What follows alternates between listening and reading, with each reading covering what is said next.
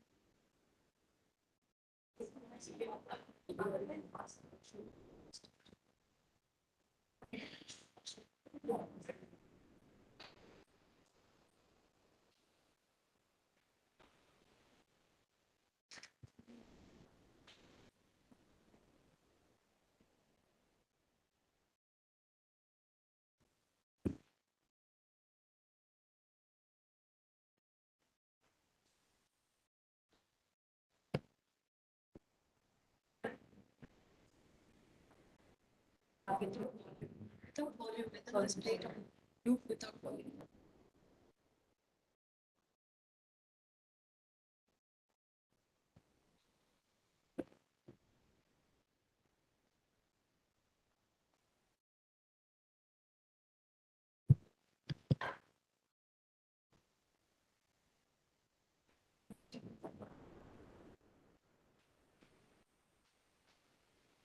So I will start. So I will. Good morning, everybody, and thank you all for making time today to attend the 8th edition of CII's Indian Women Network Telangana's annual Leadership Conclave 2022.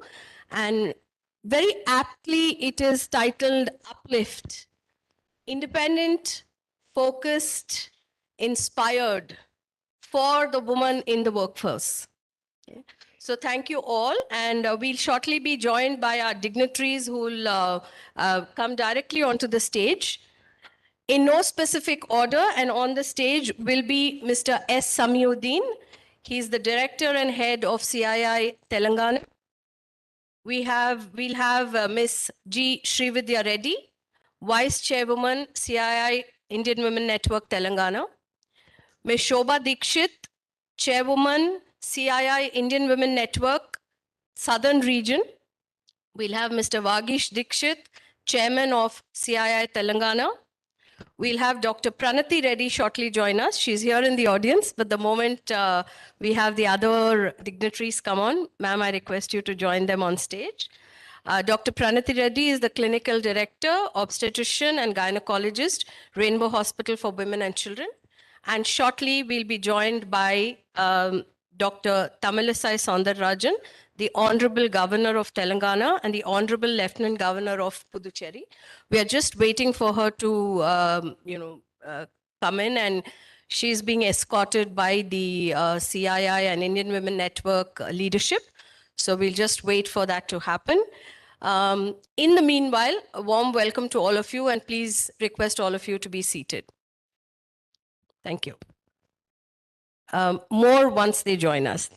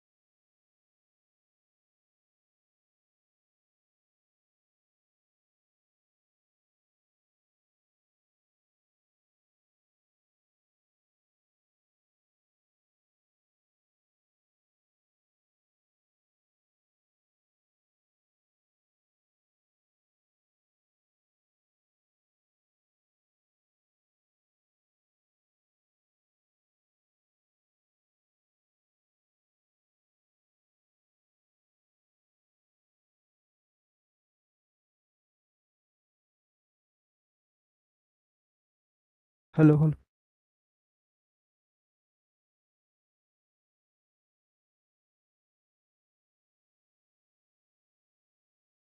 So, hello, hello, hello.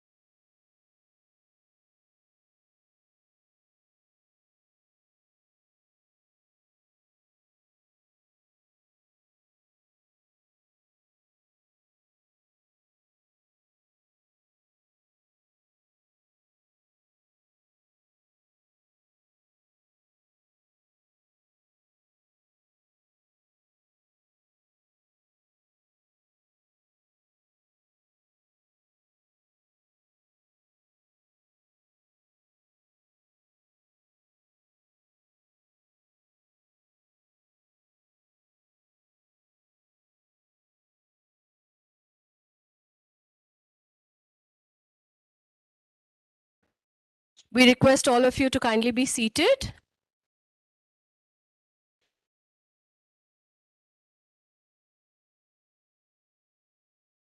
Do you want me to switch this on?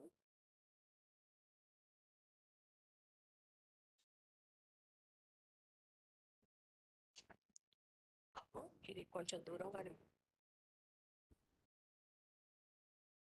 This is on?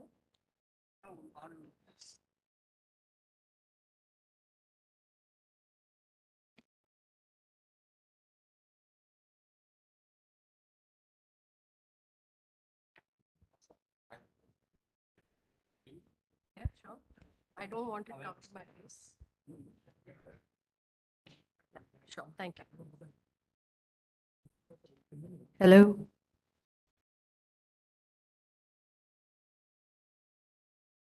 A warm welcome to all of you to the 8th edition of CII's Indian Women Networks, then Network Telangana's annual Leadership Conclave 2022. It's titled Uplift, Independent, Focused, Inspired, with the working woman in mind, the woman in the workforce. Okay.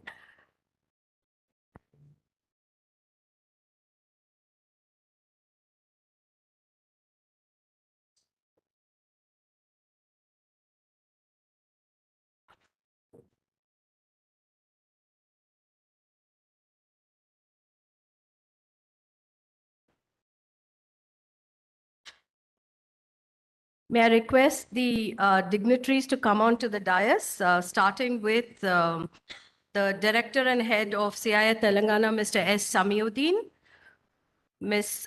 G. Srividya Reddy, Vice Chairwoman, CII Indian Women Network Telangana, Ms. Shobha Dikshit, Chairwoman, Indian Women Network Southern Region, Mr. Vagish Dikshit, Chairman, CII Telangana, Dr. Pranati Reddy, Clinical Director, Obstetrician and Gynecologist, Rainbow Hospital for Women and Children, and the Honorable Governor of Telangana and the Honorable Lieutenant Governor of Puducherry, Dr. Tamilisai Soundarajan.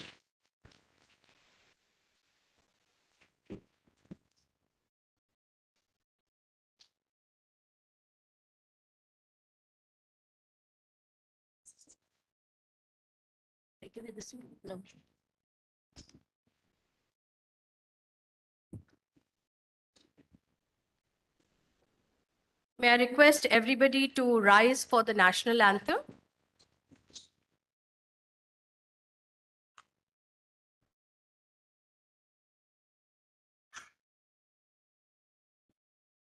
Jana Gana Mana अधिनायक जय हे भारत भाग्य विधाता पंजाब सिंध गुजरात मराठा द्रविड़ उत्कल बंगा विंध्य हिमाचल यमुना गंगा उच्चल जगति तरंगा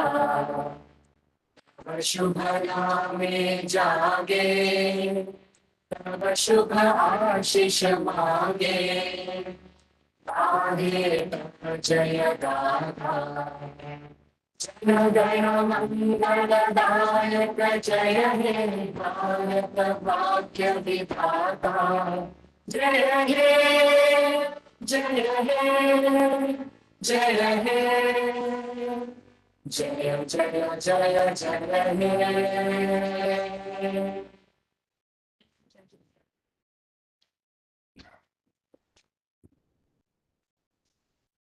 I now welcome Dr. Uma Ayasola to take over the proceedings. Dr. Uma is the chairwoman of CII Indian Women Network Telangana. She was a member of the core council, health and well-being and mentorship verticals of CII-IWN Andhra Pradesh and Telangana. Over to you, Dr. Uma Ayasola.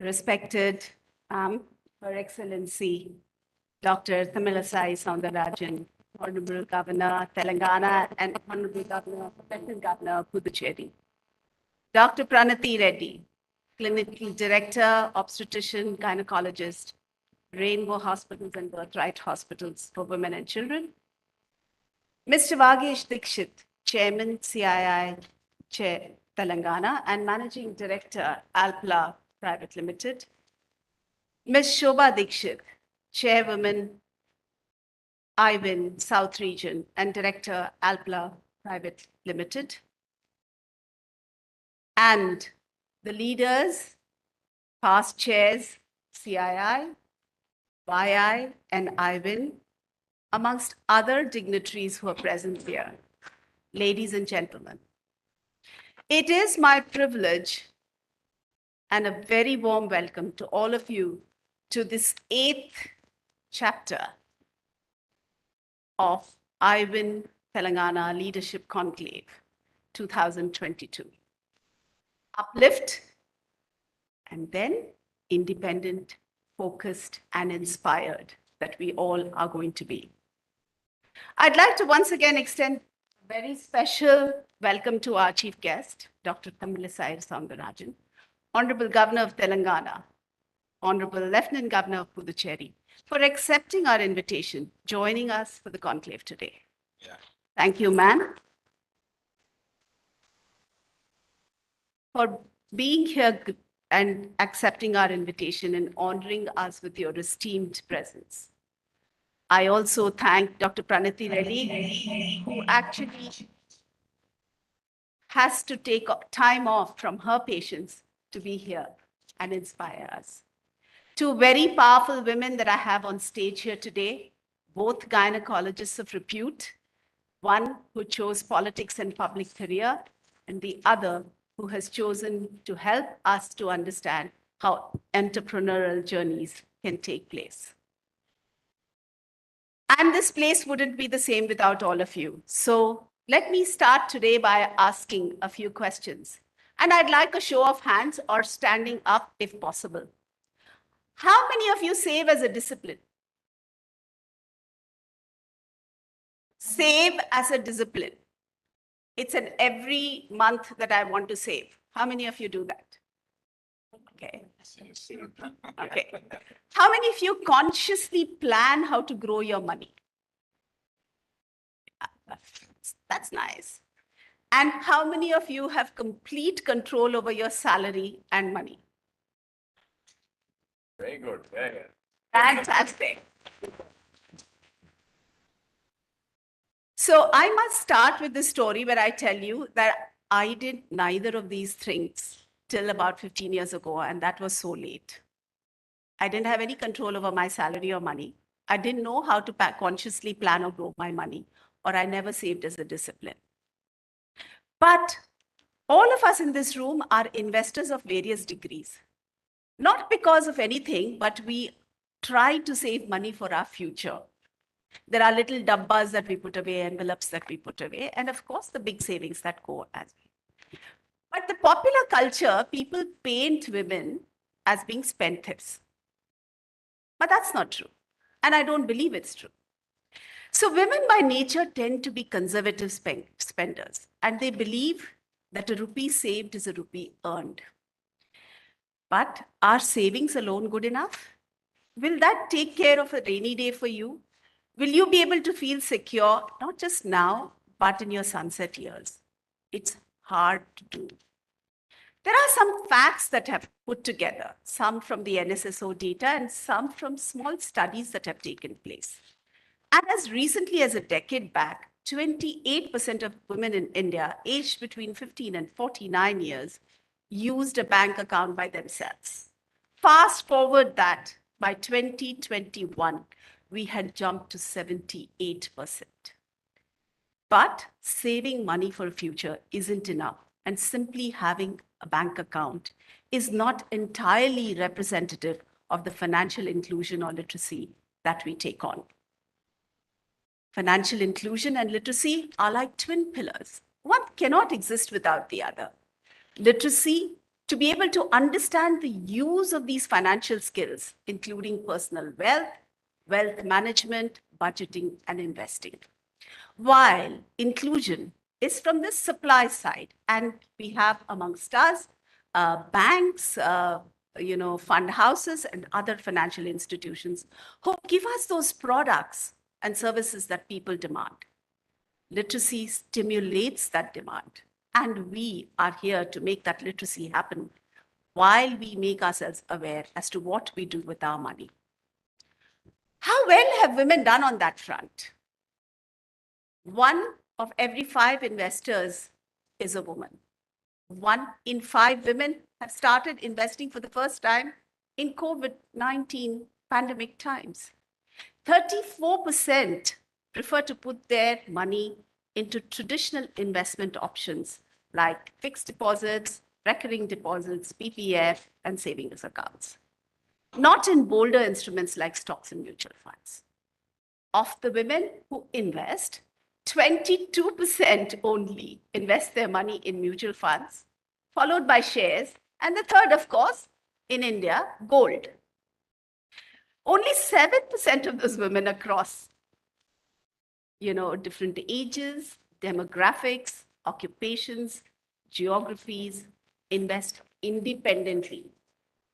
They always seek support. But things are changing. And we are seeing that change happen and that growth happening. The shift is there. Shift is in preferences, goals, behaviors, and mindsets of women.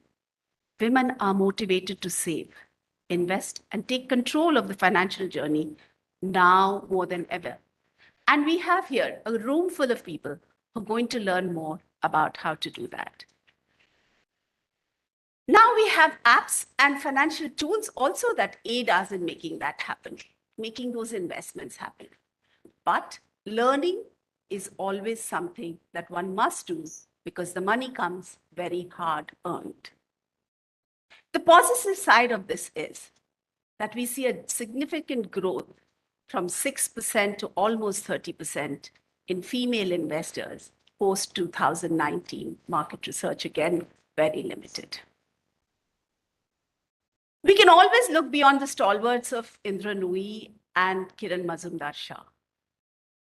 We have seen this WhatsApp video doing the rounds of Ruma Devi, who's been honored with the Nari Shakti Puraskar in 2018. The president of the Gramin Vikas Evam Chetna Kshetra, responsible for making 22,000 women across 75 villages in Rajasthan financially independent by providing them with traditional handicrafts. Her foundation not only does that, but organizes awareness programs where they explain fair wages, trade, and women's rights, both health, financial, and other social issues that they educate them on. Our conclave today is here to make again us aware of what we can do, how we can take forward, and how we are going to make sure that we become stronger and more independent, focused, and inspired. We have 5 panels and key areas today, starting with a panel of smart inclusion, followed by a masterclass on portfolio that plays, then chat with entrepreneurs on their journeys, with the change makers about their paths to success, and finally, a fireside chat with one very inspiring woman leader. Today, it is my privilege to ask Shobha ma'am, Shobha Dikshit, to come and share her thoughts and kickstart the conference proceedings. Thank you.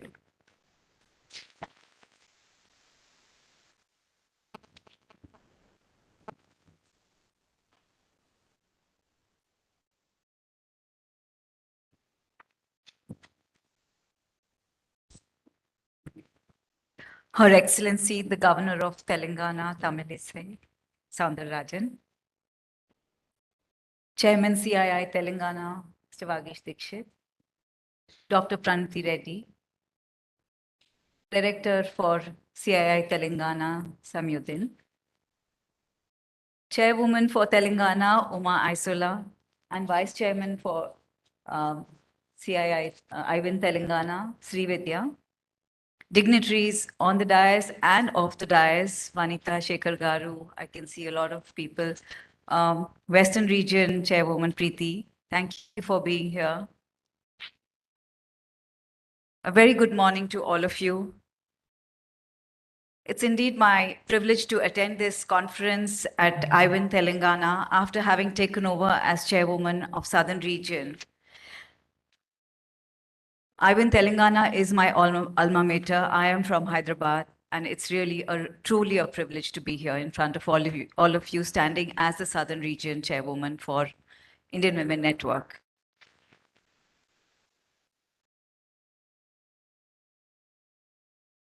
Handling the affairs of IWN across 6 states of southern India with a large number of women is no doubt a daunting task.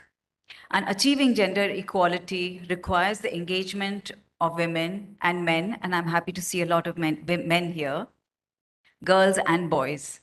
It's everybody's responsibility. Thank you, CII-IWN.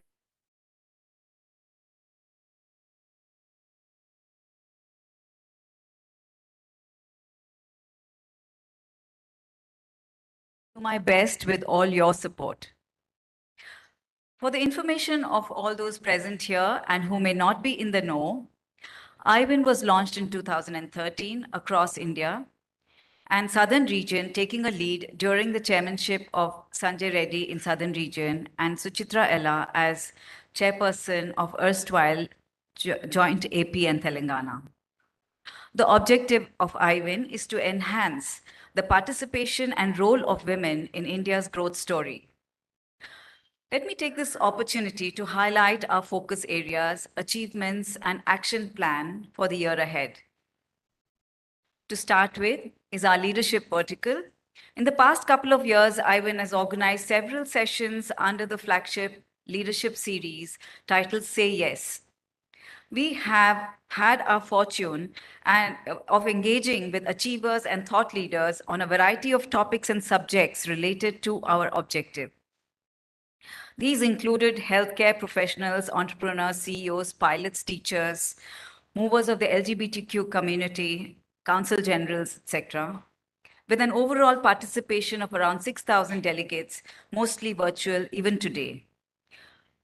Both these initiatives on the leadership series and the CS will be scaled up this year with the support of the states and the zones. We propose to organize one session every 45 days virtually, and all the states and zones will do their leadership conclaves, culminating in the annual regional conference, Say Yes, which will be physical in Chennai in February first week. As part of the leadership vertical, we organize our annual leadership conclave. And yes, so this year, the theme will be around India at 75 to India at 100. What are we planning to do in those next 25 years? I'm extremely proud to share with you about our leadership mentoring program entitled EVempower. Coaching and mentoring are effective tools for furthering one's career, and I am personally a strong proponent of this. We are very happy that we were able to take up 100 pairings of mentors and mentees last year. This year, we have commenced our journey with a pairing of 200 mentors and mentees from across the 6 southern states, and I humbly look forward to the successful completion over the next 6 months. I would like to recognize the contribution of Hema Sriniwas from IWN Telangana, who is heading this program.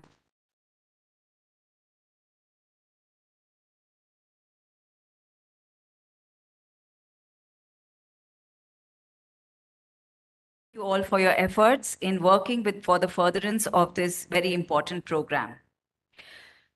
In order to hone the leadership skills of our own members, we have initiated in IWN a 5-week-long 40-hour leadership certificate program over weekends, in partnership with the Society of Human Resource Management, SHRM.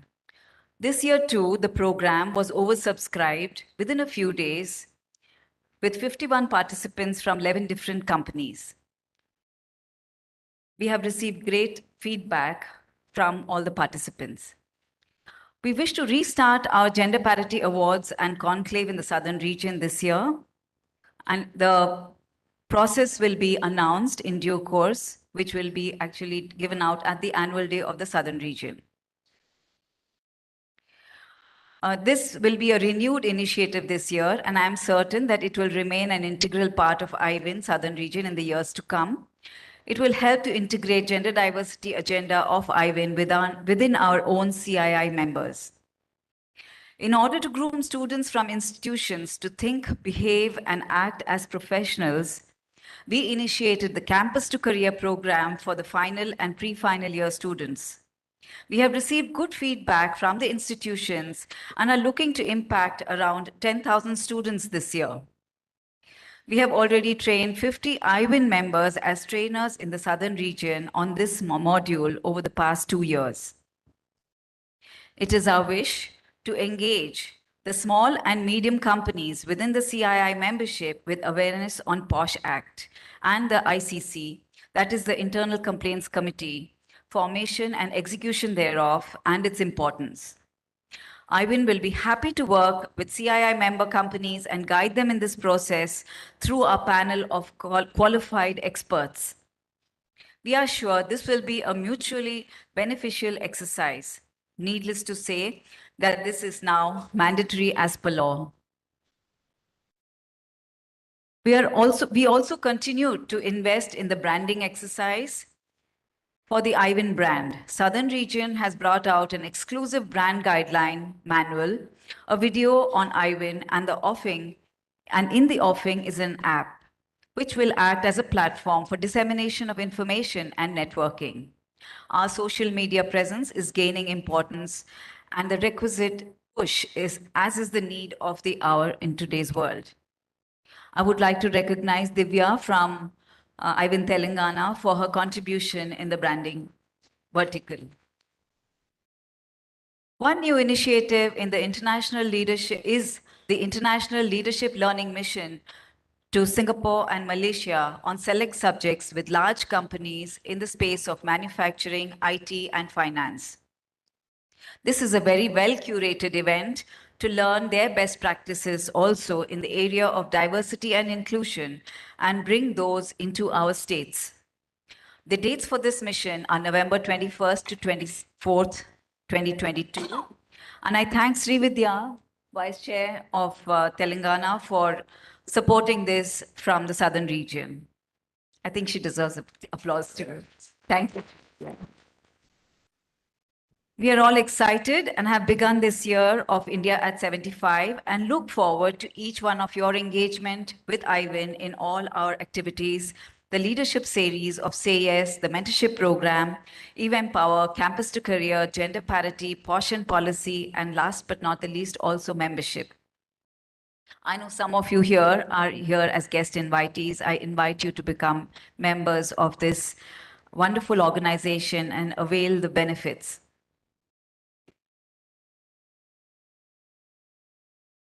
We will not reach our ambitious targets at Southern region without your sincere commitment, which is also crucial because, as it is said in our logo, women matter.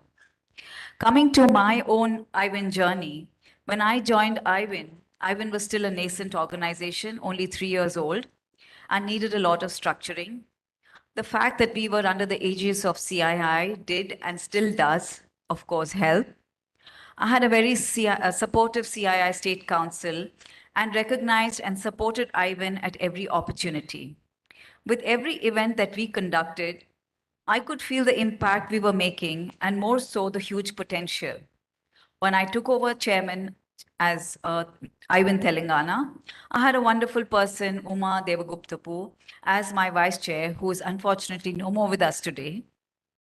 She helped us put together our first strategy session where we decided on our core values and deliverables to our members. Together, we had 44 events that year, and about 3,000 people participated. This was about 7 years back, and of course, we were ahead in Telangana, ahead in terms of IWN, since we were the first chapter to be started in 2013. I felt privileged to be in a position to be able to meet and listen to so many excellent speakers. And then I thought to myself that if I, with so much of exposure, am able to feel this, what must be the impact it has on young minds and young members? It must be terrific. I participated fully in all meetings, IWN and CII State Council meetings and the Southern Region meetings, and I was able to contribute. To all our members today, I say please attend and participate if you want to benefit. It is only when you attend that you will gain and give to the Indian Women Network and the cause of inclusion as women matter. Together with IWN, I decided to volunteer my time with the manufacturing panel of the CII State Council. That brought in a lot of learnings as well. Last year, I was chairing the manufacturing panel for the CII State Council, Telangana. Planning and hosting the Manufacturing Excellence Conference was thrilling. Visiting factories and seeing machines move and operations excellence is of great interest to me. Personally, I have put my manufacturing interest and the gender diversity interest together. At two of our factories, we have women working in our shop floor in 3 shifts, and it gives me great pleasure to walk the talk. Young engineers from humble backgrounds working in manufacturing is like a dream come true. I would urge all of you to participate in your core skill area within the CII network and gain in that aspect as well. It is also a networking opportunity, and as our IIM professor Bhagwatullah said during the CIS conference, networking is a powerful tool available to us to leverage. There are various panels within CII, and you could reach out and become a member of any panel that is in your chosen field of work. Gender diversity is more than a goal in itself. It is a precondition for meeting the challenge of reducing poverty, promoting sustainable development, and building good governance. Equality is not just the right thing to do, it's smart economics. How can an economy achieve full potential if it ignores, sidelines, or fails to invest in half its population? With this as the agenda, IWN was started. Today, we continue to work on this agenda as the slogan of IWN is Women Matter. Thank you very much, Uma, for your invitation today. Thank you, Shobha Garu. I request Vagish ji, Chair, CII, and also the Managing Director, ALPLA, to deliver his address.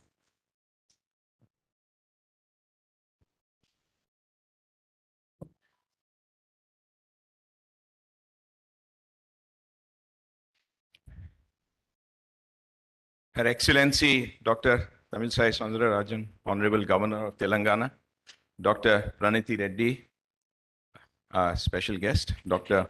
Uma Isola, Mrs. Shobha Dikshit, Mrs. Srividya Reddy, Vice Chairman IWN, Vice Chairman CII, Shekhar Reddy Garu, and Mr. Samiuddin, Director and Head of CII Telangana. Ladies and gentlemen, members of press, I congratulate the IWN team for organizing the 8th edition of Leadership Conclave and coming up with the theme of uplift, independent, focused, inspired. I'm tempted to pass my written speech and speak from the heart, if that's okay. And I want to start with 2 Hindi lines I had heard when I was a child. जिस देश में माँ, बहन और बच्ची का आदर है, उस देश का भविष्य तेजमयी है. Our country is blessed that even 5,000 years back, men and women would sit in social functions, yajnas, and various activities as equals. And as we stand, we are one of the few countries in the world, and certainly we are very privileged that we have Her Excellency, the Honorable Governor, a lady who has excelled in the field of medicine and excelled even more in the field of politics and social upliftment of people. And then, at the same time, we have the privilege of having Her Excellency Murmi Draupadi ji as the president of our nation, as a lady. And it's not token. She's the second one after Pratibha Patil ji in the last 1.5 decades. This nation has known how to respect women. And of course, women have come a long way. And yet, have we done enough? As the chairman of CII and as an upstanding member of the manufacturing fraternity for 35 years, I must say that let's shine the mirror and accept that we've done very little.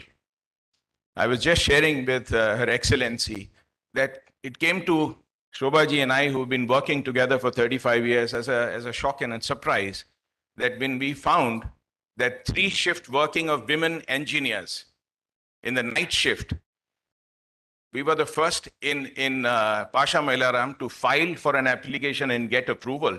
And this is 2022. There are countries which have 70% women in workforce as well, including countries like Brazil and Argentina. And we have women not working in night shift. They are capable of changing the nation, but we are afraid whether they would be taken care of. We can take care of our own.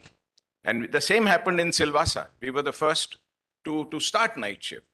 So we are at a very beginning. So the journey starts with us, and the journey starts now. For the 350 members of CII Telangana and the members of IWN and also the 5,000 odd members in India, the journey starts with themselves. If they, in their organizations, can make an impact in 10 women's lives, and I make it very simple because it's important to have an objective view. And if 10 members together work to empower one lady to become an entrepreneur, I'm telling you, this journey will become an absolute avalanche in the next 5 to 10 years. And wherever we have seen women in leadership, we have a common friend. She was the director human resource of Unilever, as the youngest ever director at the age of 36, Leena Nair. Her mother was upset when this lady wanted to join manufacturing because she said, factory mein kaam karogi, takleef hogi. This young lady went and ran factories, became the head of human resource, and you will be so pleased to know she is the chairperson of Chanel today. At the age of 51, she runs Chanel, 15 billion. This is the power of Indian womanhood. Are we doing enough? Is a question. So instead of gloating through the amazing stuff we have done, which all deserve due recognition, I think we need to be absolutely healthily restless and even upset that we don't do enough. In any boardroom, you will find out of 10, there will be one token woman. I'm using the word token. This is also happening internationally, by the way. This needs to change. And I'm glad IWN is working as a change agent. And I wish IWN the very best to make the difference in the society. And from CII, we stand tall and we stand together with you in every step of this. Thank you very much. Thank you, Vagishji. And they actually do help us at all times. And we do look up to our big brothers at CII at all times. Thank you so much. I have now the privilege of asking Dr. Pranati Reddy, the Clinical Director of Obstetrics and Fetal Medicine at Rainbow Hospital, and a subspecialty gynecologist who has 35 years of clinical experience. Trained in UK and USA, returning to India, she not only established a successful clinical journey, but has embarked on an entrepreneurial journey too. I am not going to speak about somebody who is very well known to this audience on many fronts. She's passionate about her work, birthing processes, the impact it has on a woman's life, and the journey, both professional and personal. She plays a significant mentorship role both in Rainbow and outside, and has a large social side to her, where she is the clinical director at Sparsh, one of the first few palliative centers in this country. Over to you, Dr. Pranati. Thank you so much. Thank you. Honorable Governor, Dr. Tamilisai Soundararajan Garu, dignitaries on the dais, Ladies and gentlemen, a very good morning to all of you. I really feel privileged to be part of the Uplift IWN Leadership Conclave. It is particularly heartening to see that this year's focus is on women's financial empowerment and inclusion, a topic which is extremely close to my heart and something that we've been working on within our own organization. I would like to use certain aspects of my own personal journey and my insights into women and their attitudes to finances. I'm a gynecologist, so I deal exclusively with women. My patients are all women. Obviously, men play a big supporting role in this system. And in India, gynecology somehow has been populated by young female doctors. So again, I've had vantage point in seeing female professionals. And so one of the things that I can start with right at the outset is that women are good, if not excellent, at so many things. We do our job, we care for our families, we keep our bosses and families happy, just to name a few. We are quintessential multitaskers. We are always thinking one step ahead and getting on the top of things. While we pay so much attention to detail to our work and family, we give zero attention to our finances. Things are changing, but still majority remain the same. This is because we do not spend enough time or do sufficient research in this area. And worse still, we outsource our investing decisions to others, husbands, brothers, fathers, and money managers. There's nothing wrong with this. They are our well-wishers, and I'm sure in majority of the circumstances would want only what is right by us. But goals, risk appetites vary from person to person. And from my own personal experience, I realized that it was not fair to them that I left them on their own to manage my money. And this is a journey all of us go through, and Uma has highlighted this. It takes a while for us to reach that conclusion. And I realized by not being actively involved with my money, I was disrespecting my hard work, undervaluing the money that I was earning through this hard work. And perhaps for women, the single most significant external factor that influences financial journey is our role models. And I was very fortunate to have an amazing role model in my mother. She was a physician herself. She worked very hard in a small remote district in a difficult industry, the mining industry of the combined state of Andhra and Telangana. But despite a busy schedule, she took time and effort to discuss both with her father and husband what mattered to her financially and co-opted their help. Slowly but surely, she built a portfolio not just for herself, but for both her daughters, me and my sister. She had a diverse portfolio. I still remember that for every birthday of ours, and let me tell you, this is 58, 59 years ago, I turn 60 next year. She bought a small amount of gold. And by the time my sister and I were 25 years old, we did have a significant amount of gold to our credit. Even without money managers, she had a very diverse portfolio because she had extremely clear financial goals. At a very young age, she mapped her financial needs, long term, which were like our education, our marriages, her quality of life, and spelled them out.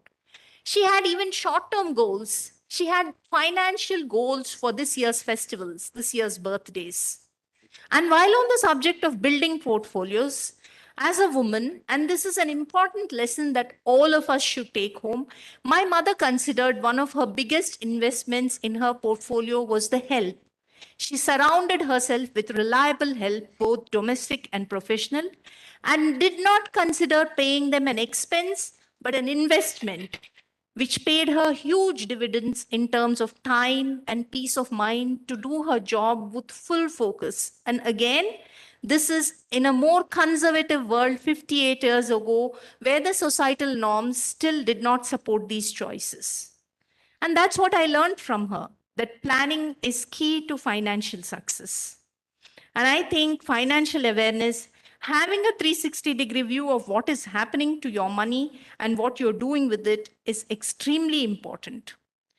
I was blessed to have these role models, and I really do think that this is what leaderships like IWN should provide. They should provide role models, and I think you're doing enough.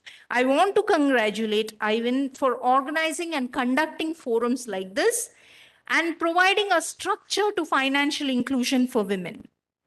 So please take a bow. I think it's very good. We are working very hard in our own organization, Rainbow, to do this for our nurses, for our young women doctors.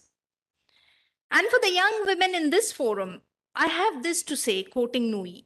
Women have two clocks. They have a biological clock and a career clock. And these, unfortunately, run opposite to each other. And my strong advice to you is don't let one clock destroy the other. As a gynecologist, I have seen women chasing career clocks and then ending up losing a lot of their valuable time and ability to grow at their career highs, at the peaks of their careers, because they end up then chasing fertility treatments. And then at the other end of the spectrum, I have seen a lot of talented young women giving up everything after getting married or after having kids. If these are active, well thought out choices, that's perfect. But if these have come as a result of poor planning or allowing oneself to think that there are no other choices, they're not being fair to themselves. So I tell young doctors in our hospital, sure, I completely understand the need for you to be a perfect mom, a perfect wife, but it does not necessarily mean that you have to be a perfect cook. There are many others out there who can do the job better than you and need the money. Hire them. You will be giving them an opportunity to reach financial independence, and you will be giving yourself to become more empowered, the opportunity. Don't miss on that. And to that end, I can quote the example of a cook in one of my colleagues' homes.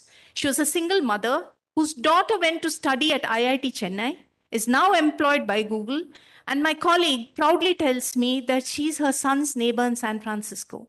And that is true uplift, ladies and gentlemen, the theme of this meeting. As women, we should remember we may not be able to have everything at once.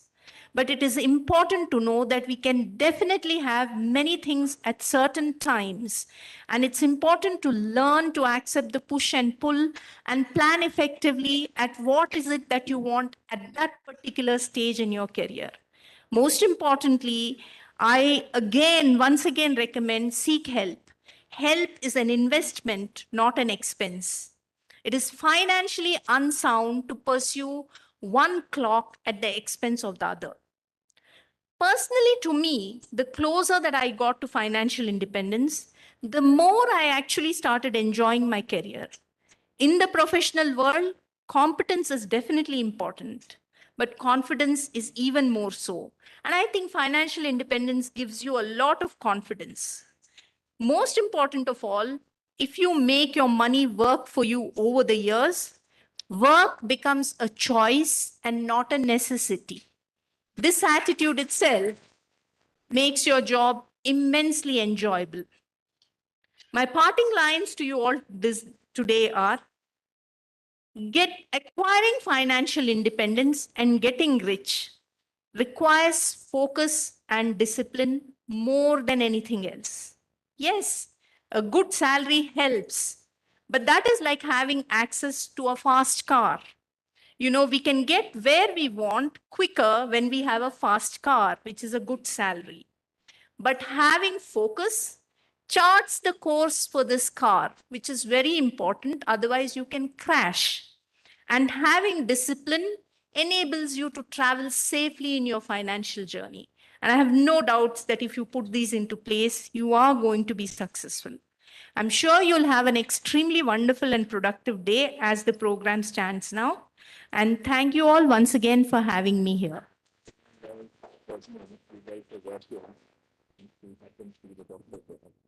Dr. Pranati always inspires us and more. What she hasn't talked about is how she takes care of her physical health as much as she takes care of the financial health and also the well-being of all her extended family, both at Rainbow and Sparsh, and the friends around us. Thank you, Dr. Pranati. It's always a privilege.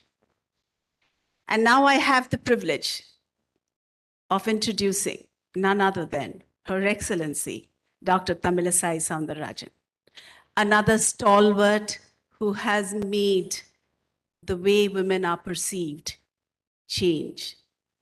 The first woman of Telangana and the first governor who is the first woman of Telangana, Dr. Tamilisai Soundararajan, has a remarkable public and social service background spanning over 20 years.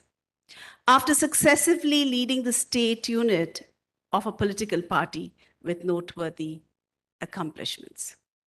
A qualified gynecologist, and I have them all over here because they brought us into the world.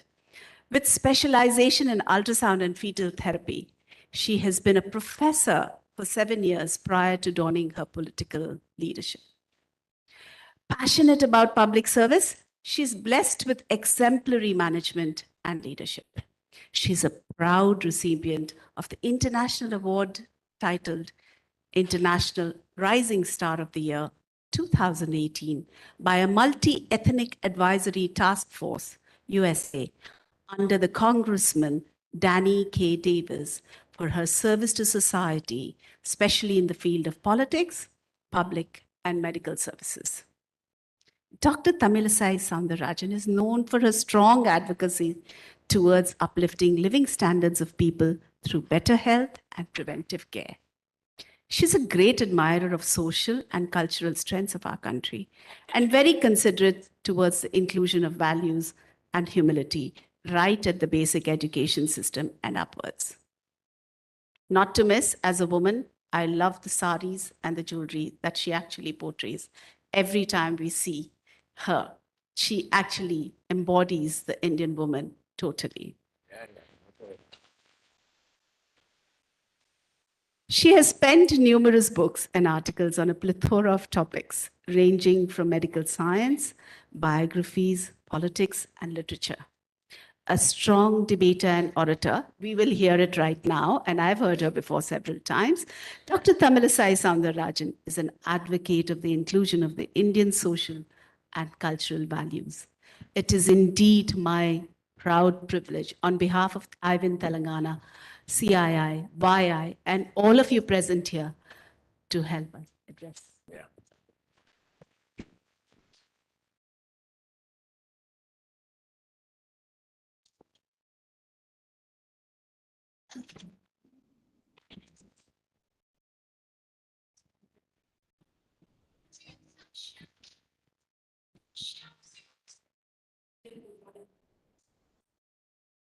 Special good morning to each and everyone here.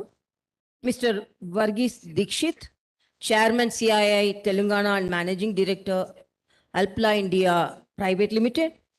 Dr. Pranati Reddy, Clinical Director Obstetrician and Gynecologist, Rainbow Hospital for Women and Children.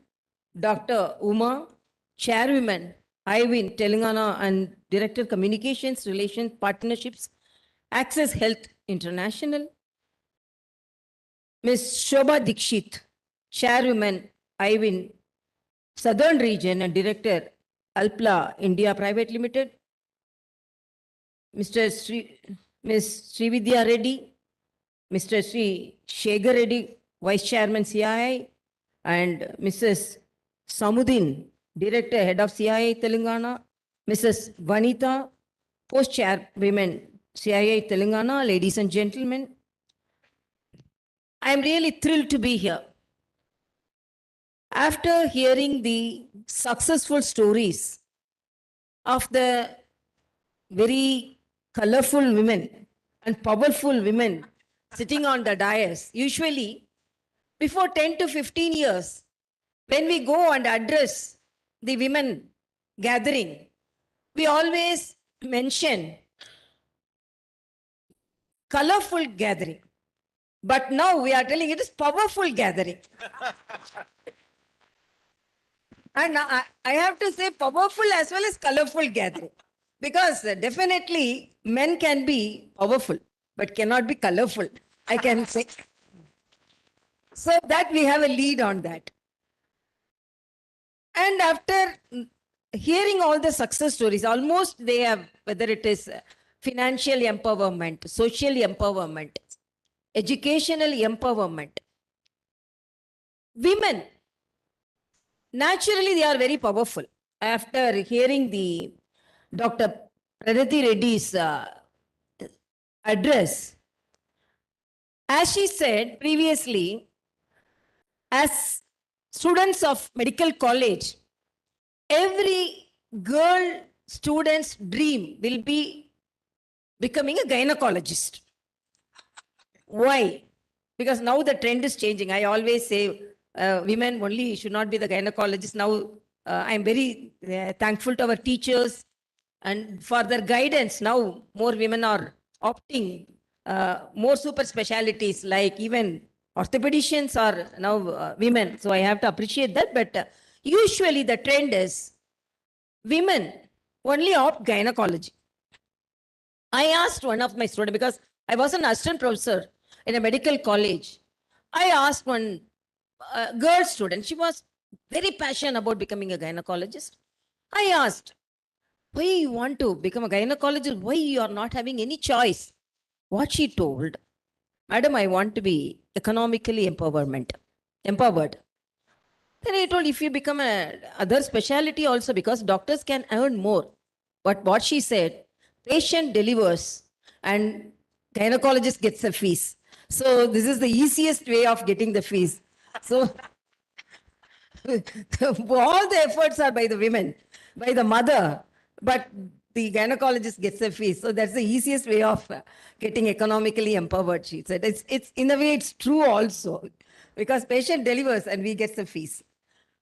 And apart from that, first of all, because all the stalwarts who spoke in this program and all the successful business women and men assembled here, you know about the business and you know about the economic empowerment. But as a social person, as the first citizen of the state, I want to sow the seed of confidence when the girl child is in much younger age. I should say, we ask our daughter, get up, try to walk, try to run. First we teach that, and later what we say, keep quiet, shut your mouth and sit down. We only ask them, practice everything, and then we are asking them to shut their mouth and keep quiet and sit down. So how this transformation should happen?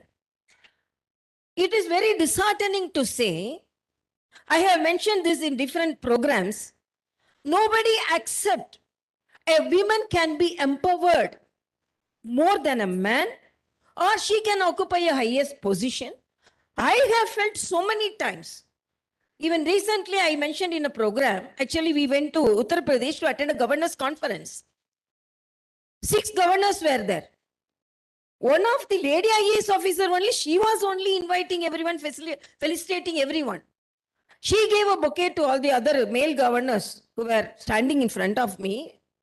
And when the chance came to me, she just passed me and she started garlanding the other governor.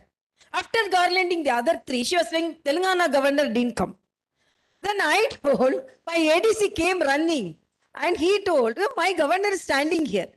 Oh, governor, I didn't think that should be the governor.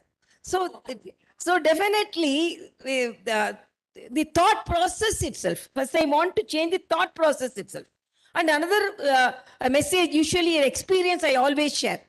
You would have also heard me telling that experience in different meetings. When I became the governor, why I want to enforce this again and again, first the mindset of the society should change, that women also can occupy higher positions and women also can excel in their duties and exemplify in their efforts. So I was standing in a queue in the airport and everyone was wishing me. And one of the girl child asked her mother, should be 8 to 9 years, Amma, why everyone is wishing her? Mother told, she's our governor. That girl told, Amma, don't bluff. Again, she told, no, she's our governor. Don't bluff, Amma. Only old man can be governor. How can she become the governor? So in a young girl's mindset, women cannot be the governor. And such a person cannot be the governor. So when I told, no, I am your governor, my mother is not bluffing. So immediately she came near me and she wanted a photograph. Her mother told, Papa, you are a very shy child. And immediately when I told she's our accepted that she's our governor, you are going near her and wanted a photograph. I'm really surprised. Then that girl child told, when she can become the governor, I can become the governor. That is the message. The meetings like the programs like this kindle the minds of the youngsters. So I see so many youngsters attending the program. When we are wantedly, confidently say that women can do it, instead of this uplift, it's not an easy job. We can talk. Actually, I can say Mr. Varghese Dikshit can talk and he can tell that evening we wanted all the engineers to come. He also told it was very difficult to mobilize the young engineers to do the job in the night duties, and we assured safety of the children, but it was a very difficult job, he was telling. Even though he initiated such programs and efforts, but I should say it is not an easy job at all. Sending a girl child, even as a chancellor, when I was addressing the vice chancellor's meeting, they were very happy. Women children now outnumber the male children in some of the specialities, some of the groups. I asked, which are the groups? Only arts, some of the science groups. They didn't opt business opportunities, research opportunities, higher specialities, they instead select. They wanted a degree for them to get married to a qualified person, saying that she's a BA, she's a MA, she's a MSc, like that. But we have to move forward more than that.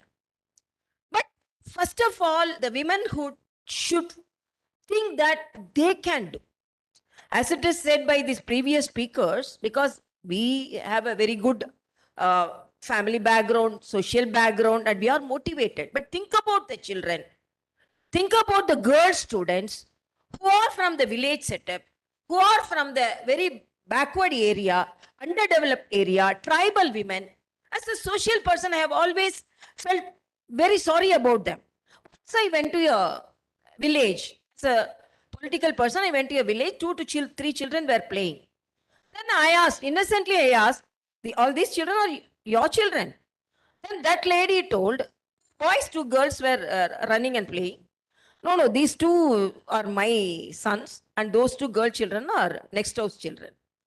Then next house lady told, no, 4 are their children only. But in the village, they have a idea of telling that the girl children are going to be getting married and they are going to the other house. So they are mentioned as children of other house. Now itself, they disown them. As a gynecologist, madam also will be knowing, thanks to our laws, strict laws, because before, when I practiced ultrasound, started practicing ultrasound, actually, I laud that machine because so much of diagnostic techniques, we have diagnosed so many complicated diseases and even anomalies. But what the village women used to tell is this, whether it's a machine to identify whether it's a female child or male child. But before the laws, if a female child is identified, we are not sure, we won't be sure whether the child will end up in delivery or it be aborted. So when we ask that, why I want to say this, the mindset of the womanhood should change. First, when we change only, we can change the other people, whether it is man, whether it is society, but there are some restrictions and reservations in the mindset of the women itself. When I used to ask, why you don't want a girl child? Then they immediately, when we say that it's a female child, they'll started crying. No, I am suffering. Why my child should suffer like that? So why you want to suffer? If you don't want your suffer, then you'll abolish your child, abort your child. You should be little proactive. I am suffering. So I will bring up my child with totally empowered girl child. So she should not suffer. That mindset is not there. No, no, she should not suffer like me. So I don't want a girl child. That mindset, I think it's now changing. But even we are all talking about our urban setup. But when we move towards the villages, so our duty should be like these conferences. We have to empower the womenhood who are living in the villages, who are living in the remote areas, who are living in the tribal areas. I should say, in my experience, we found the tribal women more anemic. 4% hemoglobin was only there. Gynecologists like madam will be, how dangerous it is. Then what we thought, we provided with some medicines, but as tribals, they didn't take. So we want indirectly empower them with, financially empower them. What we did, we gave them 10 Rajeshwari chicks. What is Rajeshwari means? It's a type of hen. So we had a collaboration with the veterinary college and we gave them 10 chicks to each woman. We gave to women only because it will be safe only with women. Because otherwise it would have been soup or it would have been. So we wanted, particularly we called the tribal women and gave it to them. You won't believe. And they took the egg, and sometimes if it became older, then they took the chick also, no problem. But after that, that anemia improved. Not only their anemia improved, the social status of the family improved. And they wanted, because of some small amount of money they earned, they wanted to educate their children. That small scheme, just giving 10 chicks to a women, almost changed the life pattern of a tribal women. So these type of activities, which self-help groups, that only this revolution in the India economy, self-help groups. I have seen so many self-help group. Chinna Pillai, our honorable Vajpayee ji, fell on her foot, blessed, got her blessing because she was at that time 80 or 85. And she transformed a village, making them economically empowered by small savings, the micro investment. That is a revolution. So like that, what my idea is, as empowered women, as madam told, this giving gold to a girl child is making her economically empowered. We in the southern part of India, they demand 100-pound gold, 200-pound gold. Then if they tell why you are as a dowry, you are asking, no, it's an investment and we are making your girl economically empowered. So they want that. But immediately when they want to start a business, the first investment is gold. Immediately they take the gold. The women, the wives of the husbands just take the gold and then sell it or bludge it and take a business. I have seen in the southern part of India, 90% of the business, the investment is wife's gold only. So why I am telling, don't hesitate to get a chain or gold necklace for your wife. What all the women here, men are available here. So it is an investment. So don't hesitate.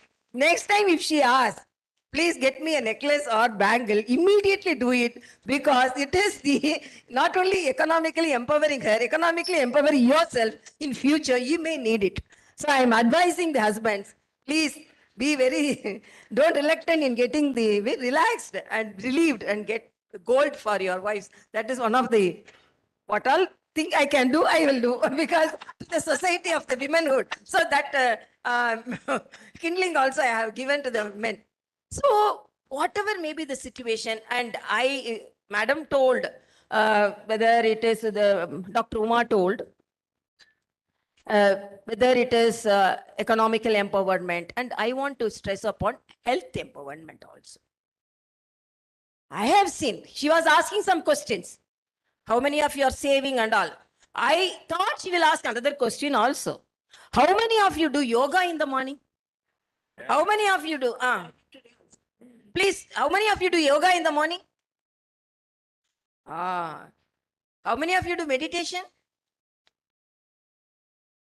Oh, this number is not adequate.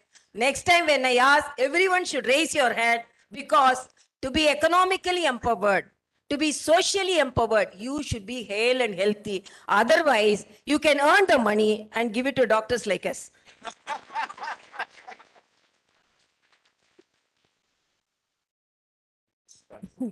So our investment is your sickness. So I don't want that type of investment.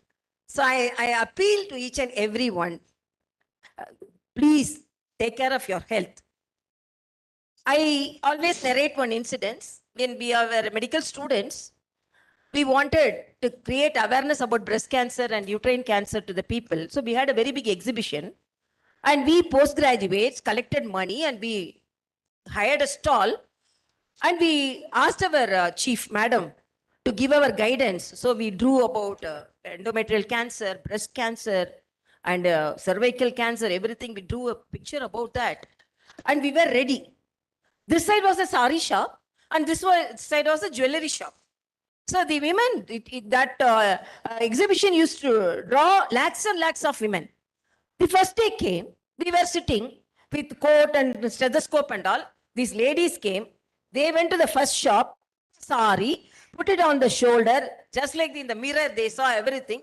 So we were all ready. Oh, ladies, first they have finished the sari shop, so they will come to us. We were ready, but very quickly they passed us and entered the jewelry shop. Nobody came. Then we pulled them and asked, unless you're healthy, you cannot wear the sari, you cannot wear the jewel. So be healthy. So I want, as a doctor, as a first citizen, I want each and every one should be mentally healthy as well as physically healthy. This mental health also very important. Mental health also very important. One patient, in the office, the manager scolded him. He came to the seat and took his wife's photo and he was seeing. The colleague asked, you got the scolding? So you love your wife so much. So you're seeing your photo of, no, every day is getting the scolding of this person. This is not bigger than what it is. So I am seeing that and getting satisfied. So tension starts. Once I asked my patient, do you have a family history of hypertension? No, my family itself tension only because of my wife. So always be relaxed. Because business we cannot say. Now I have to say, make the children do mistakes and excuse them. What we think, nobody should do any mistake. So even in business, even in our assignments, even in our profession, if we fail little, then immediately we get depressed.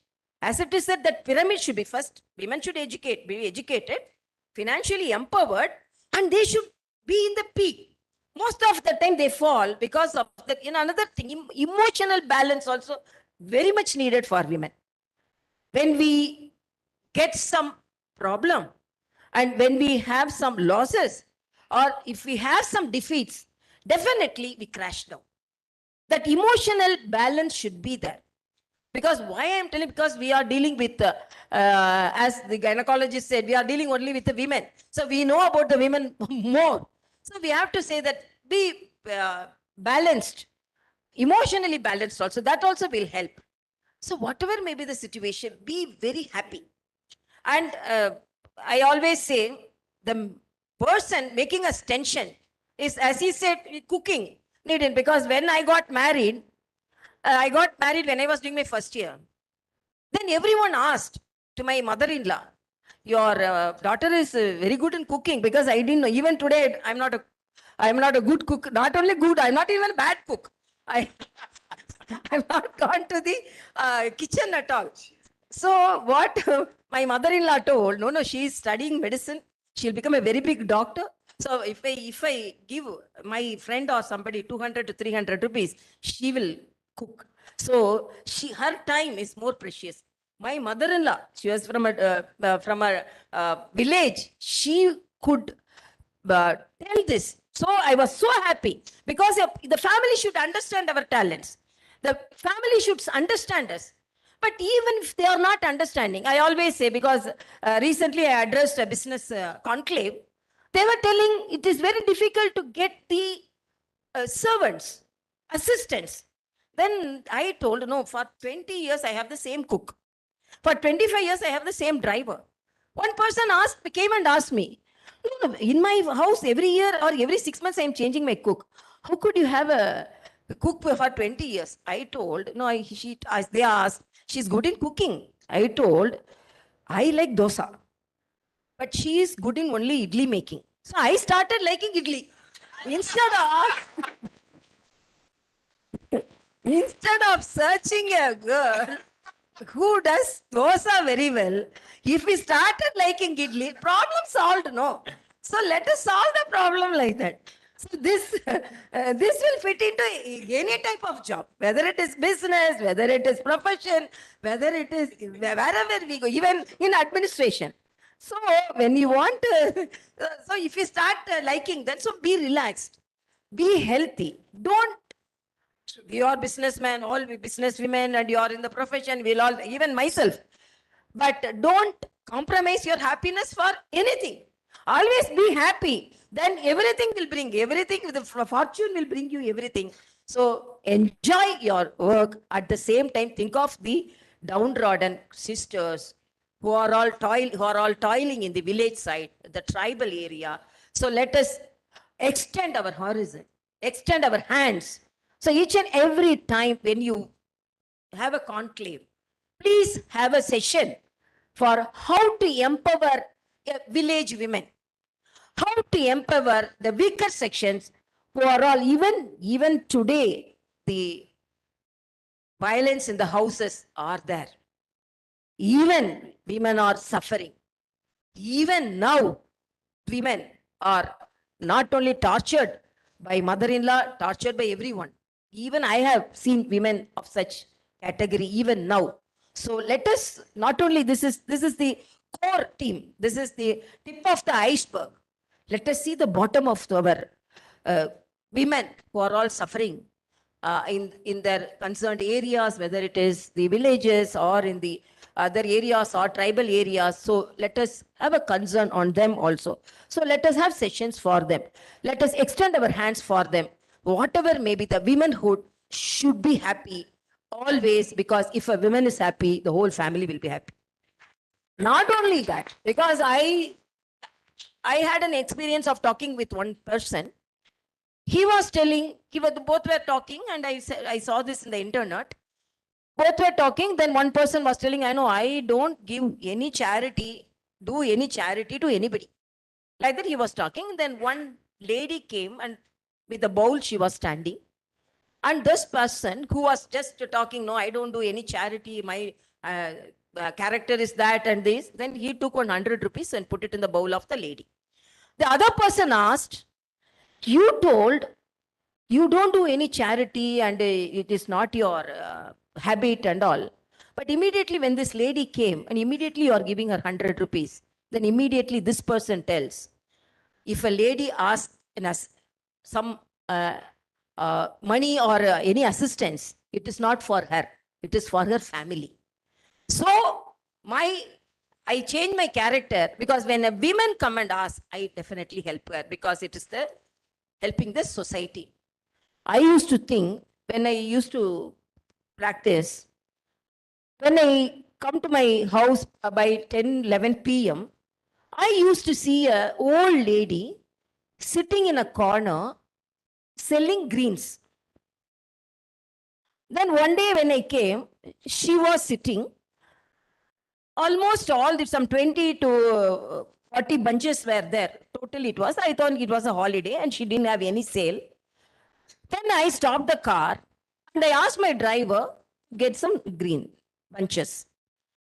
Then I told, again, then he told, no, cook called me and told, again, already they have got the green and vegetables for today's our house cooking. Then I told, I am asking you to buy not for our cooking. It is for her cooking. So she has to cook. Get it, buy it. So getting 2 or 3 green bunches, it is not a lavish thing for us, but it is a livelihood for her. So let us extend our thoughts in that way. So let us have village conclaves. Let us empower the village women, tribal women. That will be the fruitful result of our IWN So I appeal this to you all and really thank you very much for calling me. Let us all get empowered. At the same time, let's be very happy and healthy also.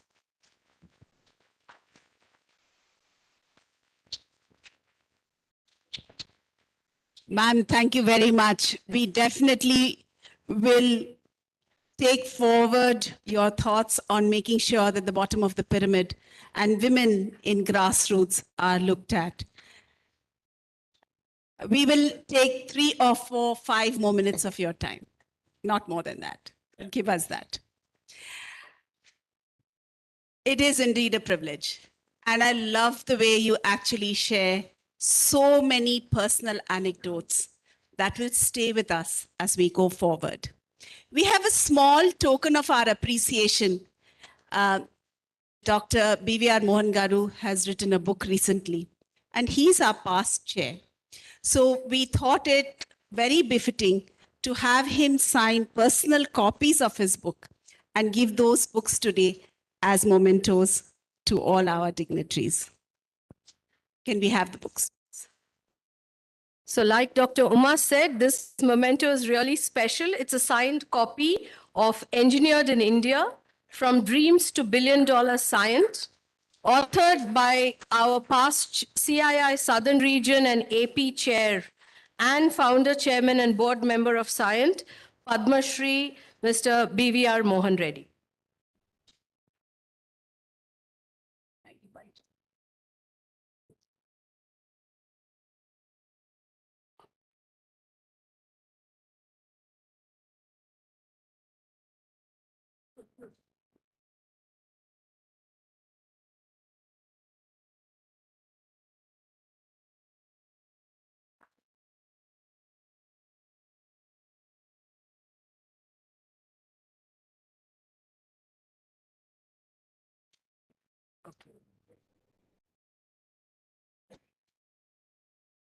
And before we hand it over to Srividya for the concluding remarks, may I have all the past chairs and the current YI chair, please come forward. We'd like to have a photograph after the concluding remarks.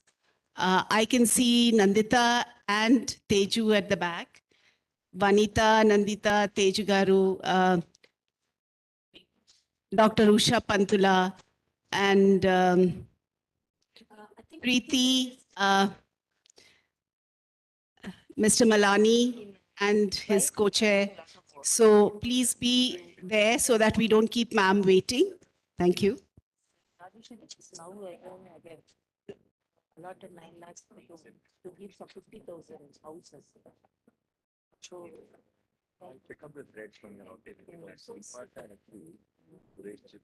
Honorable Governor of Telangana, Dr. Tamilisai Soundararajan, Dr. Pranati Reddy, Ms. Shobha Dikshit, Mr. Vagesh Dikshit, the CII, YI, and IWN members and guests, thank you for gracing us with your presence in the inaugural session. Your thoughtful words and views have set the stage for this conclave. We shall shortly begin the other sessions of this leadership conclave with your blessings. We aim to have an insightful day into what financial independence means and how we can go about making it a way of life. From being a far-fetched goal, a scary jargon in fat books, we want to make financial independence a simple reality that can feed bigger goals. From college-going women to professionals and leaders who are in all stages of their career, each one of us have struggled to get our finances right.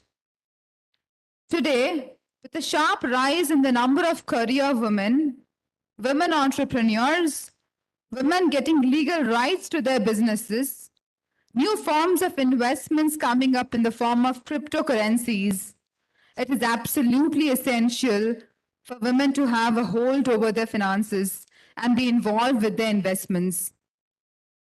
Whether we want to retire well, start a new business, take a sabbatical, retire our parents early, whatever the plan may be, there needs to be a plan for the plan.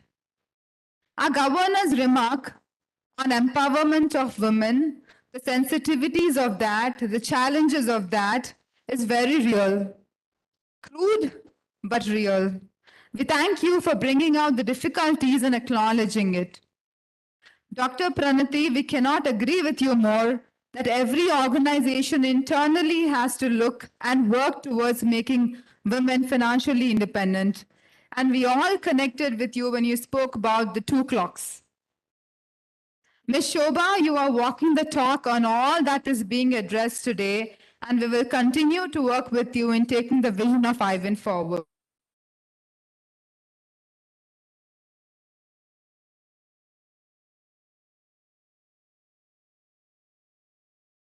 Are encouraged and supported. As of today, money is the #1 source of stress, and the narrative we have built around it is negative. In order to change that narrative and make money work hard for us, as we work hard for it, we embark on today's program on Conclave. We thank our co-sponsors, GNITS, SOIM, and Pragati Offset. In order. Associate sponsors, Kotak Mahindra, Bank of Maharashtra, KOH, Saptagir Camphor, and Rainbow Children Hospital for corporate contributor. Our education sponsor, Educate Next, and a special thanks to Integral PR for the media support. We thank you all for opening today's conclave. Kindly rise for the national anthem.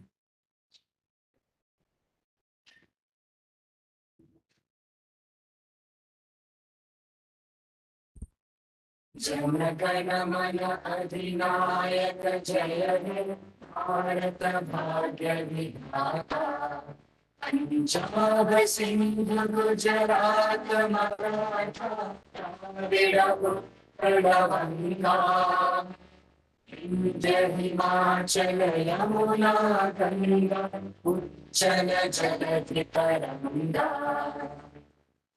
शुभ नामे जागे तब शुभ आशीष मांगे आगे तब जय गाथा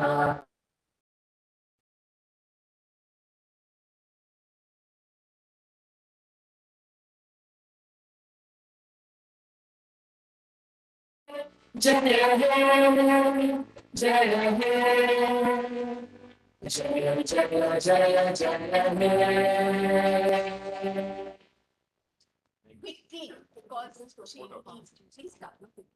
We request all the past chairs to come.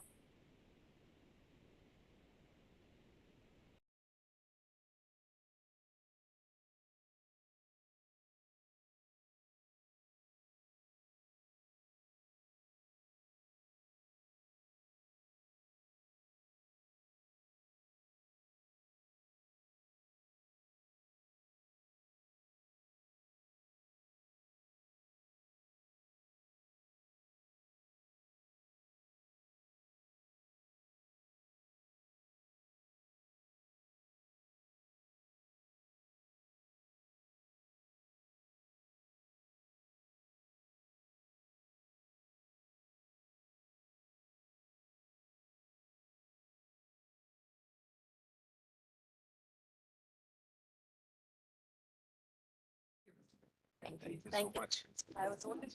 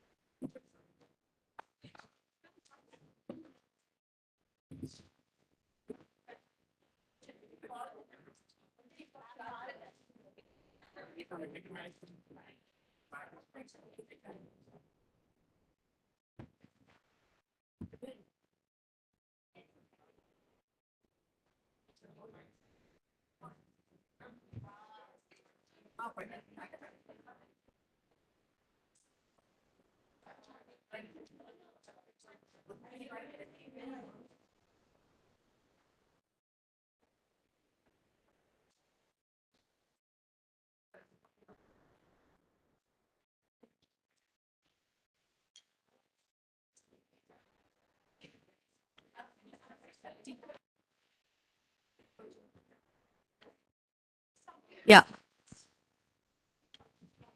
So we'll now have a quick tea break.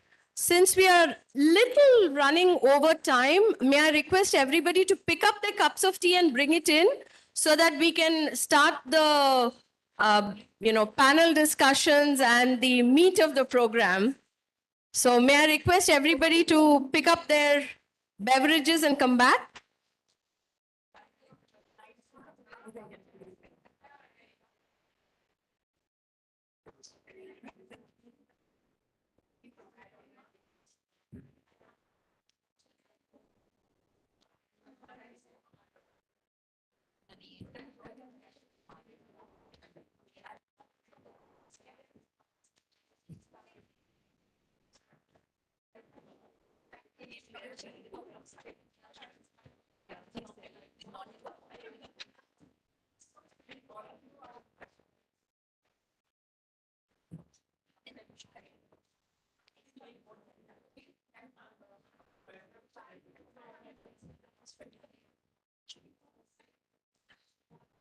We request all of you to please pick up your beverages and come back and continue here.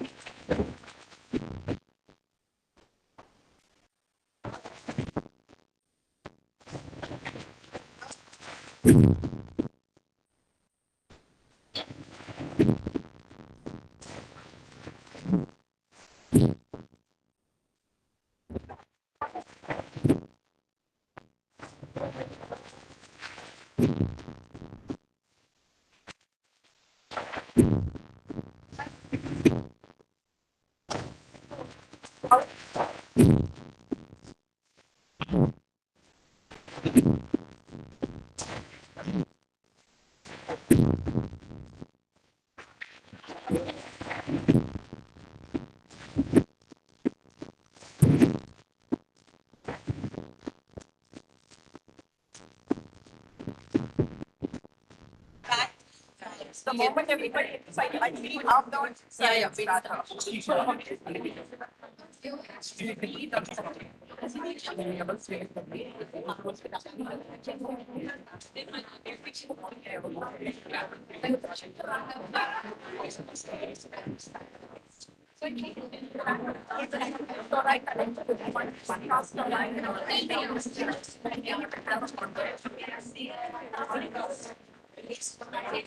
in the best person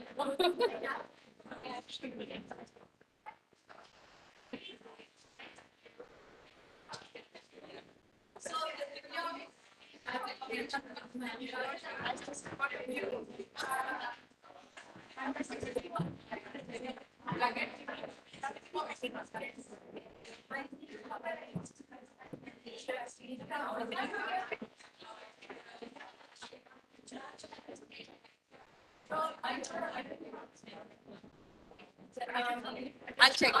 Just check. Speak to Divya. She will help you with that. Start of the session. Yeah. Hello, everybody. Can we? I hope my voice is reaching even the people outside. Any volunteers here from GNIT?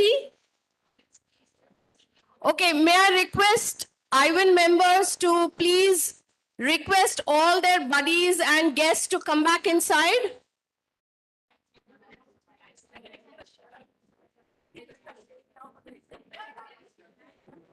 Oh, this हो गया ना इसका? ठीक है. ठीक है.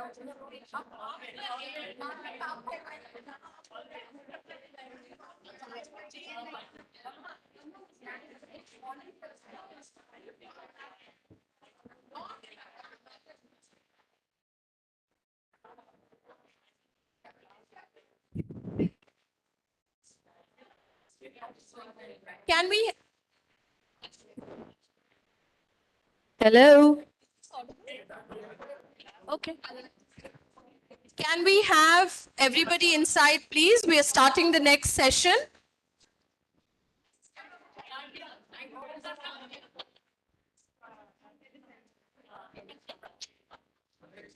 Divya, we'll have to start calling people and I'm here. Let me just move this thing. It's... Thank you. So irritating on this.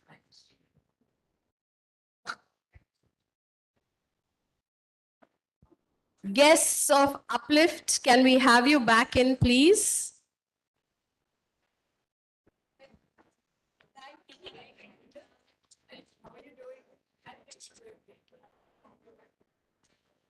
Sonia, Jayanti, can we have you usher people back in? Yeah.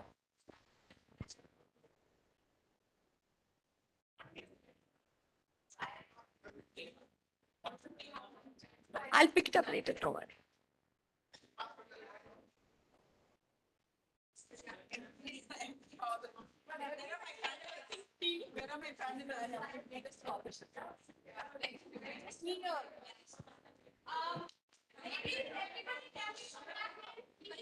They can ask them to carry their key back in. I'm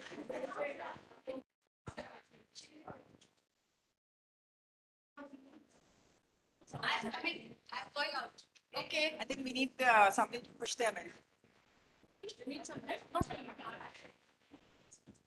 Okay.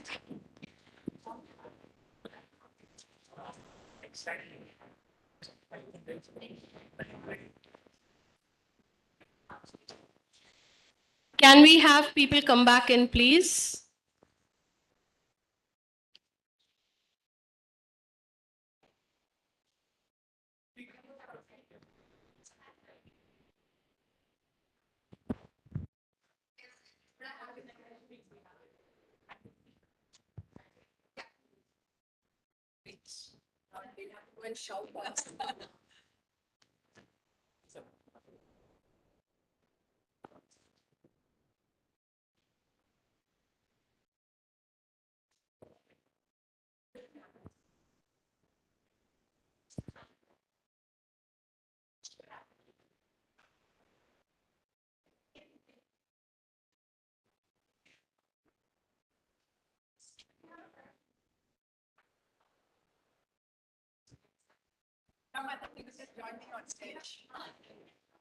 How are you doing? I'm good. I can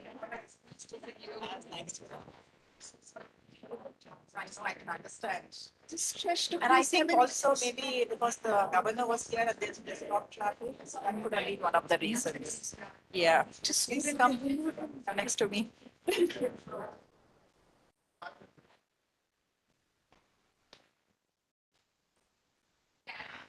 I love 10:50. And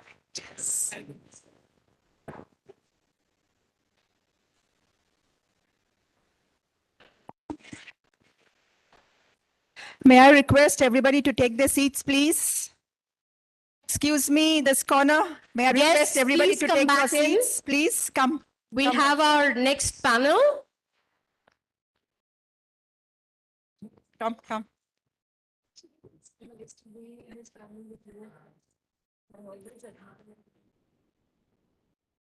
The other two panelists.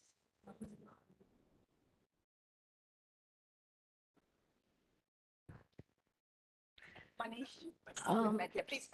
Is Professor Bhagwan Chaudhary Cut here? down on the introductions and all that because of time. So please, yeah, please come.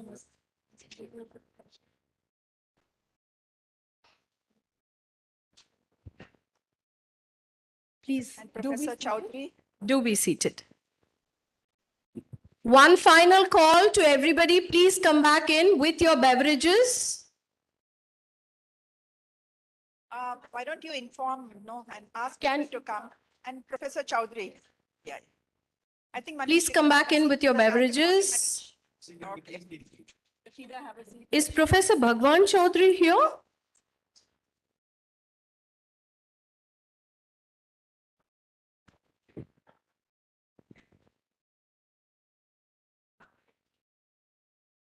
Who has his number? Okay. Is Prajita somewhere around?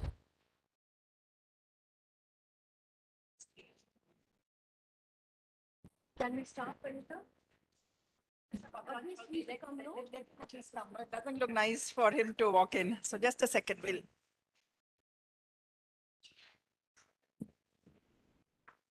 Hi, Manish. My name is Hema. I used to be a banker in my earlier avatar.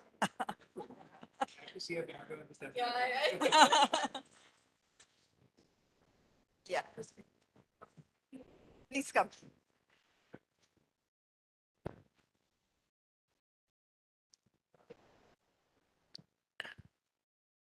Hello, Professor. I've only seen you always on YouTube, but I am a student at ISB. I'm doing their executive fellow program in management, the EFPM. Yes. So welcome once again, and here's where we start our panel discussions and our fireside chats. It's going to be a really interesting rest of the day. So financial inclusion, they say, is directly proportionate to confidence, courage, and of course, like our earlier speaker said, career decisions. While access to knowledge and services is a challenge for one segment of the population in a country like India, there is a large population of educated women folk who still have a long way to go. Our panelists on the Smart Financial Inclusion panel discuss and share insights on taking informed financial decisions, the skills to manage your own money, and the risk appetite required to grow professionally. Indisputably, when women grow, it reduces the gender pay gap.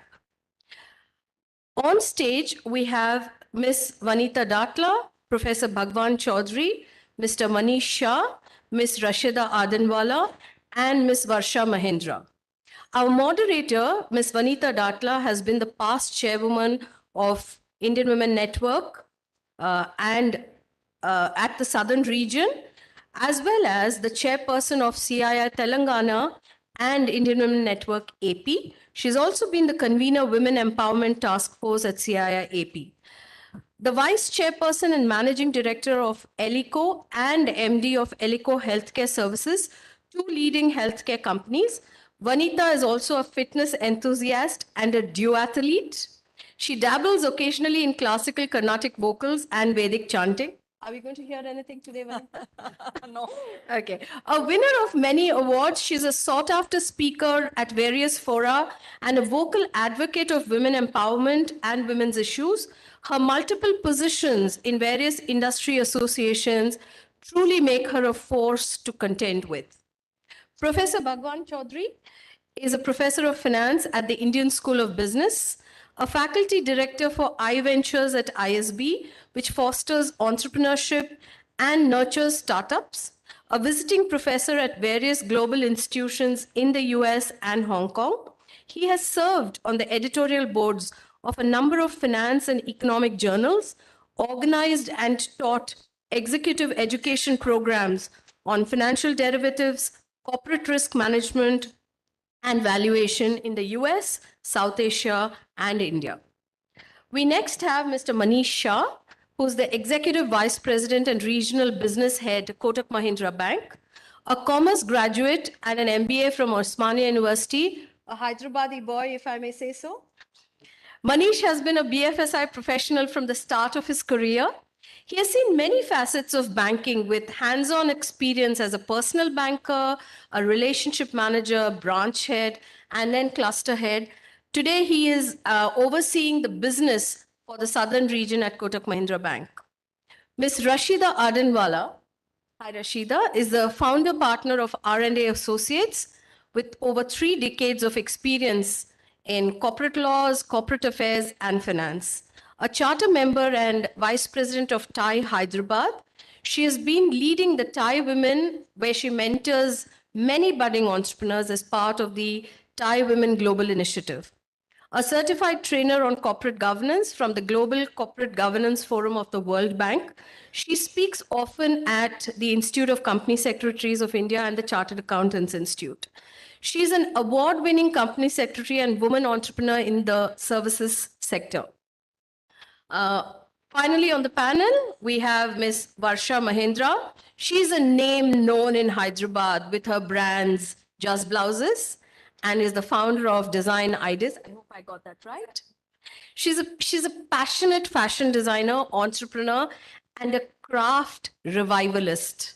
An alumna of the Goldman Sachs ISB program for the 10,000 women entrepreneurs. She is also the ambassador of the Goldman Sachs Women Entrepreneurs Program in India. She brings a unique blend to her work. She's worked on prestigious projects with the state governments, multinational companies, and NGOs. Varsha has even represented India at forums in New York and at the UN headquarters in 2014. She's received the prestigious Clinton Global Initiative from Hillary Clinton and other awards for entrepreneurship from both the Indian government and various industry forums. So over to you, Vanita, to take this on. Thank you. Thank you, Hema, for setting the context. And after that very invigorating session in the morning, where our current chairperson of CII-IWN, Dr. Uma Aisola, had very, very relevantly set the context for today's proceedings. And we had the brilliant speakers, both Dr. Pranati Reddy and our Honorable Governor, Dr. Tamilisai Soundararajan, speak eloquently about what financial empowerment means. I will not spend too much of time setting the context, since we all know what the context is today. In a country of 1.4 billion, where I am sure less than 49% belong to women, how is it that each woman then becomes an economic participant to this nation? We are striving to become a 5 trillion economy. I think we've just touched 3, if I'm not mistaken, and we've become the 5th largest economy in the world. While that has a lot to be happy about, there are still a lot of parameters where we are failing as a nation. And key amongst that is bringing women into the economic participation space. And I have with me very, very relevant, very, very expert people in their own domains who will bring their perspectives and their experiences to how inclusion, especially economic inclusion, is a must. It is relevant. What are the obstacles and challenges, and how do we overcome that to reach that 5 trillion economy, which will then definitely help every citizen in this country?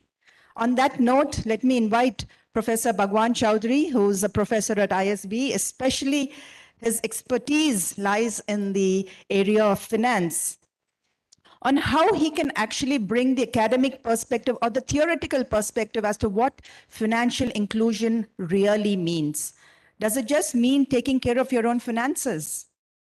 Does it just mean that you save enough for a rainy day? Does it just mean that no, your expenditure doesn't over exceed your revenues? Or is there something more to that? Professor Chowdhury, please bring your perspective on what financial literacy actually means, and what does it mean to urban working women like all of us? Hello, can you hear me? Yeah. First of all, I am freezing to death. Are you freezing to death in this room? Can we ask somebody to reduce the... Yeah, can we have the housekeeping please look into the AC, which normally I also feel that issue. That's the reason why men come in blazers and coats. Yeah, today I decided not to come in a blazer and I'm regretting it. So I came here to ask everybody's help. So let me start with that. I think a lot needs to be done. And I think it will happen with young women of this country. Financial inclusion is possible if we involve all the young women in this country. So I have a plan. I have an idea, and I need everybody's help here to tell me how we can take this forward. Can I do that? And then I'll come back to... Sure. Please do that. When you listen to television and when you listen to chairman of Niti Aayog, sometimes even the prime minister, it makes you feel that the country has gone digital. That, everything is happening digitally.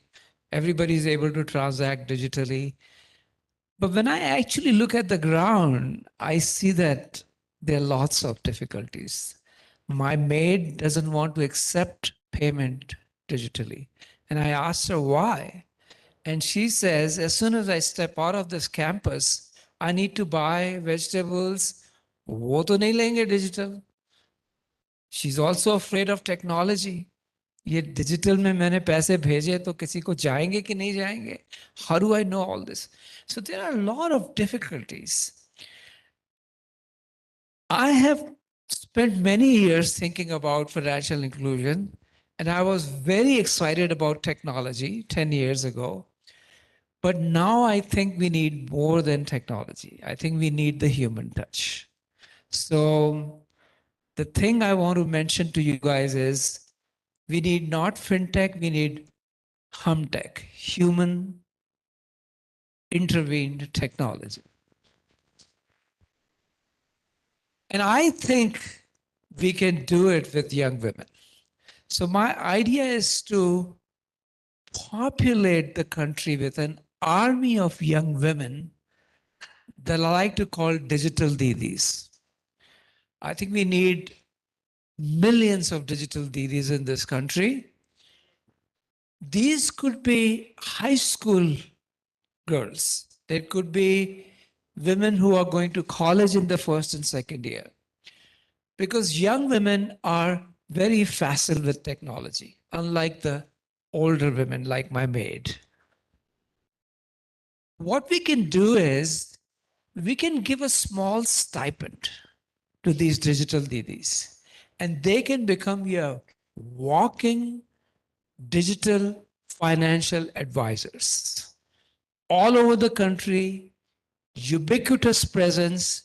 You should be able to spot a digital Didi in a shop, on a bus station, in a mall, at a school, in a hospital, anywhere, with maybe a little badge that says, I am a digital Didi of the Prime Minister or the IWN.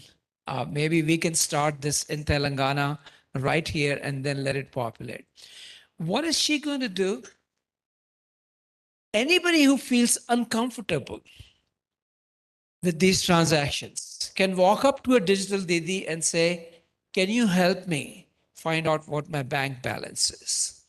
Can you help me with this 20 rupee transaction that I want to send to my brother?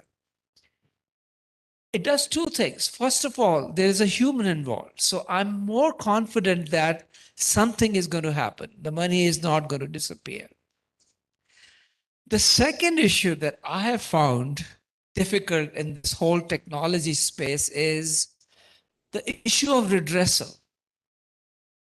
What if something goes wrong?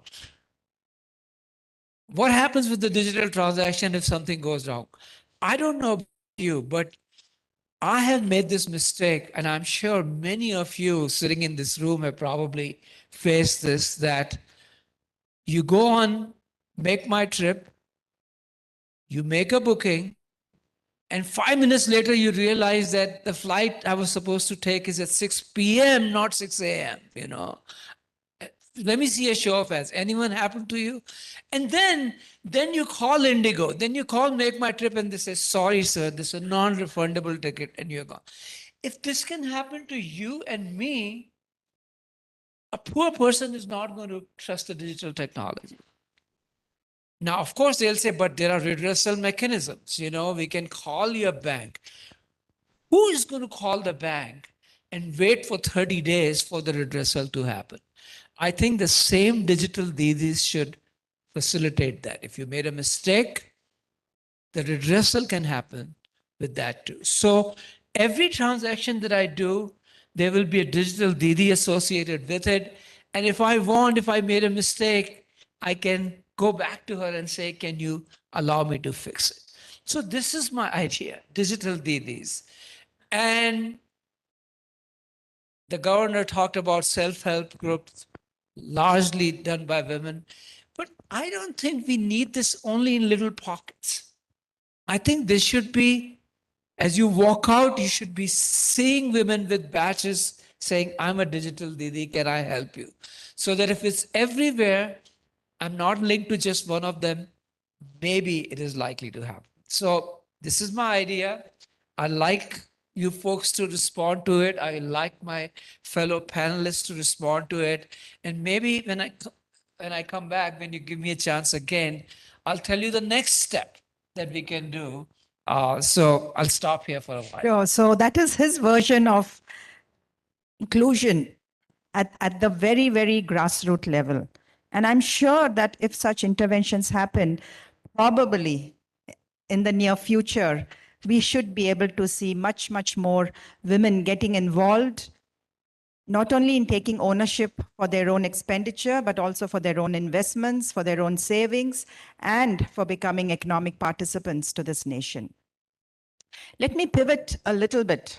We all know that financial inclusion means saving. It means keeping something aside for a rainy day, maybe looking at future obligations of expenditure and trying to pull up that amount today itself.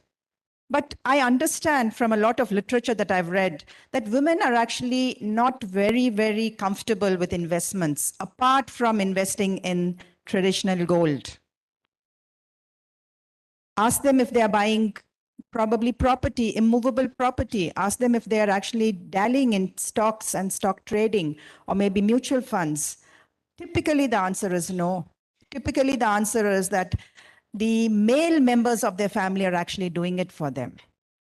On that note, let me ask Manish, who comes from the banking industry, as to what his experience has been and how can he then, from the banking perspective, enable more women, make it more easier for them, make it more less inhibiting for them to dabble into different asset classes so that women can start investing in these asset classes. Over to you, Manish. Thanks, Vanita.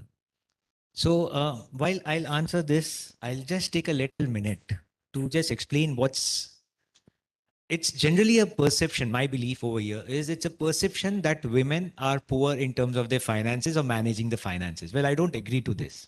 I'll tell you a very simple example, an anecdotal, and you all are women. You can tell me whether I'm wrong or right. Who's the best multitasker, a man or a woman? Woman, we all agree?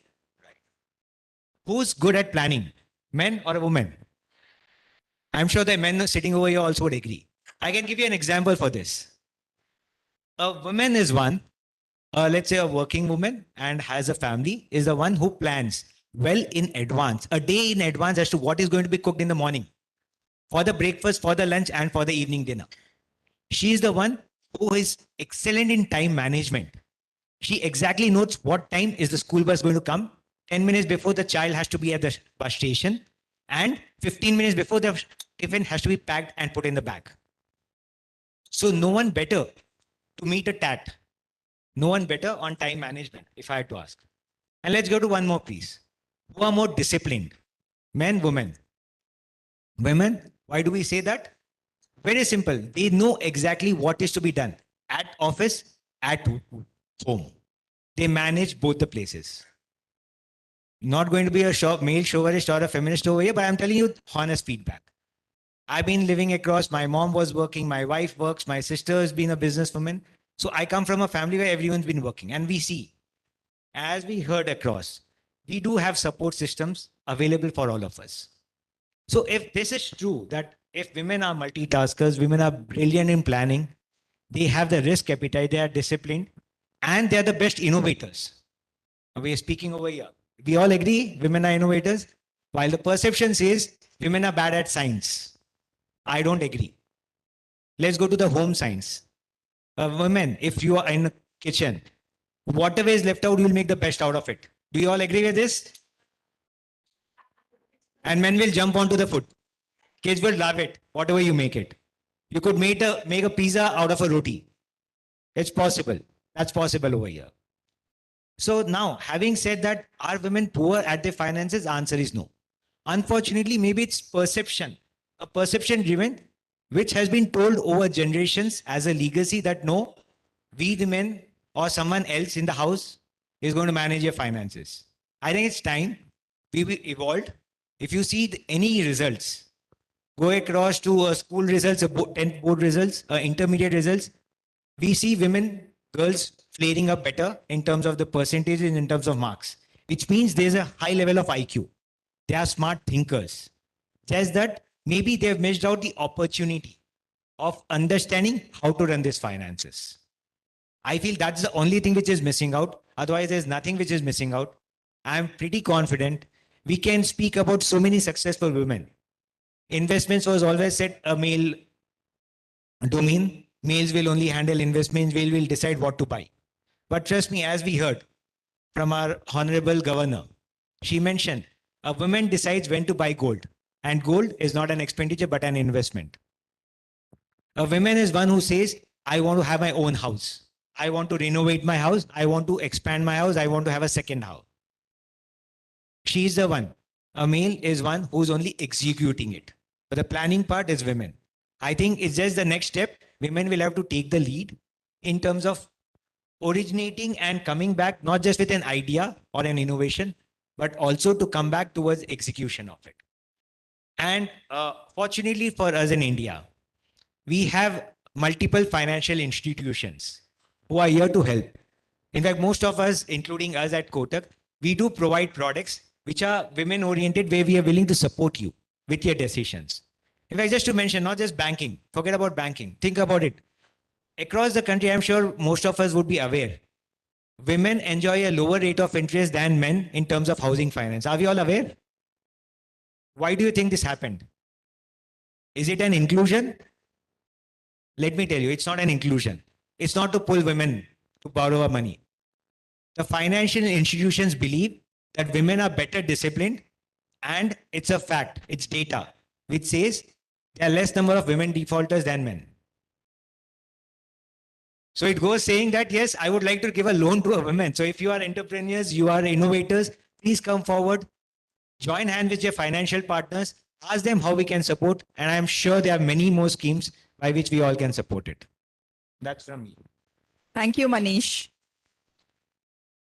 But whatever Manisha said, sometimes I'd like to differ from that, because I know he always talks from banking perspective, but whereas we are talking from the customer perspective and we are the ones actually going out for loans. There is, I think, a general perception in India when a woman goes to any financial institution for getting some sort of capital for her business, invariably the bank asks if there is some male partner, a spouse or a son or a father who's going to stand guarantee to that. And Manish, I'd like to also say I've personally faced that. In fact, recently only, and this was just about a couple of years ago when I applied for a loan. And this was a very typical loan. It was an educational loan actually to join ISB for an executive doctoral program. I will not name the bank, but when I completed all the formalities, this person came and said, no, just for the KYC, I'd like to just come and meet you in person. So he comes, he says, why are you doing this program? No, all the check-marked questions he asks me. And then later on, he says, ma'am, can I ask you if you have children? I said, yes, I have two. Then he says, do you have a son? I said, yes, I have a son and a daughter. And then he asks, is the son involved in your business? I said, no, he's abroad and we don't know. We have plans because it's a family business. He might come and join, but it's not written in stone. Then he says, but what if something happens and then what's going to happen to this loan? I mean, this loan is just 45 lakhs. And I mean, with the background that I come from, I think it wasn't a question that he had asked. So I was a little miffed with him, but I think that's how things are in the banking industry. And I want to actually pose a question to Varsha, who's a woman entrepreneur herself, because statistics still in India show that less than 2% of Indian women are entrepreneurs by themselves. And I will again come back to you with more statistics, but let's take Varsha's perspective of starting out as an entrepreneur. Did she face any economic challenges? Because yes, as an entrepreneur, you do face, you need to get a market, you need to ensure quality, you should get in a team. Your own team is going to be traversing the entire entrepreneurial path with you. So apart from all those challenges, can you specify the economic part of it? Have you faced these challenges, or if people in your own circle have faced it, and if they have, what were the remedies or the ways out that you were able to overcome them and then become successful as you have become successful? So, hello. So I started my journey almost 2 decades back, more than 2 decades back, and then we didn't have any investors and funding and things like that. Was unheard of, and there was not so much of financial literacy, like even an educated class. So I have been a graduate, an economics graduate, and a fashion designer by then. I was looking at options to start my career, and since I was passionate about fashion, I thought, let me start my career in this and see what I can do. And then when I was contemplating, I just read something. There was a scheme which was started in a nationalized bank called Priyadarshini Yojana. And they decided to give like a lakh of rupees as loan for women entrepreneurs. I think that's one of the first schemes that I read. And then I luckily got into that scheme and I got funding. And that was a little, okay, it was an easy thing to get. But eventually, when I looked at growth factor and when I went to get more loans for growth, I did face issues. I did face gender parity as well, because the bank was said, if you can give a collateral, if you have a family property or something, then you could get more loan. But I was very particular that I don't want to start business by giving a collateral. So the process was slow, the growth was slow, because obviously I didn't want to give a collateral. And my husband had to be a, like he had to actually secure it by giving some policies and things like that, because then we didn't have anything else to secure. So he just put up his policies and things like that. And that's how we kind of from 1 lakh to we came to whatever level I was. But I did face a lot of gender parity and, these kind of things. Whenever I went back to the bank, they were like, okay, so how do you justify and things like that, so that has always been there. But it has made me more responsible in a way that, since there was no investments and investors then, it made me more responsible towards whatever I could spend. And, I decided that it should be a self-funded growth instead of, just running to the bank every time. If I'm doing business, then my business should do so well that I should be able to self-fund it. So this concept actually takes you a wee bit longer. Now you realize, because now you see people just instantly startups getting funding and, talking about 1,000 crore, 5,000 crore and things like that. And you're dazed. You said you've been so patient over the years and almost waited till you actually grow. So I realized that we could have grown much faster, and we missed the opportunities, because when I had launched my brand in 2009, Blouse's brand was unheard of. It was like we had a first mover advantage, and had I capitalized on it, I would have probably been another Manyavar or more. So that has been a miss, which I feel could have been possible. But no worries. I mean, I am always looking at the positive side of my learnings, and I'm still very positive that we can make it much more than what others have achieved. Absolutely inspiring. Let me then now pivot back. Are you all able to hear me? Yeah, absolutely inspiring, Varsha. And that's normally the story for a lot of women entrepreneurs. And I mean, the ground reality is a lot of us do face issues when it comes to raising capital, and raising capital not only from financial institutions like banks and NBFCs, but also raising capital from private investors. Maybe today I understand that the investing community, especially in the private equity, flock to startups that are all males or male founders. There is a very, very low percentage of female founding startups that are actually reaching to the unicorn, apart from the 1 or 2 that have actually reached unicorn status in our own country.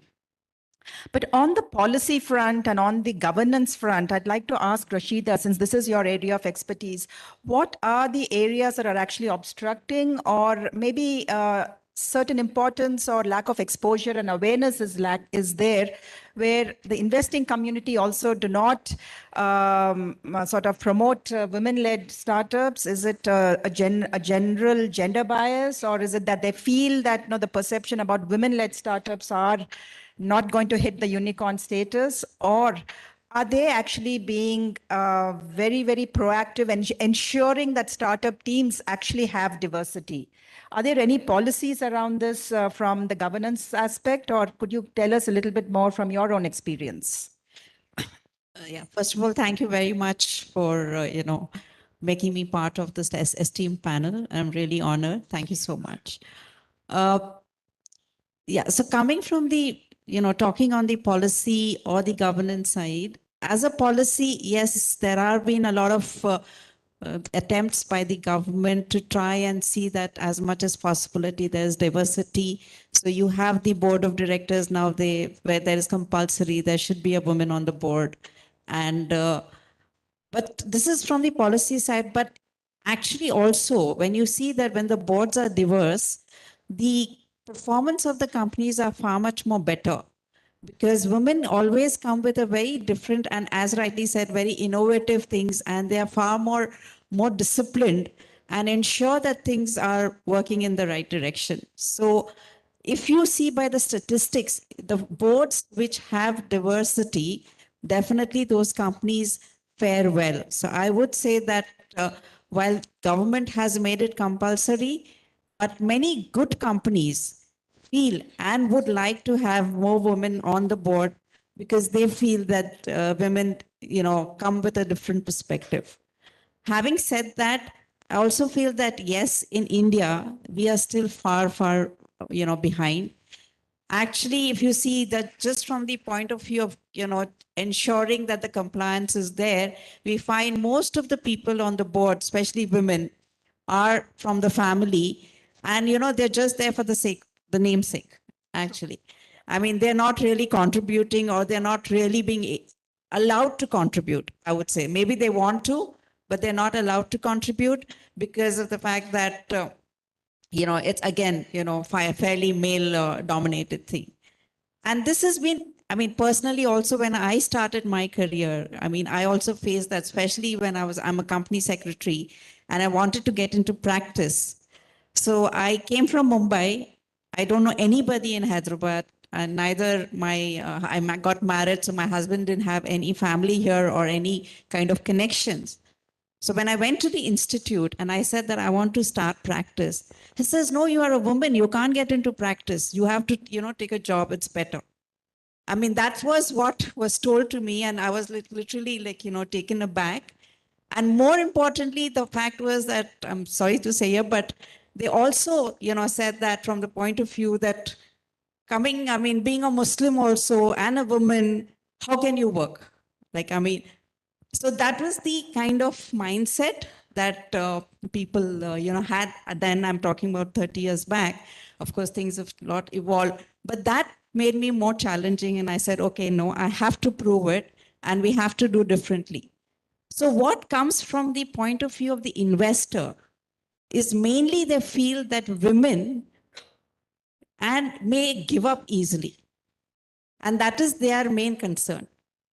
So if you see any, women who ever come into at least startups and all of those, which I feel, they feel that because they have certain other responsibilities which are there, and they feel that women may give up easily, may not go through the last mile, or, so that is the reason why we still feel that they are hesitant to give investments to women. And they prefer to have, at least if there is a backup by any,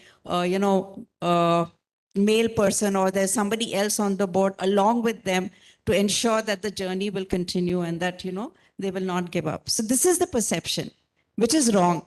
Obviously, because if the support is there, and if I have seen many women, and Varsha is here as an example also, that, if that support is there, I'm sure that women can excel. And we have seen a couple of unicorns of women entrepreneurs. Falguni is one big example now. Nika, which has done very, very well. And I'm sure many, many women will come as unicorns, as we see being part of the TIE network and is working with women entrepreneurs now very, very closely.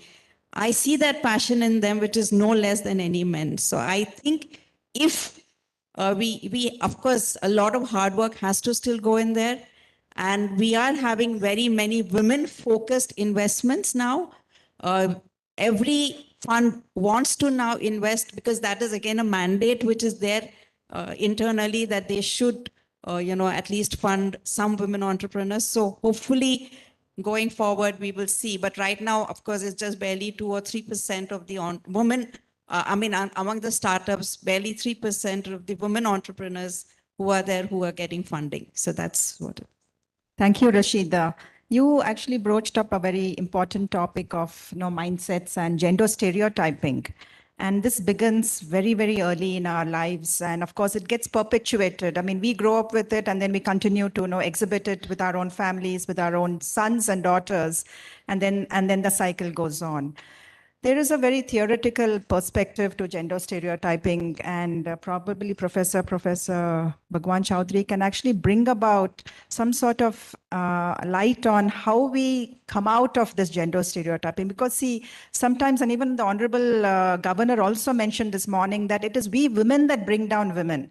We are the ones who feel that, no, let us not give that opportunity. I mean, even if it's our own son and daughter, we would prefer the son to get the better opportunity rather than the girl when resources are constrained.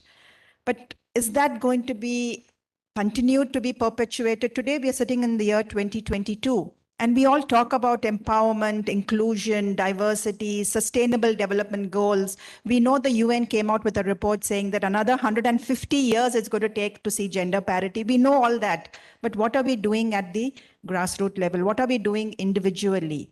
How can we change that mindset? I mean, a lot of behavioral, there is something called behavioral economics, which I'm sure Professor can talk about. How do we then start nudging ourselves to improve that indicator and improve the entire ecosystem for women?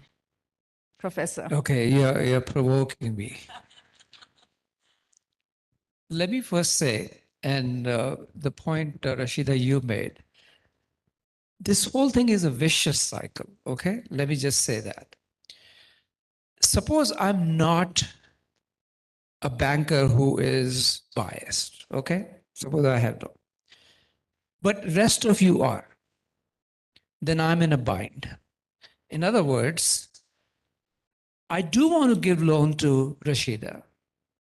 I don't have any problems. But if I think that you are not going to treat her like the male counterparts, that my loan has a little bit more risk. So even though I do want to do it, I get caught into this vicious cycle that I understand that she's good, but she may not be treated as equal, and therefore her business is more likely to fail.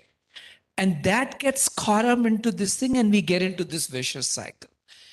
We need both institutional solutions, and I think I would like you women to really buckle up and say, you're not going to take shit from people, okay? And I'm sorry, I hope this is being videotaped, but first of all, evidence suggests that there is a big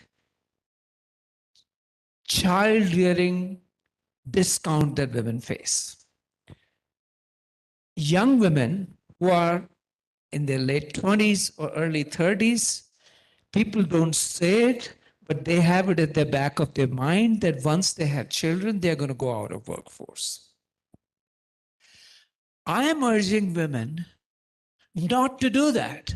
You can go to work at least 2 weeks before your child is born. There's no question you can do it. Don't take leave early if you don't have to. Secondly, I think here is where the startups can help. Women need help at home, but they don't need only a person who can cook and clean.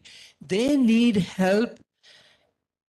They need a replacement for something who's at their level. So my wife always says to me that I need another wife in this home. So we need to create that extra layer of help where the women who are coming to help, or even men who might come to help to take care of the child, are educated and are at that level so that I can go back to work because my value at work is higher than what I can do at home.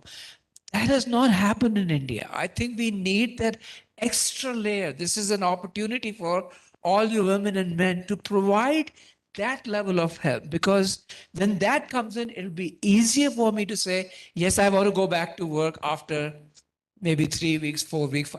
If you choose not to because you really want to spend time with your child, it's fine, but it should be a choice and not a constraint that, I can't find help that is good enough for me to replace it. And this could also be men. It doesn't have to be women. A male governess would do just as a good job.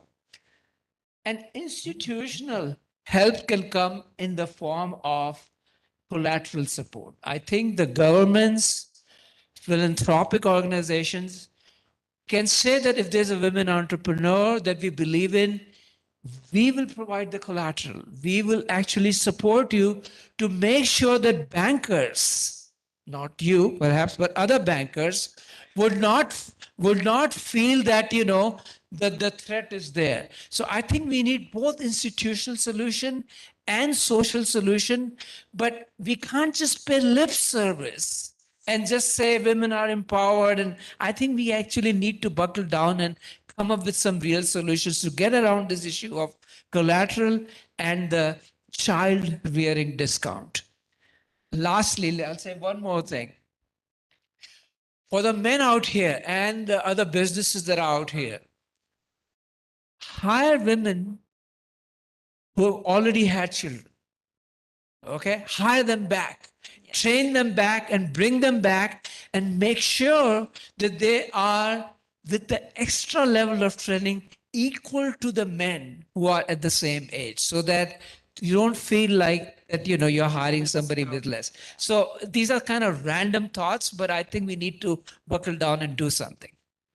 Yeah, and a word of caution to what Professor Chaudhary had mentioned doesn't mean that no, you bring in a second wife or a second husband. Please don't read it too much like that. It is only definitely Indra Nooyi also. I'm using the word wife, it could be a man. I'm saying get help. Yeah. And the other thing is, teach your husbands and sons to cook and clean. I mean, you know, I know many families where men are better cooks than women are. And, you know, I know how to cook. I can cook, but I have somebody at home who can cook better than me. So not my wife, but. No, that was on a lighter note, Professor Chaudhary, but otherwise even caregiving at home has become a very, very critical topic. Even Indra Nooyi in her book, I don't know how many of you have read her book, but she also says that caregiving at home is one of the main causes that talented women drop out and they don't get back into the workspace. And the value that is being lost should be understood by corporates, by society, by nations. And this is one thing that one will have to look at a policy level, at an individual level, at a family level, at a community level, to ensure that women also get their due. After having invested so much in their education and in their training, it doesn't make sense for them to be sitting at home.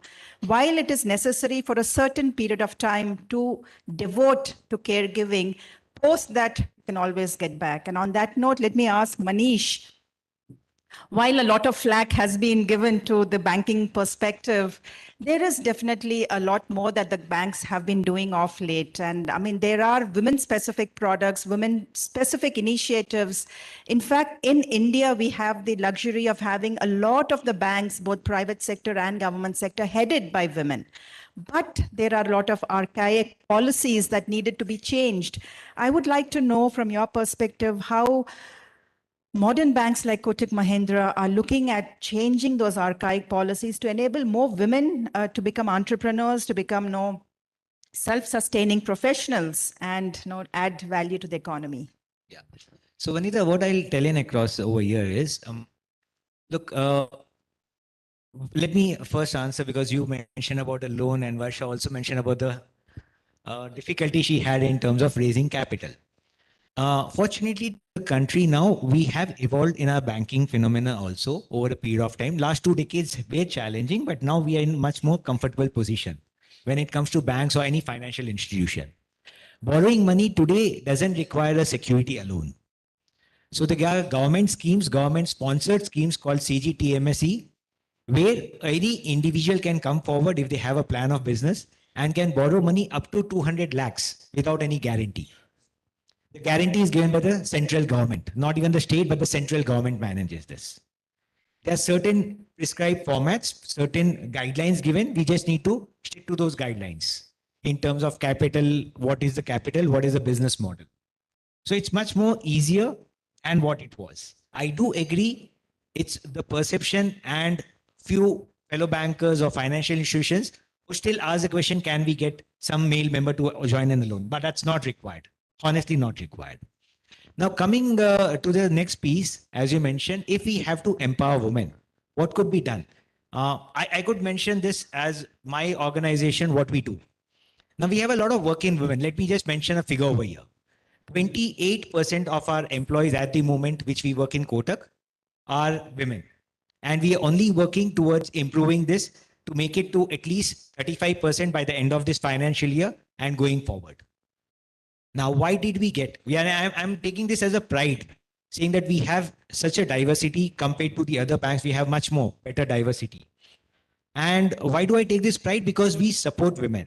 Just to mention, as you mentioned, biological clock. We know women after having children, typically go after saying, I'll have to quit because there's someone supposed to take care of the child. What is the support? Do I have to leave it at a friend's place? Do I have to call my parents or in-laws to take care of them? Well, at Kotak, we don't believe that. So we've created a policy for women called Kotak Wonder Woman. I'm just giving this as an example. What is this policy all about? Once after the maternity period, which is 6.5 months, 26 weeks, when the women wants to come back to office, we provide them an additional incentive of 7,500 rupees every month, only in order to get some support system, not within the family, but from outside also to manage the kid at home. And this is being sponsored for at least next 1 year period. No questions asked what you're going to do with the money. Simply pay it into the account. I think every organization can do this. There's a small gesture we need to. And when any employee moves on a maternity leave, now we all know we are in a country like India, which is vast. In our organizations, especially the larger ones, we have an appraisal system. The fear is in my appraisal, if I'm going to go on a maternity leave, I would be left out. The bank has a policy that a person can be rated only between the top 2 slots in the rating cycle if they are proceeding on maternity anytime during the year. Now that's the kind of support we are giving because we do respect them. We feel they are important. As I told you, they are well disciplined. We've seen financial frauds, but we've not seen women doing financial frauds. So that's quite a bit of comfort an organization gets. And another small thing, just to mention to all of you, any organization for that matter, when we are giving a loan or anyone comes for a loan, what is being looked by an organization is the intent of the customer, not the background of the customer. So what you do, what you want to do, how passionate you are in terms of doing this. How much is the belief you have on your own? We can't, any organization for that matter can't come and you can't come and say, I'll put 100 rupees of mine, you give me 1,000 rupees. I'm not very sure whether 1,000, because the bank, remember, when we are giving out a loan over here, it's not the bank's money. A bank is giving back the money which belongs to you. I'm only a function who is supposed to make sure that I keep your money safe, lend it in a manner which is being used for the development of the economy and our fellow citizens. So it's not a banker who's refusing a loan. We are more than willing because our entire purpose, if you go by the definition, what is a bank? A bank is an institution which accepts deposits for the purpose of giving loans. As simple as that. Right? So I would say this, every financial institution, please feel free, walk into whichever organization you're banking with, walk in and ask them, and I'm sure they'll do. And if there's someone who's not doing it, please walk into Kotak, we'll do it for you. Also, I think those who are looking for a job, I think since Kotak is improving their diversity ratios, I'm sure Manish will help the younger girls here or maybe the college students who are looking to get into the banking and financial services industry. I'm sure it'll be hopefully much more easier to get into Kotak. We'll be glad to have. Coming to Varsha, what would your advice be to women who actually pivot sometimes? I mean, most of them go into a professional career and then at some point of time, they'd like to pivot to become entrepreneurs. Is there any advice that you would give them on how one should prepare themselves for entrepreneurship if they're interested? So entrepreneurial journey is, I think I would say that it's like full of ups and downs. And a lot of times you're like, just there all alone, standing all alone. But luckily for me, my team has been their biggest support. And I'm really happy to say that 85% of them are women. So we always say that, it's the brand is for women, of women, by women. So that's really true with us. And they've been with us for almost like 10, 15 years. The women folk has been with us and they've grown. Literally the salaries, the positions they've risen. And I just tell them it's not just my business, but you guys are all part of the business that we are in, and it's a team effort. And when you actually tell them that and you empower them, you give them the decision making, you let them decide things, you give them power, then they perform better. They stop giving excuses and they stop, because it's very difficult. Like some of them come from a background where they're not educated. So it's very difficult for them to follow the timings and the deadlines and the commitments. So this is a good way that I learned over a period of time to give them responsibility and empower them so that they know that it's their job and it's their team and it's their company. So that has really helped me, and a lot of times when an entrepreneur has to do everything, like, if you're an entrepreneur, you have to be you're like sitting like a director, you're a designer, you're taking care of production. Sometimes you're dealing with the clients, difficult clients, or, it could be just doing everything that is possible, like going to a bank, processing the loan, or, taking care of other things as well, sourcing as well. So over a period of time, you realize that you can't be everywhere. And then I learned this important thing about delegation and empowering women in my ISB program. And thanks to ISB, I learned this delegation thing. And it's really helped me, empower other women. And we've come to a stage where we've all grown together. And now actually we have this year we've decided that I'm going to make them financially literate. So it's not only about knowing how much they earn and how much they spend, because most of them actually hand over their salaries to their husbands. So instead of doing that, they've realized that we could also save some money for our future. So that is our goal this year. And I think being an entrepreneur actually empowers you to empower other women. So that has been a biggest thing for me. Whatever I've learned in my journey, whatever ups and downs I've faced, I realized that it's very important for a woman to be financially independent and also save for the uncertainties. I myself have faced tragedy, and I've seen a lot of uncertainties in my family and in my career, professional career as well.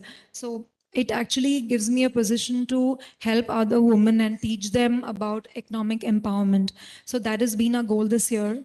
And also to bring up a point about working from home. It's easy when you're, working in a technology company and you're educated, you're working on a computer and sitting at home and earning money. But there are women who have other issues. They could have health issues, or they could be pregnant, and there could be other things. And we decided after the pandemic, because we saw in pandemic that women could work from home. So we actually outsourced the work to them. People who couldn't come to work, we gave them work at home, and they started making accessories. They started making things which we could sell.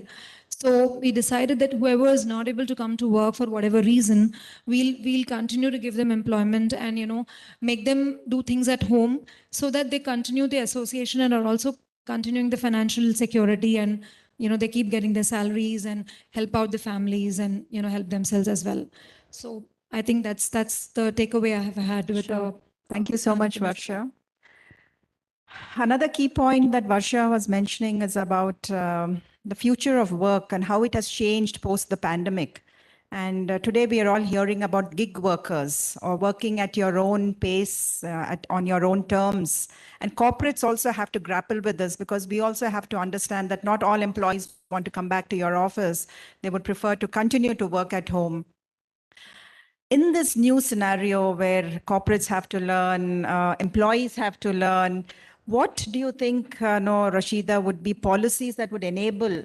I know today the country has a certain set of policies which enable people to work, which enable people to set up companies, which enable people to become economic participants to the nation.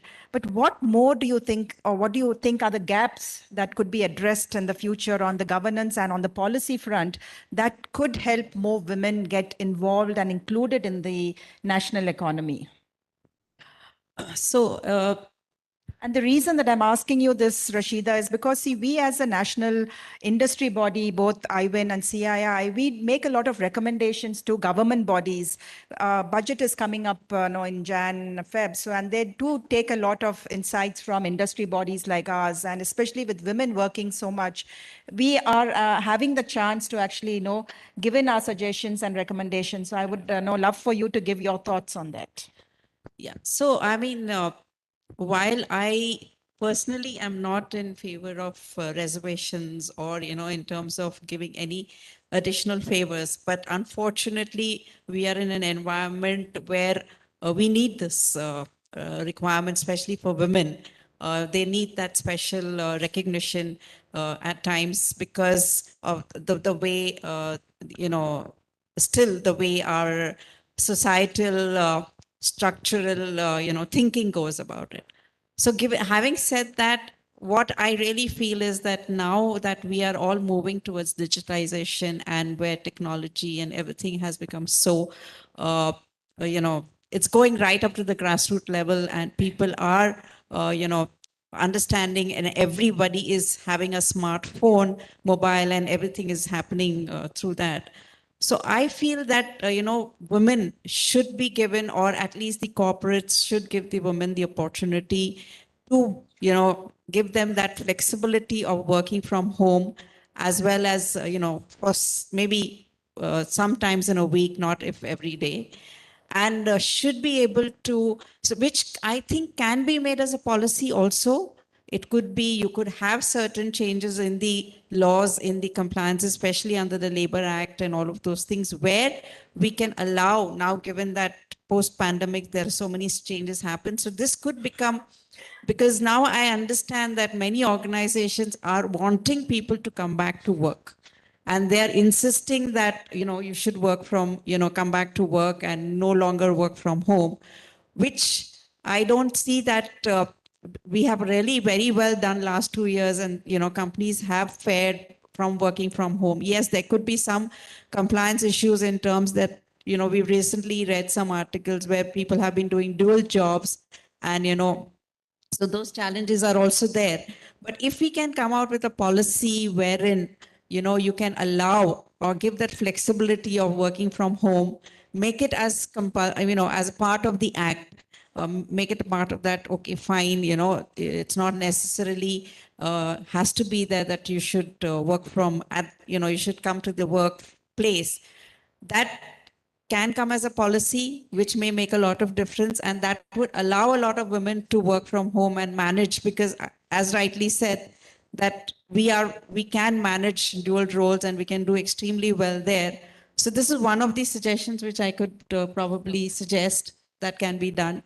The other thing which is in terms of the financial literacy, as I was saying, that maybe, every woman should also, especially even at the grassroots level, they should have a bank account. And because as rightly said by Mr. that even when I asked my maid, why don't you open a separate account, yourself? This is no, my husband has an account, but I said, no, you should have your separate account.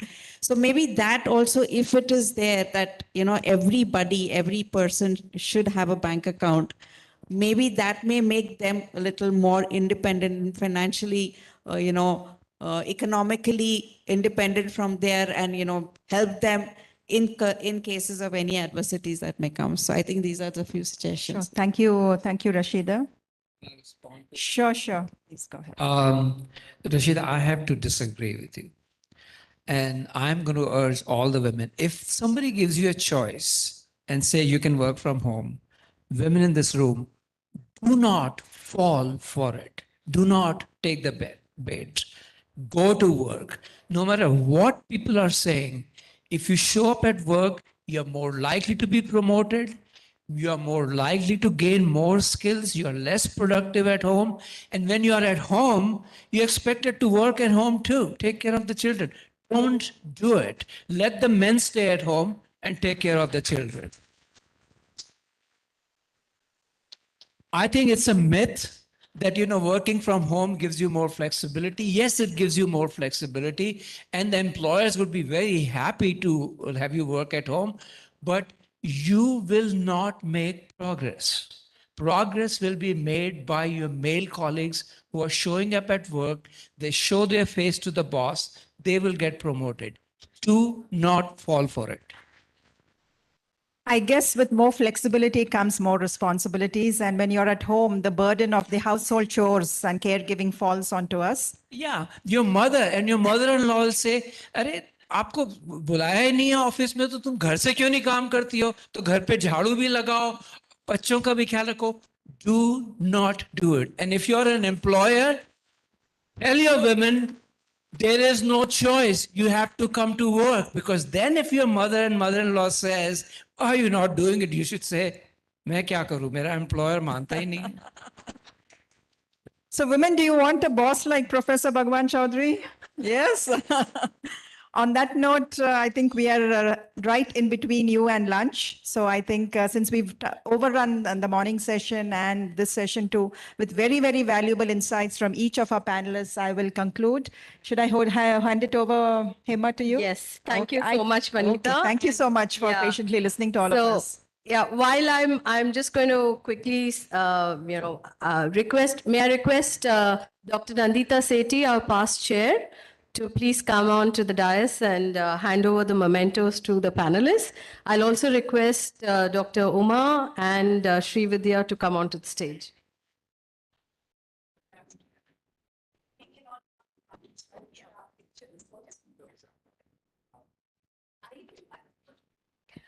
Thank you so much, panelists.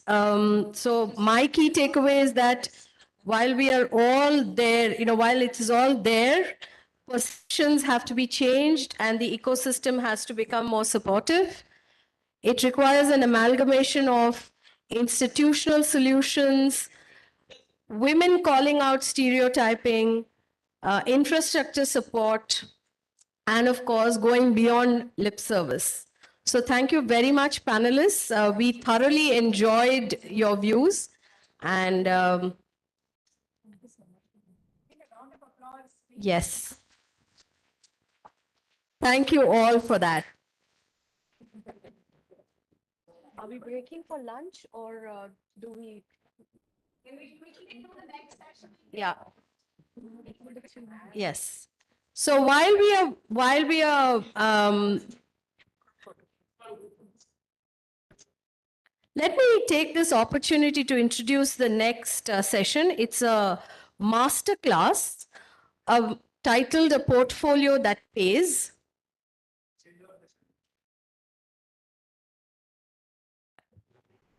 While this panel was talking about empowering women and taking charge, it's also said that you must gain control over your money or the lack of it will forever control you. Okay? So while managing money, there is that balance of the elements of spending, saving, which many of us find overwhelming. And we go through this extreme range of emotions in this process. This masterclass is an attempt to demystify this process. I invite to the dais Sri Vidya Reddy and Ashu Keshav.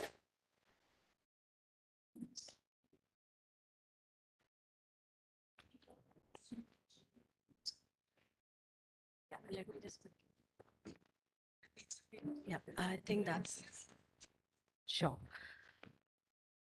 So while we are setting this up, let me take this opportunity to introduce Sri Vidya. G. Sri Vidya Reddy is the Vice Chairwoman of IWN Telangana and the Vice Chairperson of G. Pullareddy Educational Society. Heading the educational vertical of the family office, she manages multiple schools and higher educational institutes. Over the past 15 years, she has been instrumental in expanding these institutions in terms of R&D, centers of excellence, and skill development for employability. She heads Mirai Next, an incubator and accelerator to promote innovation and entrepreneurship among students and aspiring entrepreneurs. Sri Vidya is the founder of the School of Innovation and Management, a B school focused on women. I'll also introduce the person who's doing our masterclass, Ashu Keshav. Ashu has over 17 years experience with DSP Mutual Fund. She's heading the family offices, distribution and e-business channel of the South Zone. She started her career in 95 with Wipro Finance and then moved on to ICICI Bank as a manager in 2002. And from 2005, she's associated with DSP as institutional sales head and then as the South head. So over to you, Sri Vidya and Ashu, to take this forward.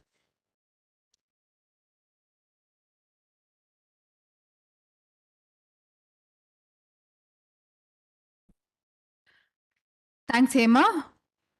We begin our session 2 for today, a practical insight into how we manage our investment portfolio and taxes. So when it comes to investing, there are dime a dozen points of view. In addition to WhatsApp University, Instagram influencers who advise, caution, and tantalize us, making our personal portfolio. How do we do, what do we do, and do we do it at all? This masterclass will aim to give you the basic tips to understanding your personal finance, establish a baseline, capitalize on opportunities, and help you plan your individual goals. I invite Ms. Ashu Keshav to help us maneuver this exercise. She has designed this session exclusively for us to make it as simple, fun, and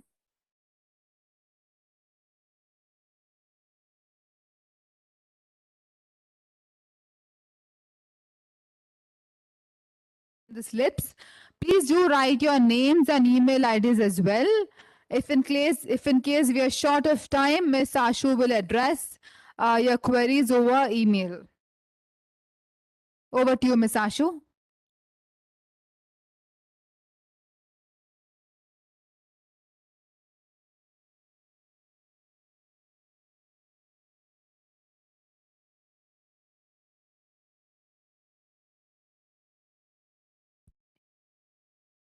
Thank you, Srividya.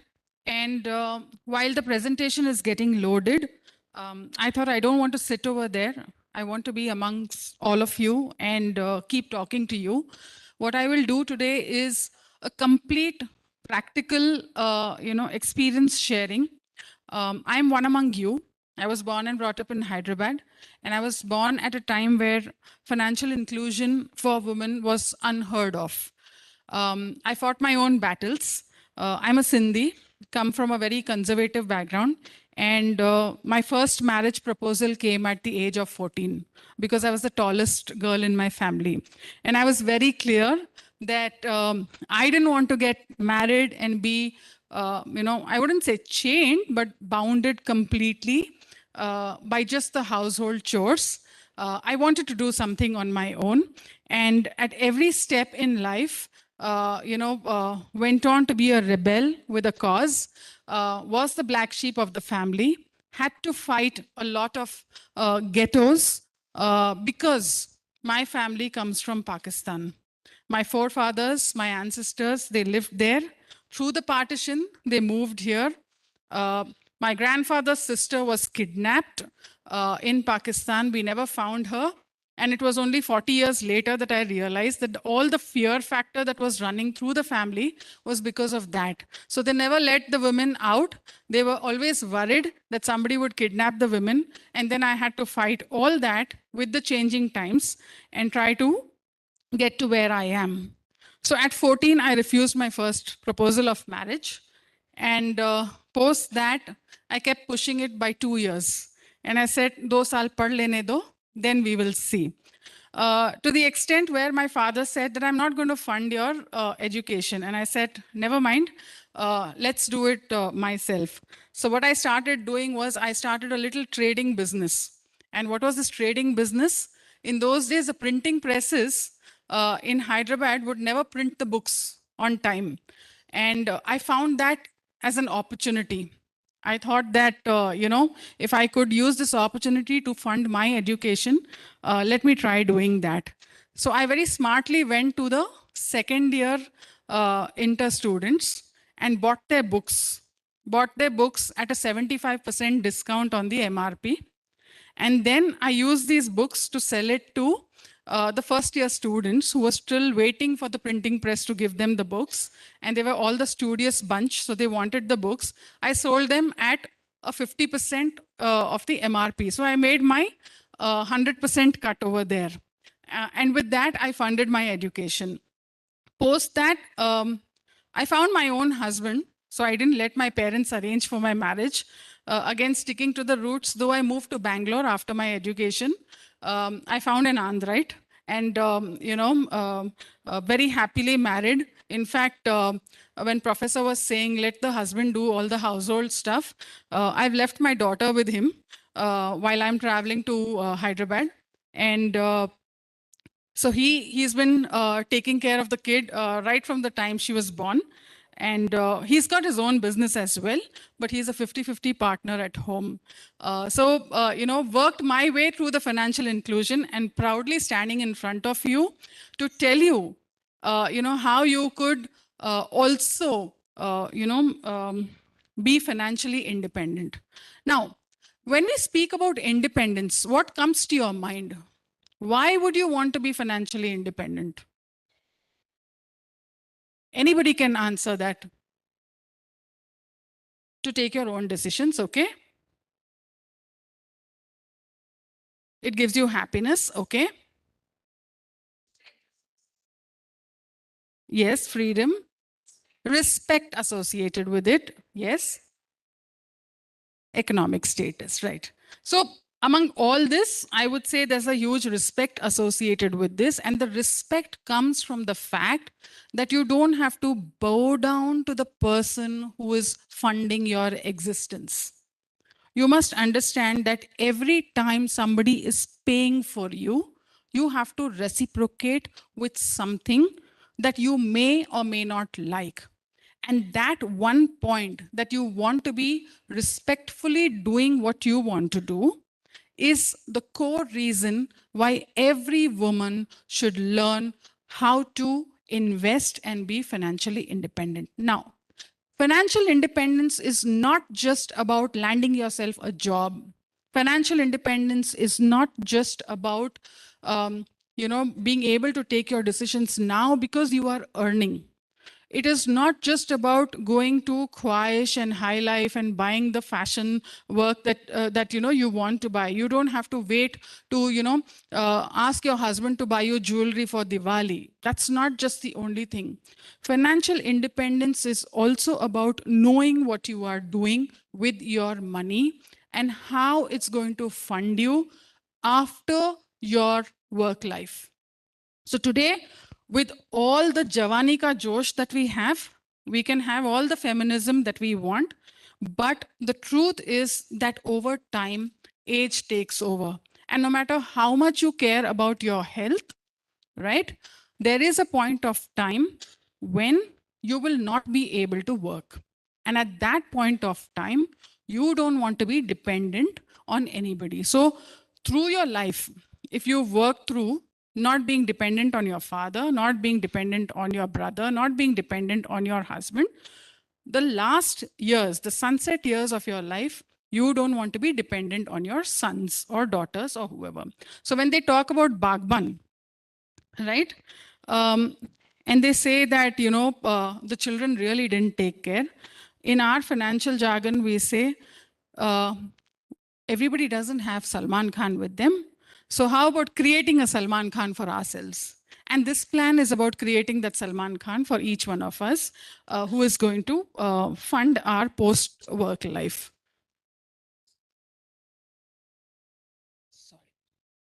Sorry about that. So who wants to be a millionaire?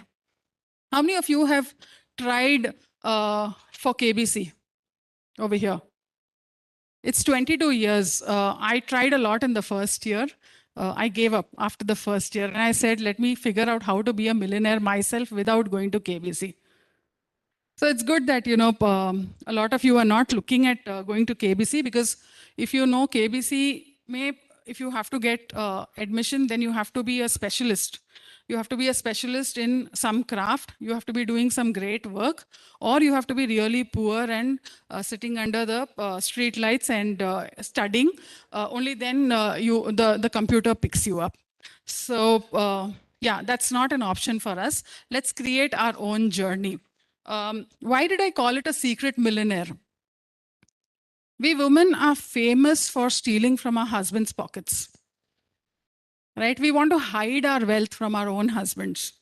So when you want to be a millionaire, you want to, this is not going. Yeah, when you want to be a millionaire, you probably would want to be a secret millionaire before you announce it. Don't tell your plans to anyone. Otherwise, the money will not stay with you. It will get invested in your husband's business, or you will co-fund your house and then you will not be a millionaire. Yeah. So where do I point this? No, it's not moving.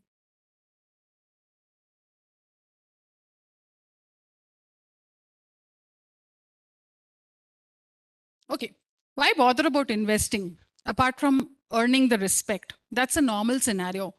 But when we look at certain circumstances in life, first it's your money. You've earned it, so you have every right to it. When I started earning, luckily my father said, his ego came in the way. He said, "Tera paisa mujhe nahi chahiye." I said, "Great, thank you. I'll keep it for myself." When I got married, my mother-in-law said, "We give the money in our husband's hands." I said, "Sorry, but I've never done it with my father, so I don't see why I should give it to my husband." So it's our money, and we need to manage our money. Statistics say that only 23% of working women manage their own money. Otherwise, it is the father, brother, son, or even a boyfriend who manages the money. But it is important that we take charge of our money. When you want to take a break, you should not think twice.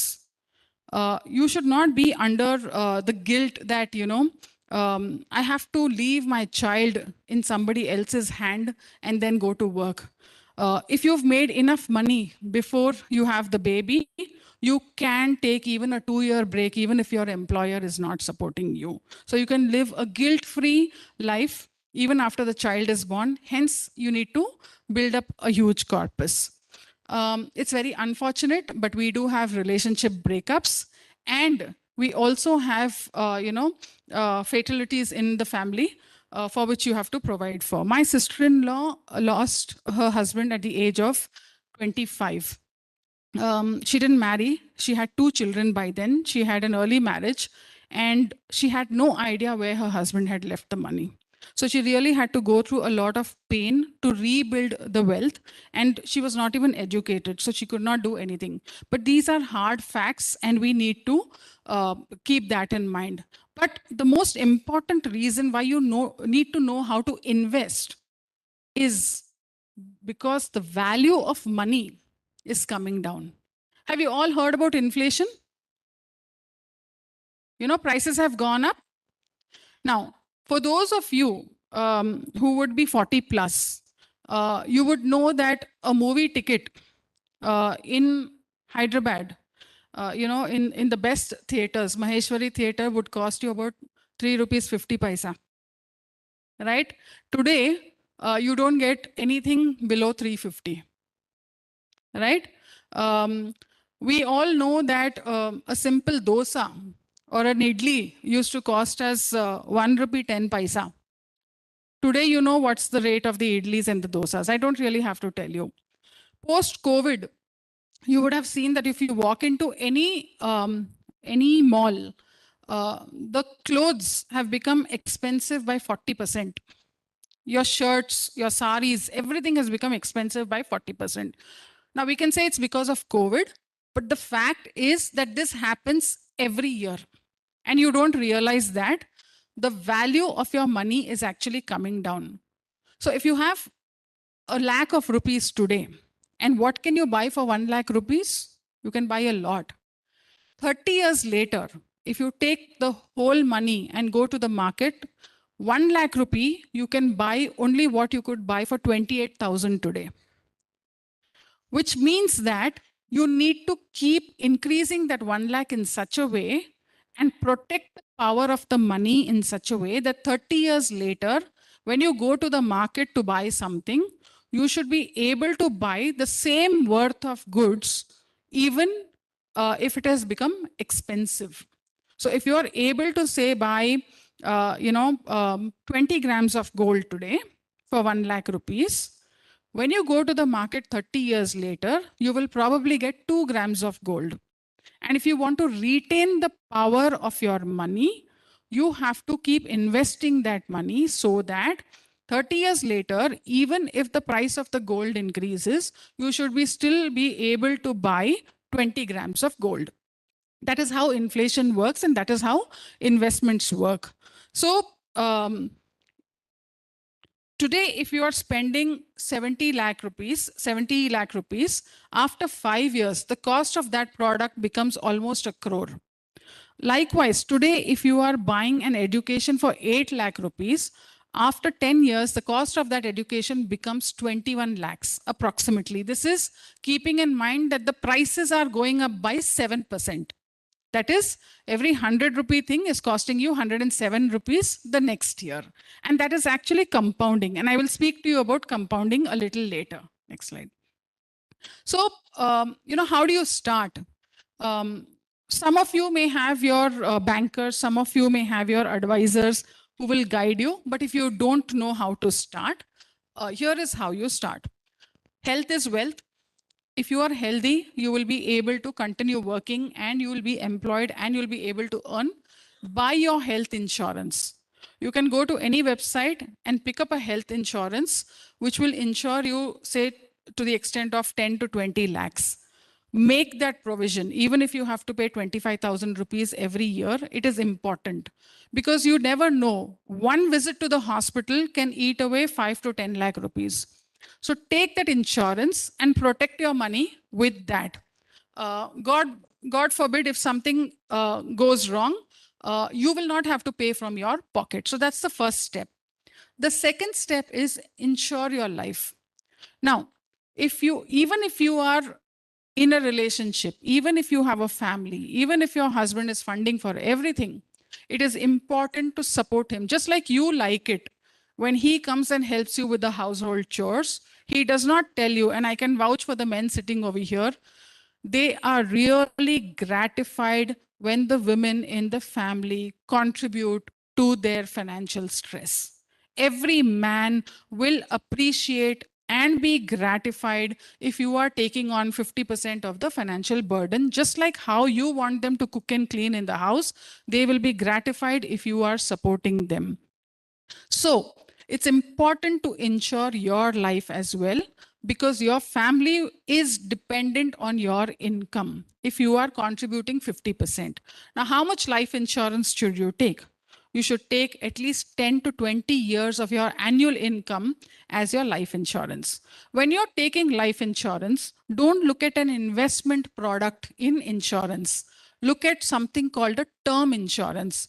Term insurance means that almost for 1 crore, you are paying hardly 10,000 rupees. If you are not smoking, if you are not drinking, if you are not diabetic, if you don't have any illness, predefined illness and all, for almost 1 crore of insurance, you have to pay just 10 or 12,000 rupees. There are enough insurances that are available.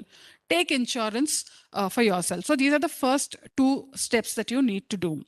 The third thing that you need to do is keep emergency cash. What is emergency cash? In case you go jobless, in case there's an accident, in case you have to give up your work for some reason for a year or 2 years, you should not get back into the dependency mode. So keep aside anywhere between 6 months to 1 year of your earnings into a savings bank account or a liquid fund, so that that money is available to you within 24 hours if you need it. So that is your emergency cash. And after you have provided for all this comes your investments. If you are doing investments without taking care of these, then it may not work out in the best way for you, because investments need time to incubate. You have to keep your investments for 8 years, 10 years, so that you can actually get the true benefit of that. Now, supposing you have not done any emergency planning, okay, and you have invested, and you've done, say, equity investments, and the markets are down, and you say, I need cash. Both you and your advisor and your banker will go through a lot of stress to get back that money for you. So when you're planning for investments, the first 3 steps should be out of the way, and then come to the next step. Next, check for your risk appetite. What do I mean by risk appetite? Everything in this world is risky. Okay? You are sitting over here. If there's an earthquake, there's a good chance if that's a chandelier, it may fall. We don't know. If you're walking out of this road, there could be an accident. We don't know. You are breathing, the air gets so polluted that it may get toxic. We don't know. Everything in this life is risky. So don't get perturbed by the disclaimer that SEBI gives. Mutual fund investments are subject to market risk. Please read offer document before you invest. Don't get perturbed by that. Everything is risky. Understand the risk. If you understand the risk, then you will be able to move forward. Now, what do I mean by understanding the risk? You know that if you sit in the car, right, and if you don't know how to drive the car, 100% you're going to meet with an accident. But if you go to a driving school, and if you know that this is how the accelerator is used, this is how the brake is used, this is how the clutch is used, these are the seat belts, you need to wear seat belt, these are the airbags, you need to buy a vehicle with an airbag, and you have taken insurance for your car, you are set to drive the car. Now, just because somebody told you that it's very risky to drive, will you stop yourself from driving? You won't. So when I'm saying check your risk appetite before investing, what I'm trying to say is understand where you are investing, understand the product construct, understand whether it is for you or not for you, whether you can digest that kind of movement in the market, and then you look to invest. So assess your risk appetite. And then when you are making an investment, don't put all your eggs in one basket. When the grandmother says, don't put your eggs in one basket, it means that if there is an accident, you should not be left without food. So you put away the eggs in different baskets so that even if one basket falls, you are still with food in the house. Likewise, in investments, when we say put your eggs in different baskets, it means asset allocation. It means that you're looking at different kinds of investments. It means that if one investment falls, the other one is still going up. And on an average, you are balancing out and you are still able to make money and grow your money. Now, when the other investment is coming down, it does not mean that it's an accident. It means that temporarily that investment is down and over time that will pick up. So over a 5, 10, 15-year period, you will still be able to compound. And you have to evaluate your plans periodically. So like ma'am was saying, you have your annual appraisal in office. And if you are a businesswoman, you keep assessing how much you have done in the business. Like that, you have to keep evaluating whether your investments are working or not working. And you have to look at it anywhere between 3 months to 6 months to 1 year. Every 3 months or 6 months or 1 year, you have to keep evaluating your investments. So just like we go to the doctor, when most of you would have kids over here, you've gone to the pediatrician. So when the child is born, you take the child for the first vaccination. Then the doctor says, come back after 15 days, after a month for the next vaccination. Then he says, now you can come back after 3 months. And then when the child is 1 year, he says, okay, your child is doing perfectly fine. Unless the child has fever, don't come back. You can come back for the second year vaccination. Likewise, in investments, when you are starting out with your portfolio, you start with appraising the portfolio every 3 months. And when your discipline and the money making is on track, after the first year, you can do a visit to your advisor every year and do a follow-up visit every year after that. And once you start your financial plan, please don't stop. As long as you are alive, you need to keep reviewing your financial plan and you need to provide for every stage in your life. So just because you have stopped earning doesn't mean that you will stop reviewing your financial plan. Just because you don't have new money to invest doesn't mean you will stop reviewing the financial plan. The plan has to be reviewed as per your requirement and your age and your period in the life cycle that you are in. Next slide. Now, why would you want to invest? You would have goals in life, right? We all want to go for a holiday. we all want to buy jewelry, we want to buy a car, we want to do a house, and we want to retire. And some of us who have earned the money also want to do some amount of charity. Now, prioritize your goals. All goals can't be achieved at the same time. You have to prioritize what is important. My child's education is important. Prioritize that. I am important before everybody else. Me, myself, I, at the cost of sounding arrogant, at the cost of being ahem, right?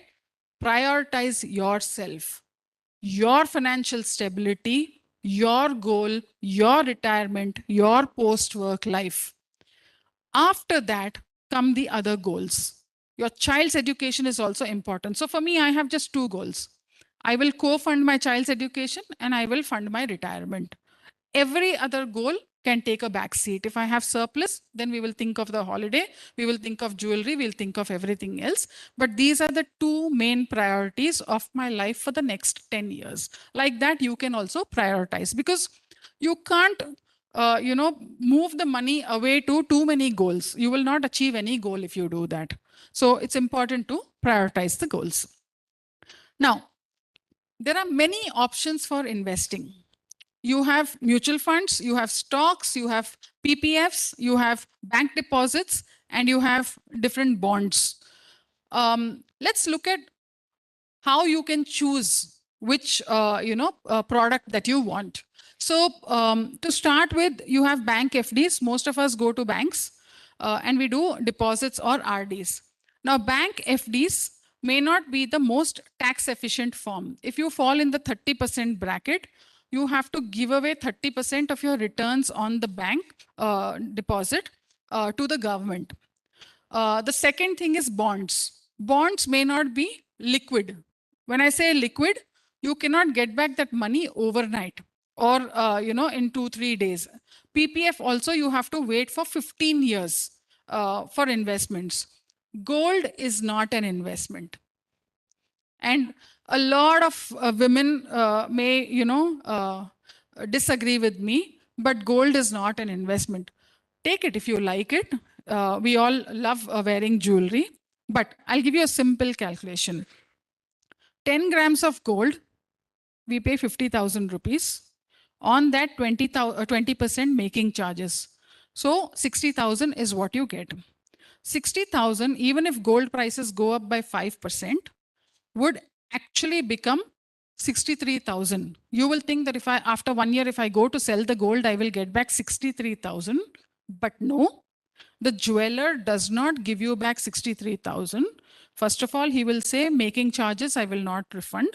So from that 63,000, 10,000 is gone. Okay, so that's 53,000. On top of that, he will say, I will give you just 80 or 90% of this. I will not give you 100%. So 80% of 53,000 would be about 45,000. So for what you spend 63,000, the value of that has depreciated to 45,000. So gold is not investment because it is not growing. If you're buying physical gold also, you are paying GST on it, some 3% or something. So that when you go back, you don't get the GST back. Plus you have to pay other taxes on that. Property is not an investment. Okay, let me break that myth now. Supposing you are buying a house to live for yourself, great, it's an emotional feeling. Please do go ahead by all means. Your second property is not an investment. The reason being, only land appreciates in price. If you're buying a house, if you're buying a flat, that does not appreciate. It is a depreciating asset because the quality of the construction, depending on that, you have to write it down. That's point number one. Point number two is, when you are buying a flat for 1 crore rupees, you are not able to earn more than 50,000 rupees per month on it, right? 50,000 rupees per month is the rent your tenant is going to pay you. 6 lakh rupees is what you are going to earn on that as rental income.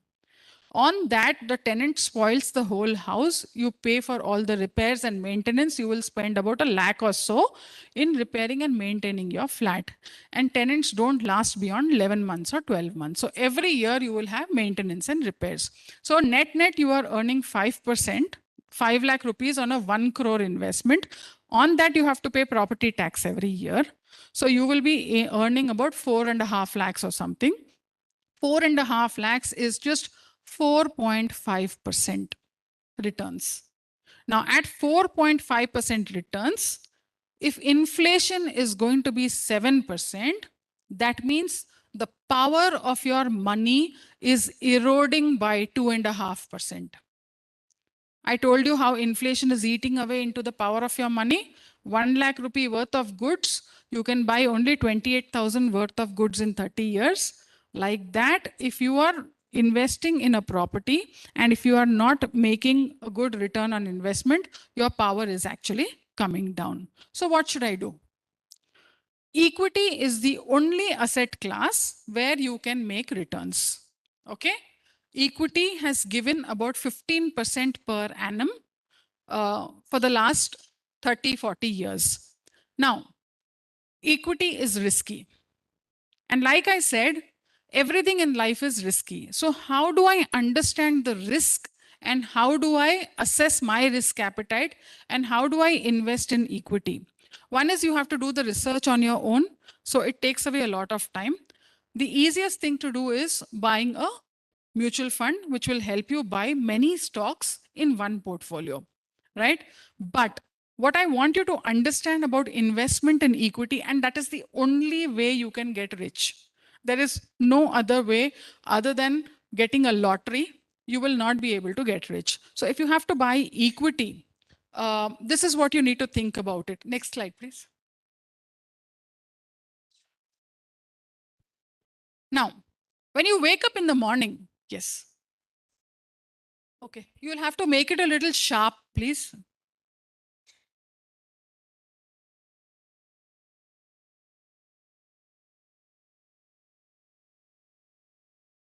Okay, I'll explain what it is.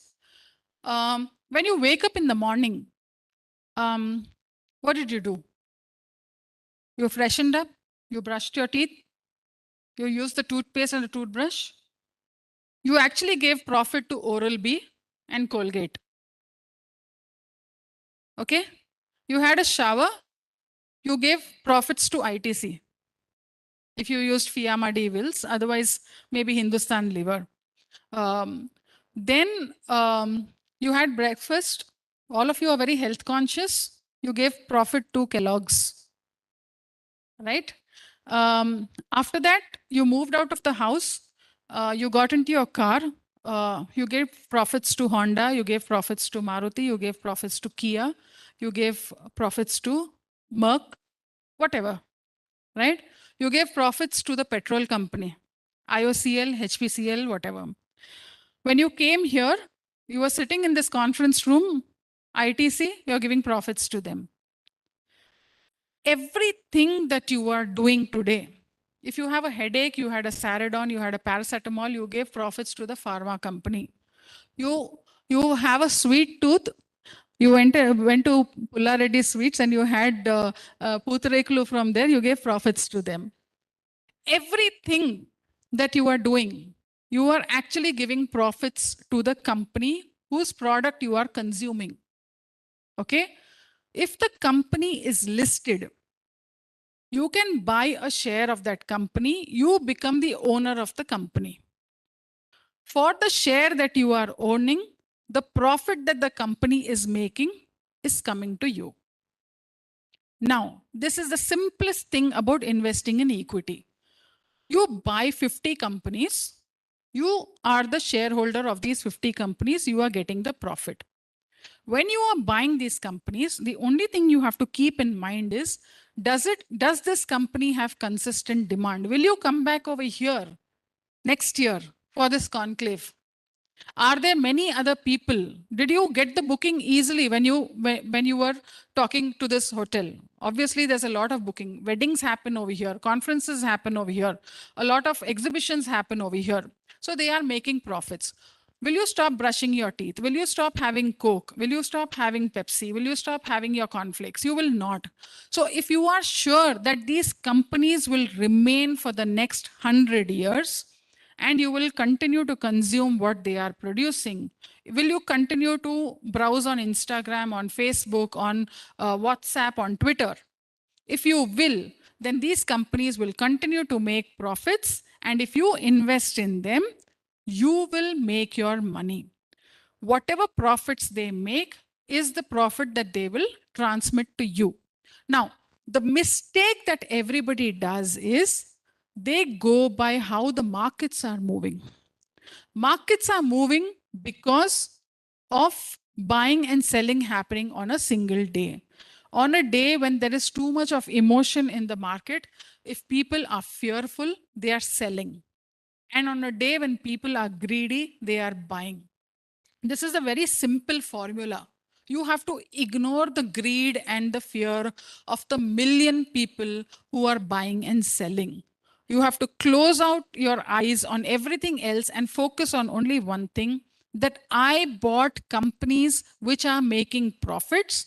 These companies will give me returns. Now, the returns may not come in 1 year. They will come in 3 years, 4 years, 5 years, but they will come as long as you are holding a quality portfolio of stocks. Next slide, please. Next slide. So, when we say we are investing, we think that the journey is straight, right? But the journey is not straight. When you're going from here to Vijayawada or Warangal, what happens? You come across mountains and rivers and everything, and you have to navigate all that. Just like that, your investment will also go through that journey. At some places, you will have rocky roads. At some places, you will have rivers and lakes to pass. But then just stay patient. Your money will keep compounding. Don't be worried about the market falls. Every year, markets fall by anywhere between 5% to 50%. During these periods, you have to use it as a period of sale. Whenever there's a sale in lifestyle, you're getting something on 50% discount, do you buy? Or do you say, no, I'll go some other time?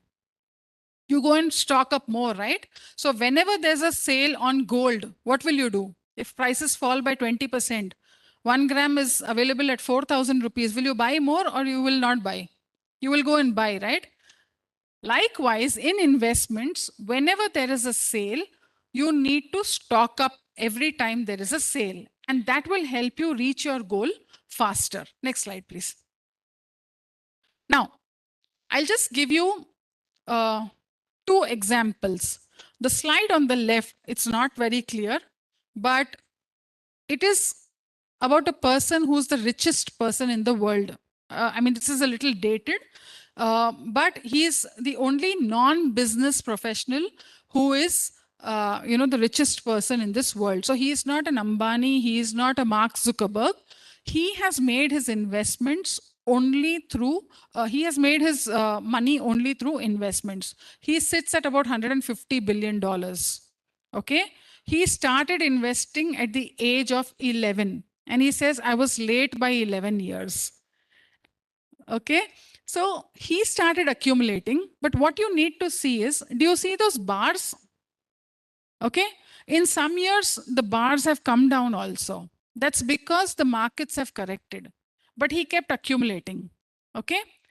And then in the last 5 years, the money has actually grown more. So what I want to tell you here is there's something called the power of compounding. 6th standard maths. I hope everybody remembers. Do you know what simple interest is? Very good. Excellent math students. Did you go to ANS by any chance? No, you didn't. Okay. So PNR by 100 is a simple interest. What is compound interest? Excellent. The formula is there on the screen. Okay. In compound interest, what happens? Your interest makes interest, right? In investment parlance, what we say, the return on the return is called compounding. Okay. Now, it's very important for you to internalize this. What is power of compounding? It means that your interest is earning that interest. It is the eighth wonder of the world. For those who don't understand power of compounding, they borrow money.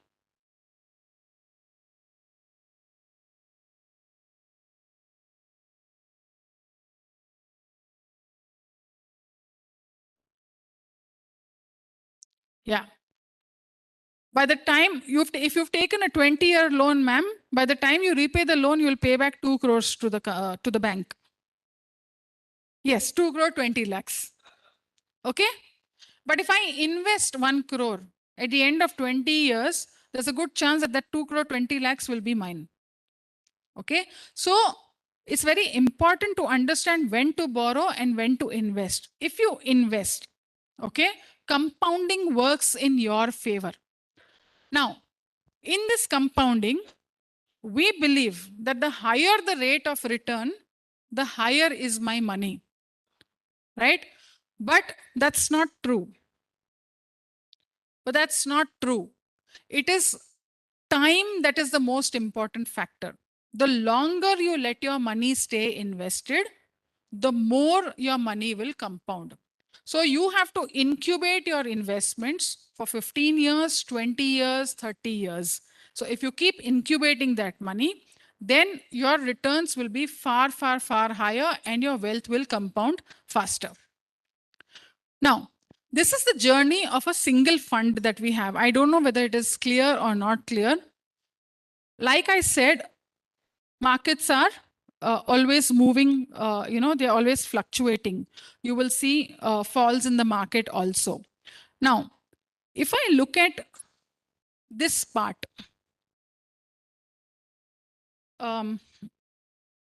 this part, 2000. Can you see a small blip over there? Okay. From the top of that blip till down, can you believe how much has fallen? That small blip that you are seeing over there.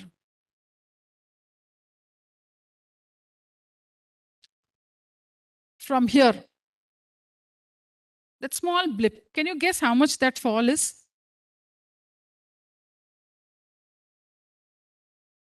That's almost a 50% fall. If you had 100 rupees in the market, that 100 rupees became 50 rupees.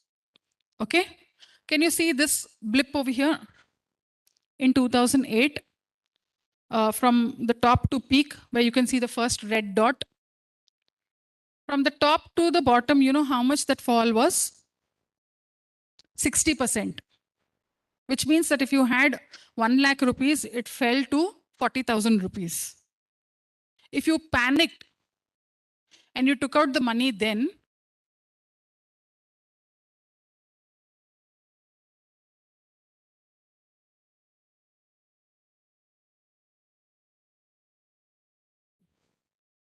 that is 19% returns.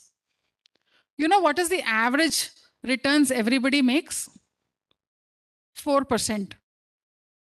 And the reason they make 4% is because they get scared, from the peak till the red dot. That is the time you have to be brave and add more. You know what 19% returns are? 1 crore in 25 years has become 100 crores. 1 lakh in 25 years has become 80 lakhs. If you can be that patient and confident about your investment, you can also become a millionaire. Next slide, please. So, what do you do when the market is falling? You have to keep buying continuously. So from your monthly income that you have to buy every month. And every time the market is falling, you are getting more units. So if you see this blip over here, this blip, every time the market has gone down, the green bars have gone up. That means that you are getting more units. So if gold price is say 5,000 rupees per gram, and if you're buying for 1 lakh rupees, you get 20 grams. But if gold prices falls to 2,500 rupees per gram and you are still buying 1 lakh rupees, you are getting 40 grams. Likewise, in a mutual fund, you get more units every time the markets fall. So keep some cash ready so that you can keep buying more units. Next slide, please. The last formula that I want to give you is wealth is equal to number of units that you are accumulating into the price. Now, the units are dependent on your discipline. If you keep managing to buy every month, that is dependent on your discipline. The NAV of the mutual fund or the price that you are buying at depends on how the business is growing. Like I said, you're giving profits to everybody. So what is in your control to keep that discipline? The market will reward you for your discipline over a long period of time. Next slide. Next slide. Next one. Excuse me. Next slide. Next slide. So just one last formula. Do you want to be a millionaire? And I'll tell you how much you need to keep aside for how many years so that you become a millionaire. Last slide, please. If you invest 3,000 rupees per month, okay, just 3,000 rupees per month, and if you manage to get 12% returns, okay, if you do 3,000 every month, in 46 years, you will have 7.5 crores. 3,000 every month at 12% per annum, you will have 7.5 crores. You don't have to go to KBC. You don't have to answer the last question, just the last slide. And if you want to become that faster, then every year you add 1,000 rupees. 1,000 is possible, right? We get more increments than that. 1,000 is what? 2 coffees at Starbucks. So I start in the first year, okay, 3,000 rupees. Second year, 4,000. Third year, 5,000. Fourth year, 6,000, and so on and so forth. And then in 35 years, I will be a millionaire, 7.5 crores. If you want it faster, then you start with 15,000 rupees and you add 1,000 rupees every year. In 30 years, you will be a millionaire. 30 years will vanish just like this. We'll all be old having grandchildren, but we'll be happily sitting on $1 million bucks, worth $1 million bucks. And when our grandchildren are giving us those $1 million bucks smiles, you can keep rewarding them with gifts that you want to without asking anybody, should I buy this? Should I buy that? Should I do this? Should I do that? It is your independence with a lot of respect, leading a life of your choice. Thank you very much.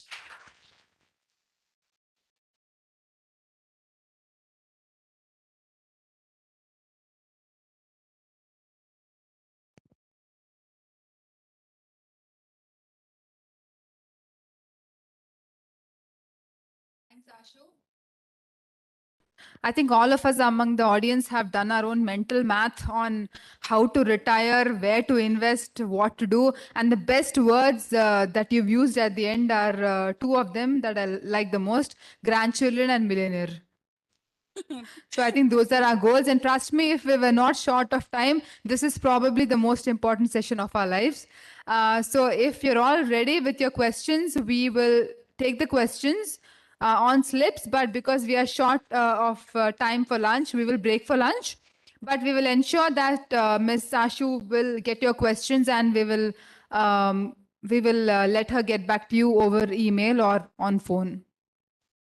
Thank you so much. Thank you. We'll break for lunch. We will get back in half an hour. One second. Just hold on, everybody. While we are still here, may I request Srividya to give a memento to Ashu? And the moment the team photograph. So the moment we break for lunch, it's a request, and I consider it my professional hazard because I'm a trainer by profession. Please open up your mobiles, set your timer, to half hour, and we meet back in half hour because we've got our other really interesting panels waiting to discuss with you. Yes. So, yeah. Let's have a round of applause. She's just given you the directions to make $1 million. So let's give her $1 million. Applause. So we hope to see you on the other side of lunch. Please be mindful. It's half hour, 30 minutes, and we'll see you back at the end of 30 minutes. Enjoy yourselves, network well, and see you back.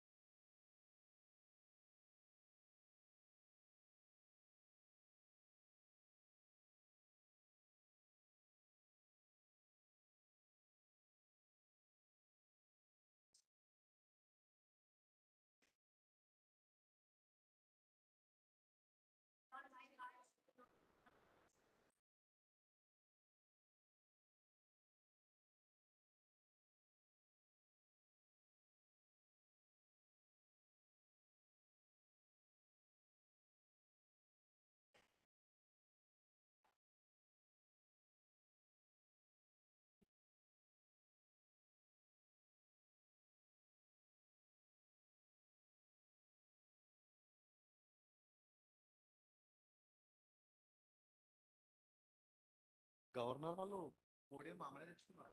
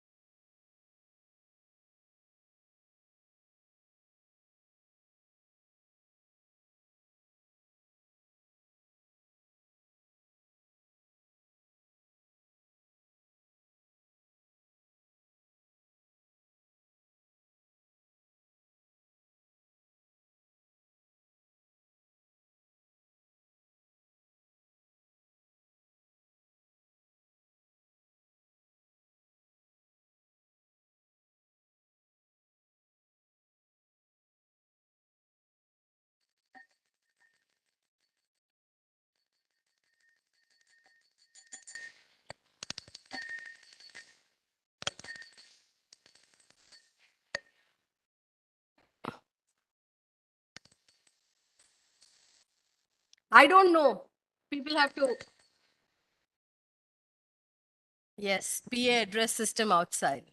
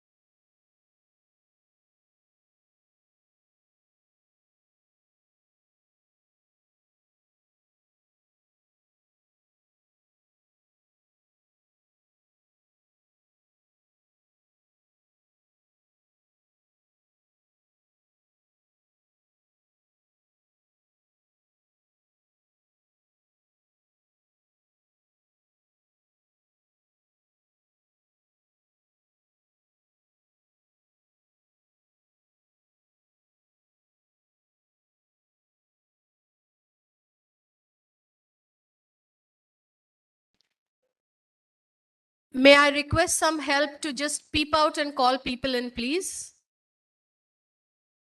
Any volunteers? Just those walking in, can you just call people behind you to join back? Give them a good yell and shout and call them back in.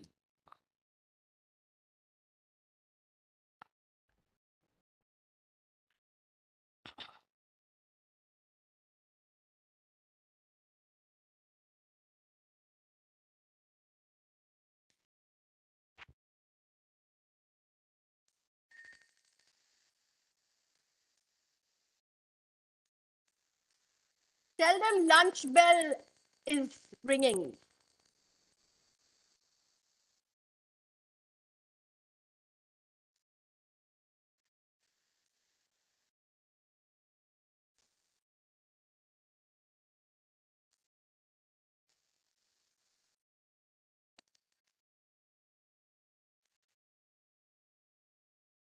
I know, I'm just hoping that you all go and call the other people in. Influence them to come back in.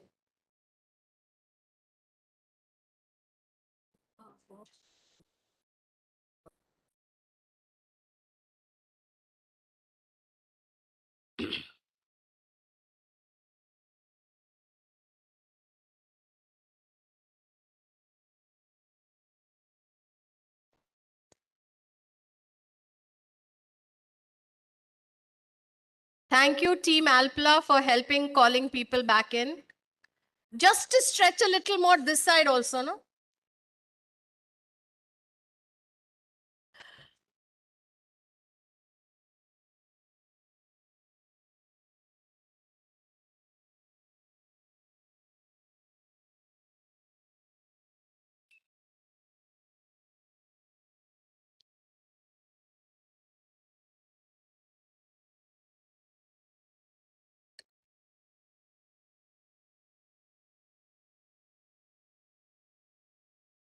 Ajay, can you just request people to join us back in? Please just spread the word.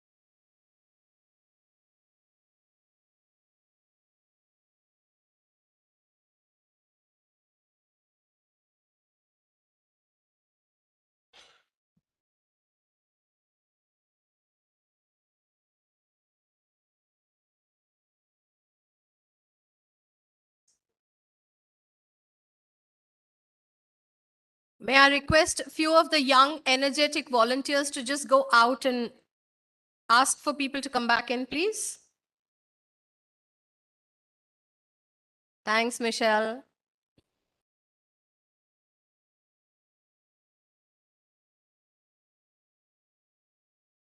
That's okay. People have kind of placed their seating, so.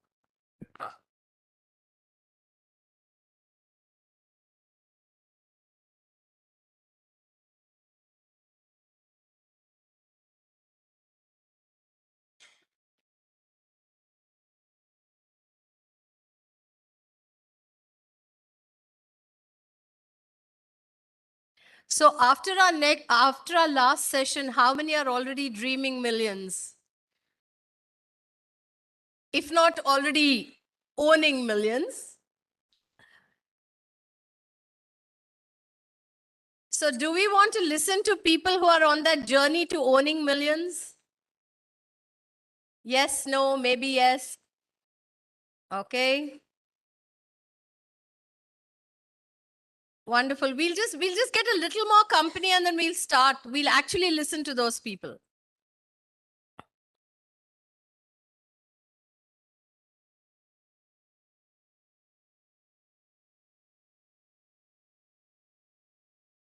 Whoever's entering the hall, just shout out behind you and ask people to join us.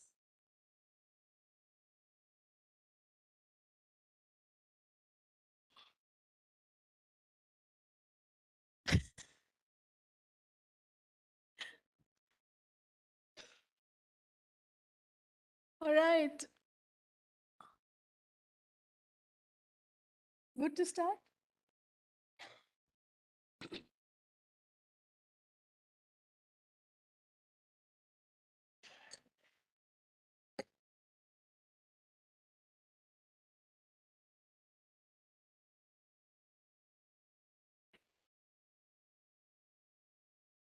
Start.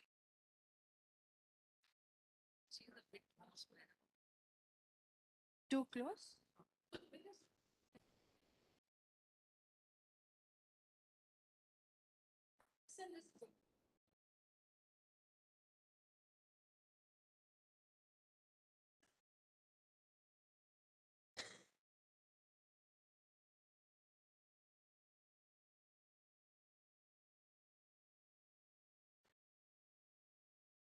Welcome back after a good lunch, I hope.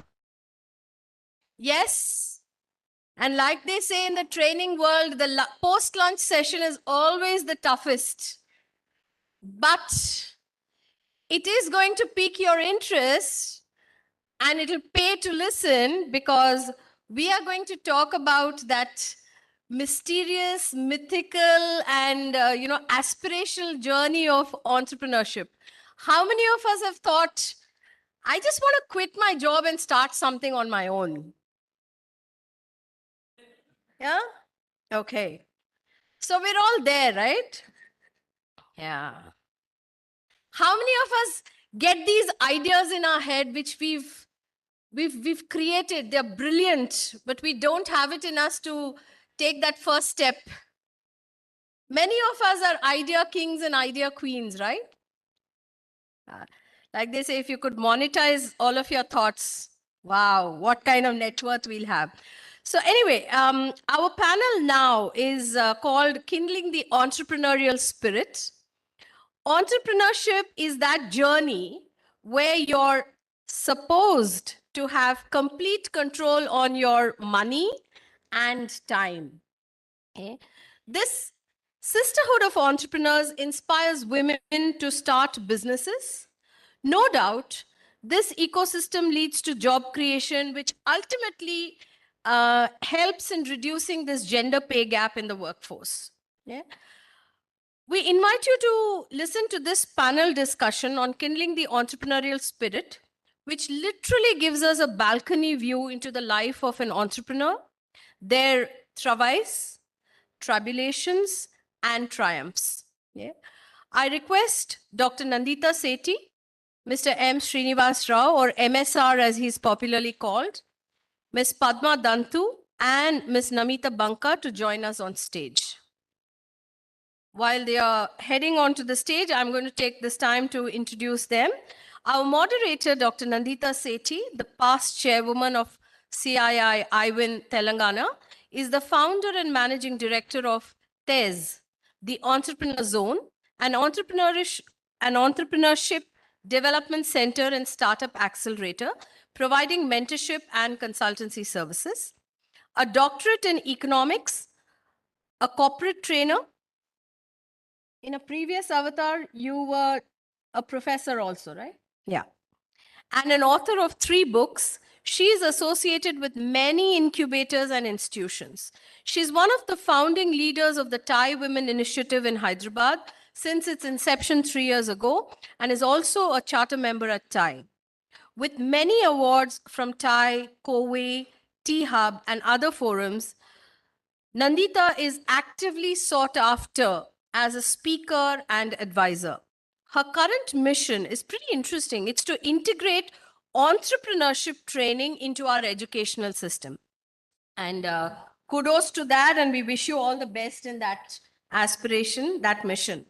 Our panelists, I'm going to start with Mr. M. Srinivas Rao, not because of the adage in a women's forum, the men come first, but just because I have it in that order. Mr. M. Srinivas Rao, the CEO T-Hub, is an accomplished serial entrepreneur. He has scaled businesses across geographies over his 35-year stint in the IT industry. At T-Hub, MSR is committed to pivoting around the 6 M's: money, market, motivation, manpower, mentors, methodologies, and 2 P's: partnerships and policy advisory framework, driving results and collaboration for entrepreneurs' success. He's worked as CEO of GAME, Global Alliance for Mass Entrepreneurship, and co-founded OJAS with seed funding from IDG Ventures. At the start of his career, MSR also worked at Sonata, Computer Vision Labs, and Microland. Welcome, sir. Our next panelist is Ms. Padma Dantu, who's the Managing Director of Flashline EMS, an engineering graduate with over 20 years of experience in the electronic manufacturing services. She's been instrumental in ushering in a world-class manufacturing facility in the PCB manufacturing and assembly industry.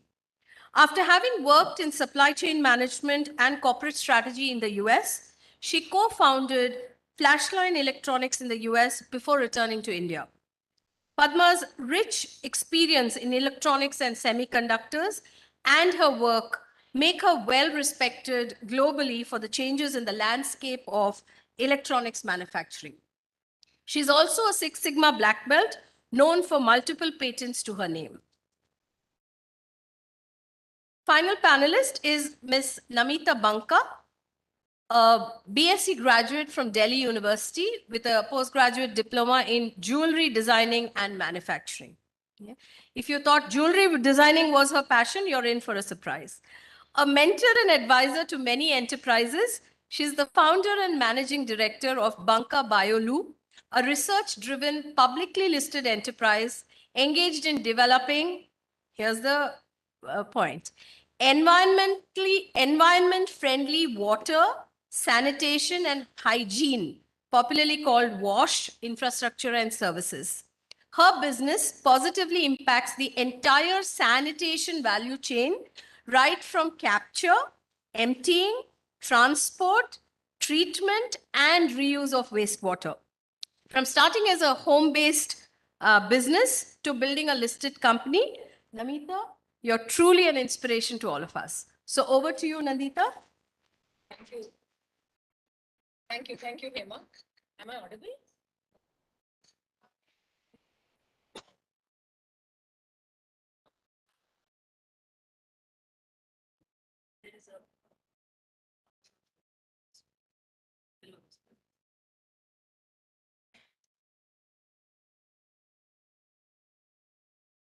Thank you. Welcome you back. Hope after a great lunch, and welcome to all our panelists. And our panelists, of course, have an extra job right now to make sure that everybody is awake and listening after a good lunch. So let's get started. Let me just set the context. So as per the United Nations population prospects, the youth population that is between 15 and 29 years globally stands at 1.8 billion. And out of the total youth in the world, every fifth resides in India. And if you look at the urban population, every third person you meet is a youth in this range. So that becomes so much more important for us to actually show the right dreams to these youngsters and these resources that, in this age group, that we have this whole powerhouse of youth which need to be guided in the right direction. But I'm sure most of you must be wondering why over all these years post our independence, if you look at the number of entrepreneurs that we have in our country, it's just pathetic. And the narrative that we have grown by as a country has been always, especially when it comes to education, that education is for employment. And this is something I think people like sitting in this panel are trying to break, that it's not just employment, but entrepreneurship is a career option that more and more people need to take up. And that can be the growth story for India as well. So we are all here today just to discuss on how can we kindle this entrepreneurial spirit amongst our youth? What is it that really can be brought about? What kind of change can be brought about where youngsters and this powerhouse that we are being called the India is in its youth and prime right now with the largest number of youngsters in the world. So we're trying to see what is it that can kindle this spirit amongst the youth. So let me just start off with Mr. Srinivas Rao, and he's more popularly known as MSR, lovingly and popularly known as MSR, and he's the CEO of T-Hub.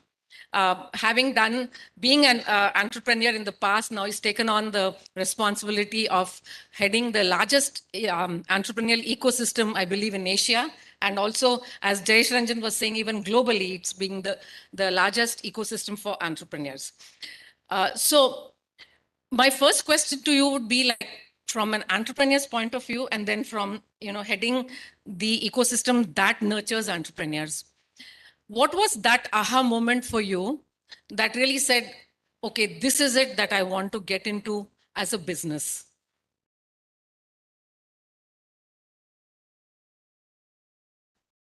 Thank you, Nandita, for first of all having me on the panel, and thank you to the organizers for having me on the panel. And this is an interesting mix of people we have here.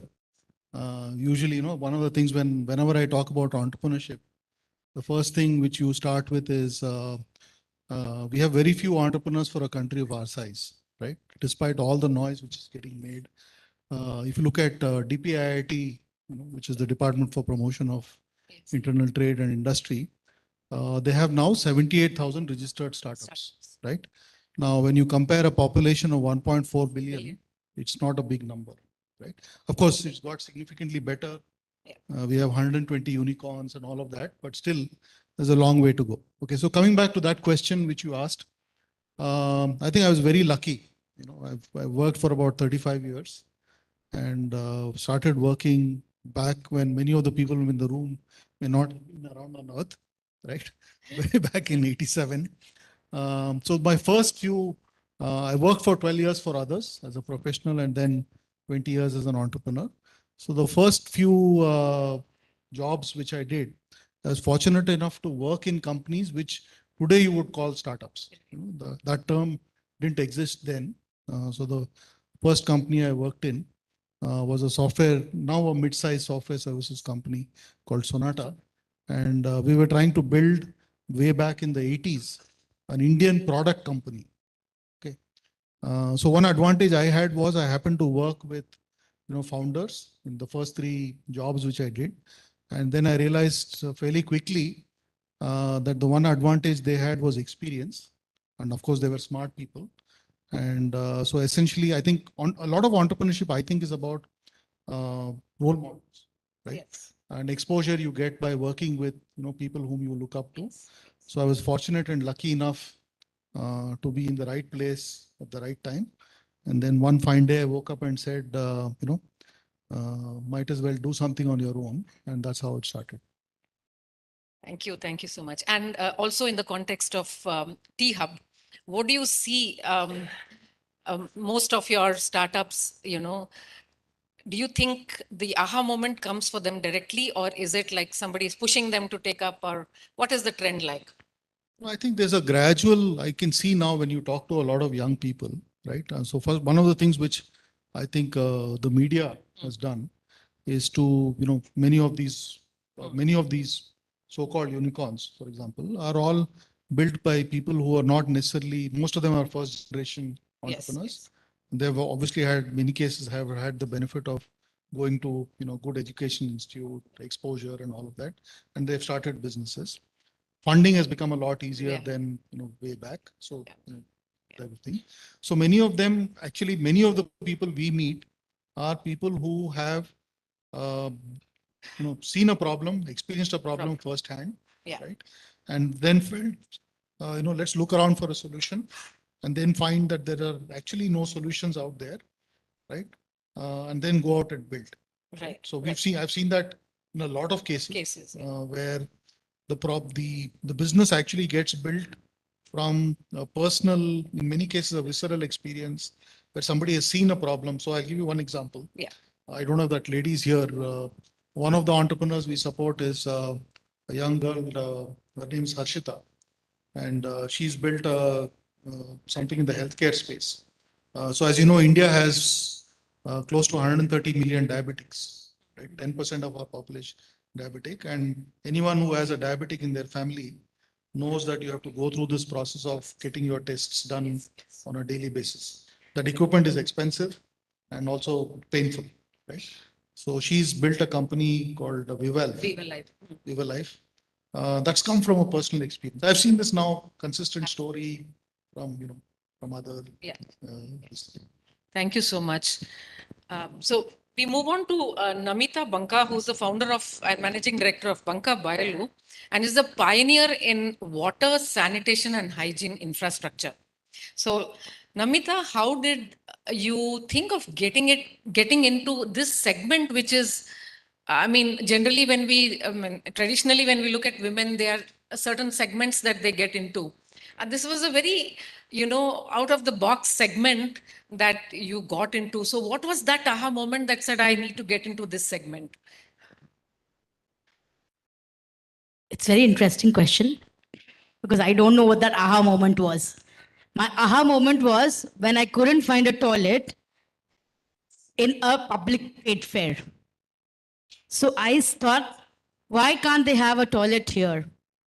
And the trade fair was done with one of the groups that I know, and we were they were the organizers, and I was having this thing. So that's the moment. Is it that big a problem? Why can't you have a toilet? But then they said, nobody gives us those toilets. Why don't you give it to me? So that is how it started. And you won't believe it, in 2010 or 11, when I had to spend money because commitment, I had a commitment that I now have to get toilet from somewhere. I borrowed a toilet, or in fact rented a toilet from some company, and I installed it. And number of thank yous I got that day, till today I have not got that. 3 days exhibition in Necklace Road, 4 toilets I installed for 60,000 rupees, and I got more than 1,000 thank yous that day. They kept saying, thank you, Namita, you gave us a toilet. Thank you, Namita, you gave us a toilet. That actually tricked me into this business. Started making me think, is it this big a problem? Is it that people really need this so much? And yes, I was also a silent sufferer. We never raised our voice.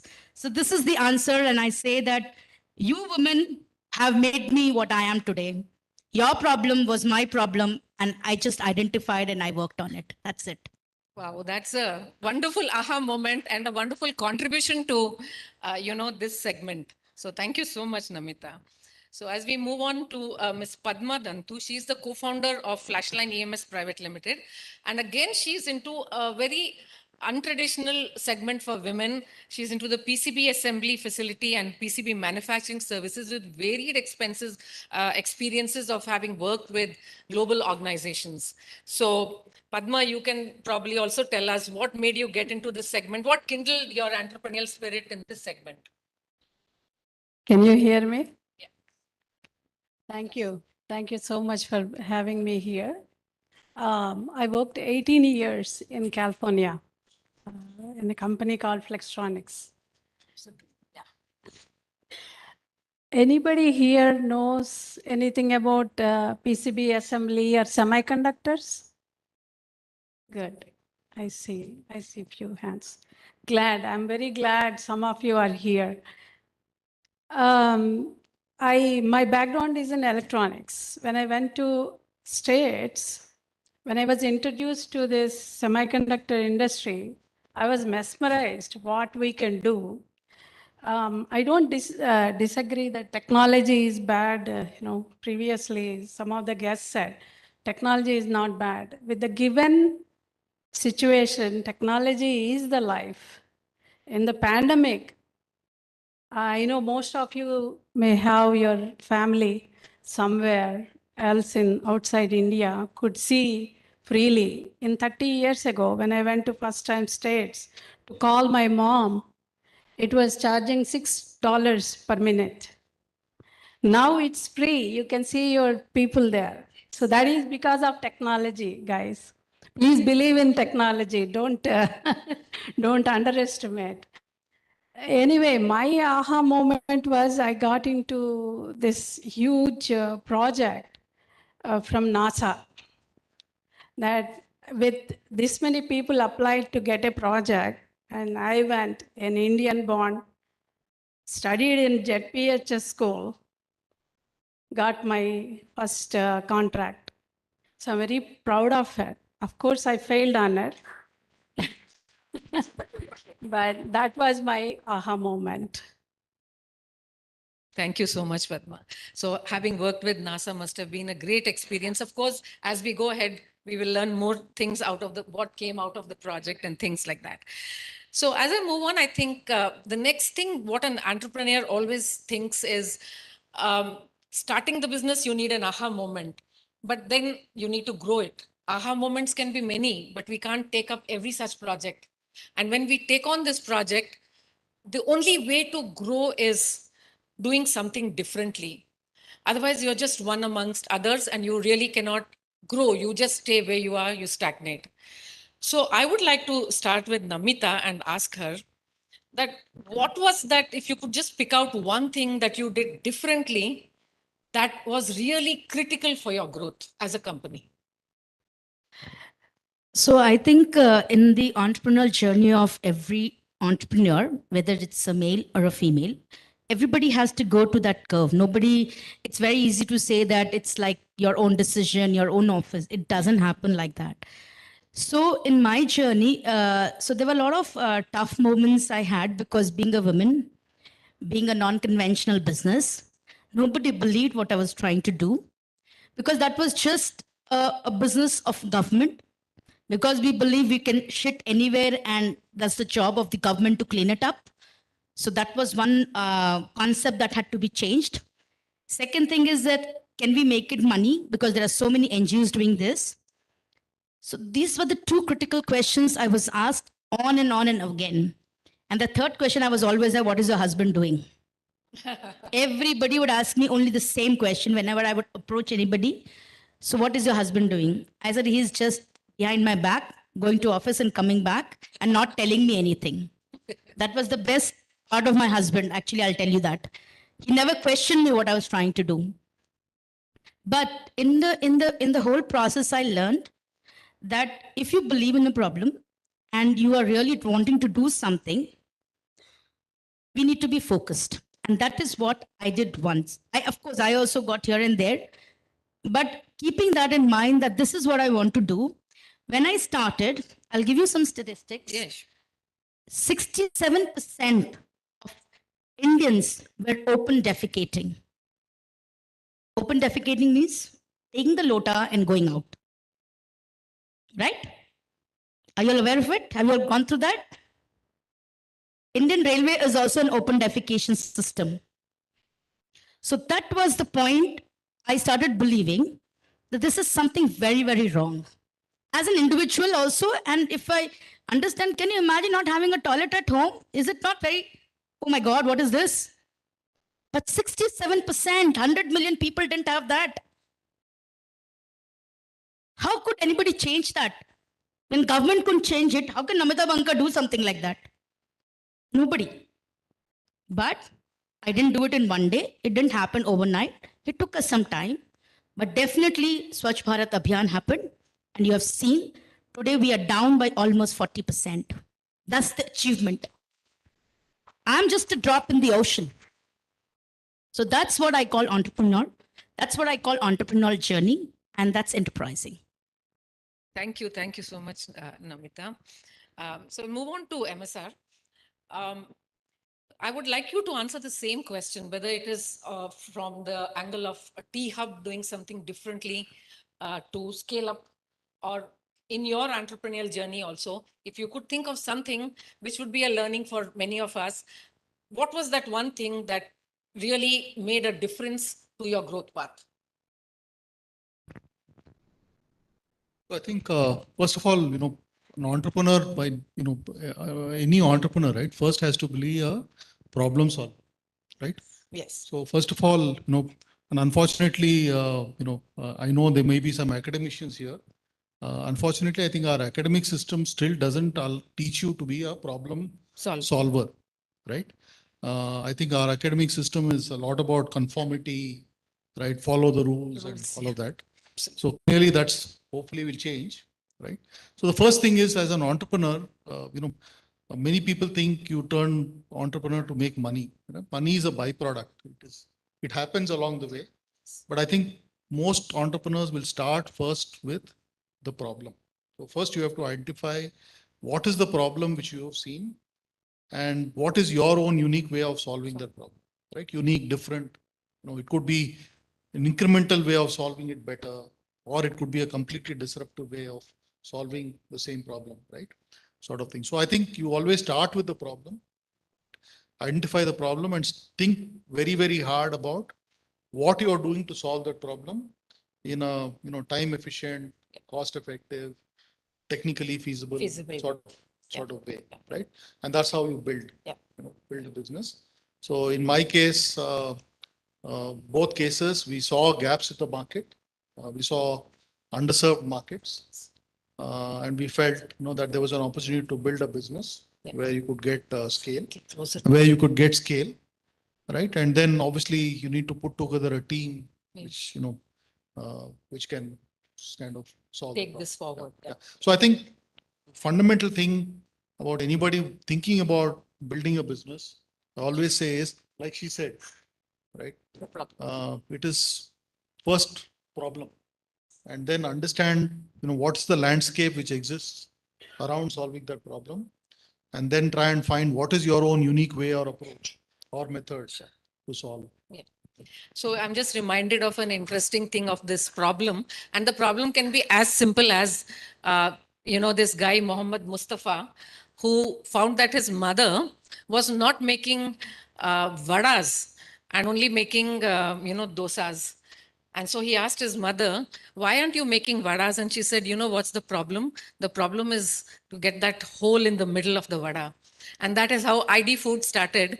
And he patented the pouch for that vada batter, which you put with it drops with the hole in the middle. So the problem could be as simple as not getting something to eat and then finding a solution. And I think rest of it is history. ID Foods today is the more in the food tech, in the food segment, one of the biggest players. So I'll move on to Padma, and maybe you can share some of your journey as to what you did innovatively that helped you grow up to the level you are at. Yes, most of these technology companies, they have an idea, but they're not manufacturable. We all have an idea. How many of you have ideas that unable to fulfill? Many hands. So same thing with when it comes to technology also, they have their own idea.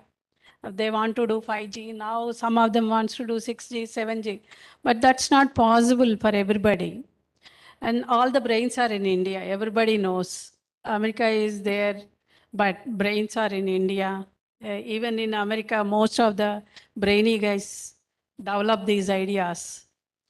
So basically what we do to make those ideas come true is provide from the idea to the practicality, bringing them down. So we had some experiences in our past company where we developed MRI machines. Maybe you guys know MRI, right? Magnetic strips that they go into the, that one we help them to design. So which makes us feel very proud of it.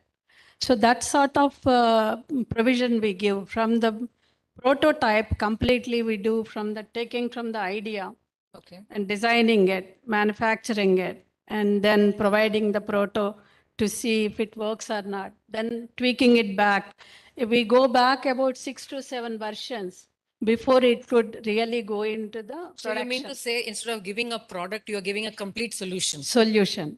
Right, right. So That's that's what what we made the, do. that's what made the difference. Yes, and what makes us grow more and more is to see this kind of opportunities. Like right now, maybe some of you may have like you put the fingerprint and open the locks, right?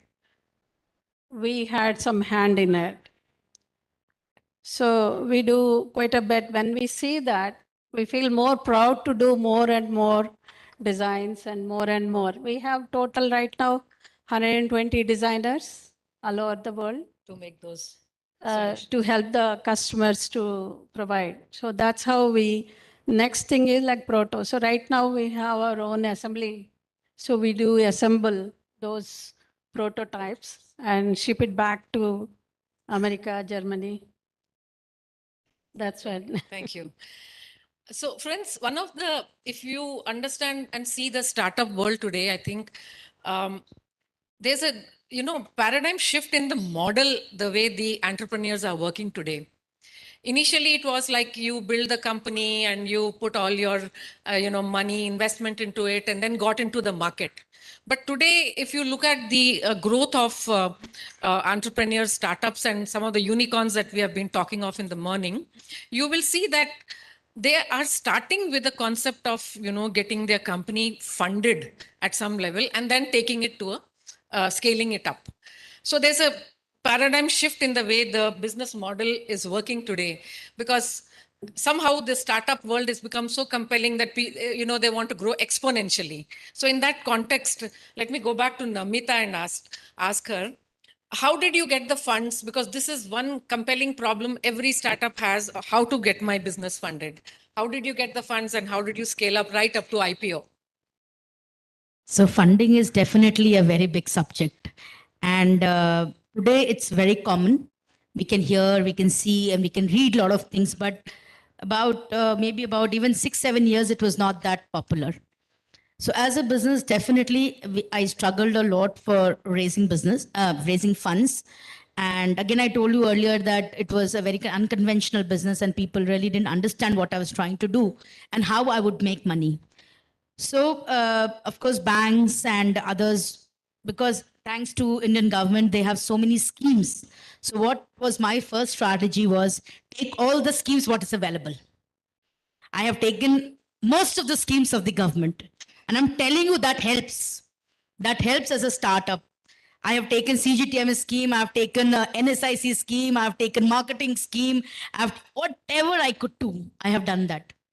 Because that has helped me get orders, secure my business to some level, because initially first 3 years is definitely difficult. You may get some funding from here and there, but till you show real revenues, nobody is going to fund you. Not even equity. I'm not sure about the present market. Sir will be able to tell you better. But definitely, I never made pitches. And then the second very good strategy was to go for award functions. Because startup that time with women was very, very new. So I went for a lot of award functions where I got some money and I used that in my business. So these are the new, you have to think, all these things while you're there.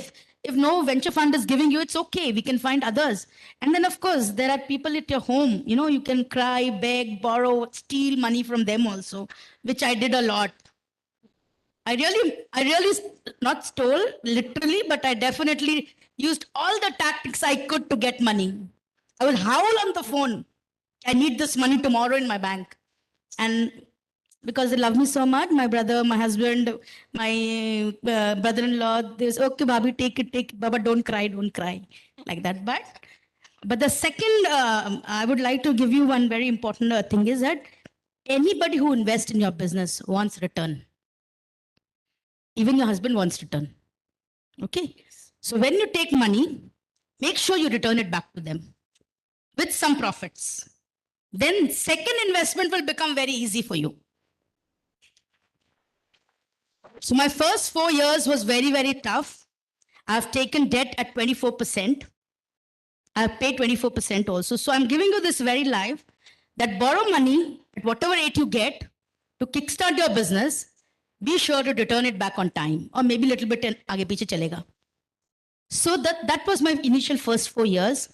But still, I could not convince any of the Ps or the venture fund because they were looking for bigger businesses. Somebody guided me to go for an IPO when I was doing just 18 crores of business. I just plunged into that. Chalo, jate hain, dekhenge kya hoga. We raised about 12.6 crores. We made history there also. You know why? No, it's not fun. It's just fun. We were the first company who was not subscribed until the third day. We had a choice whether we pull it back or pull it off. Somebody told ki 10 din aur extend kar lo. We extended 10 days. Then somebody told extend another 2 days. We extended another 2 days. So we are one of the SMEs who extended 3 times in IPO. But we realized that this is not going to work the way we are thinking. And again, I started my tactics and somehow I was able to subscribe my IPO. In that 14 days, I raised fund myself with my, of course, my brother and my husband. So what I'm trying to tell is that if you're convinced about your business, you will find the person who is going to put in money. So I was convinced, but I thought others will raise fund for me. But that 14 days that I put in was only the way I could raise fund.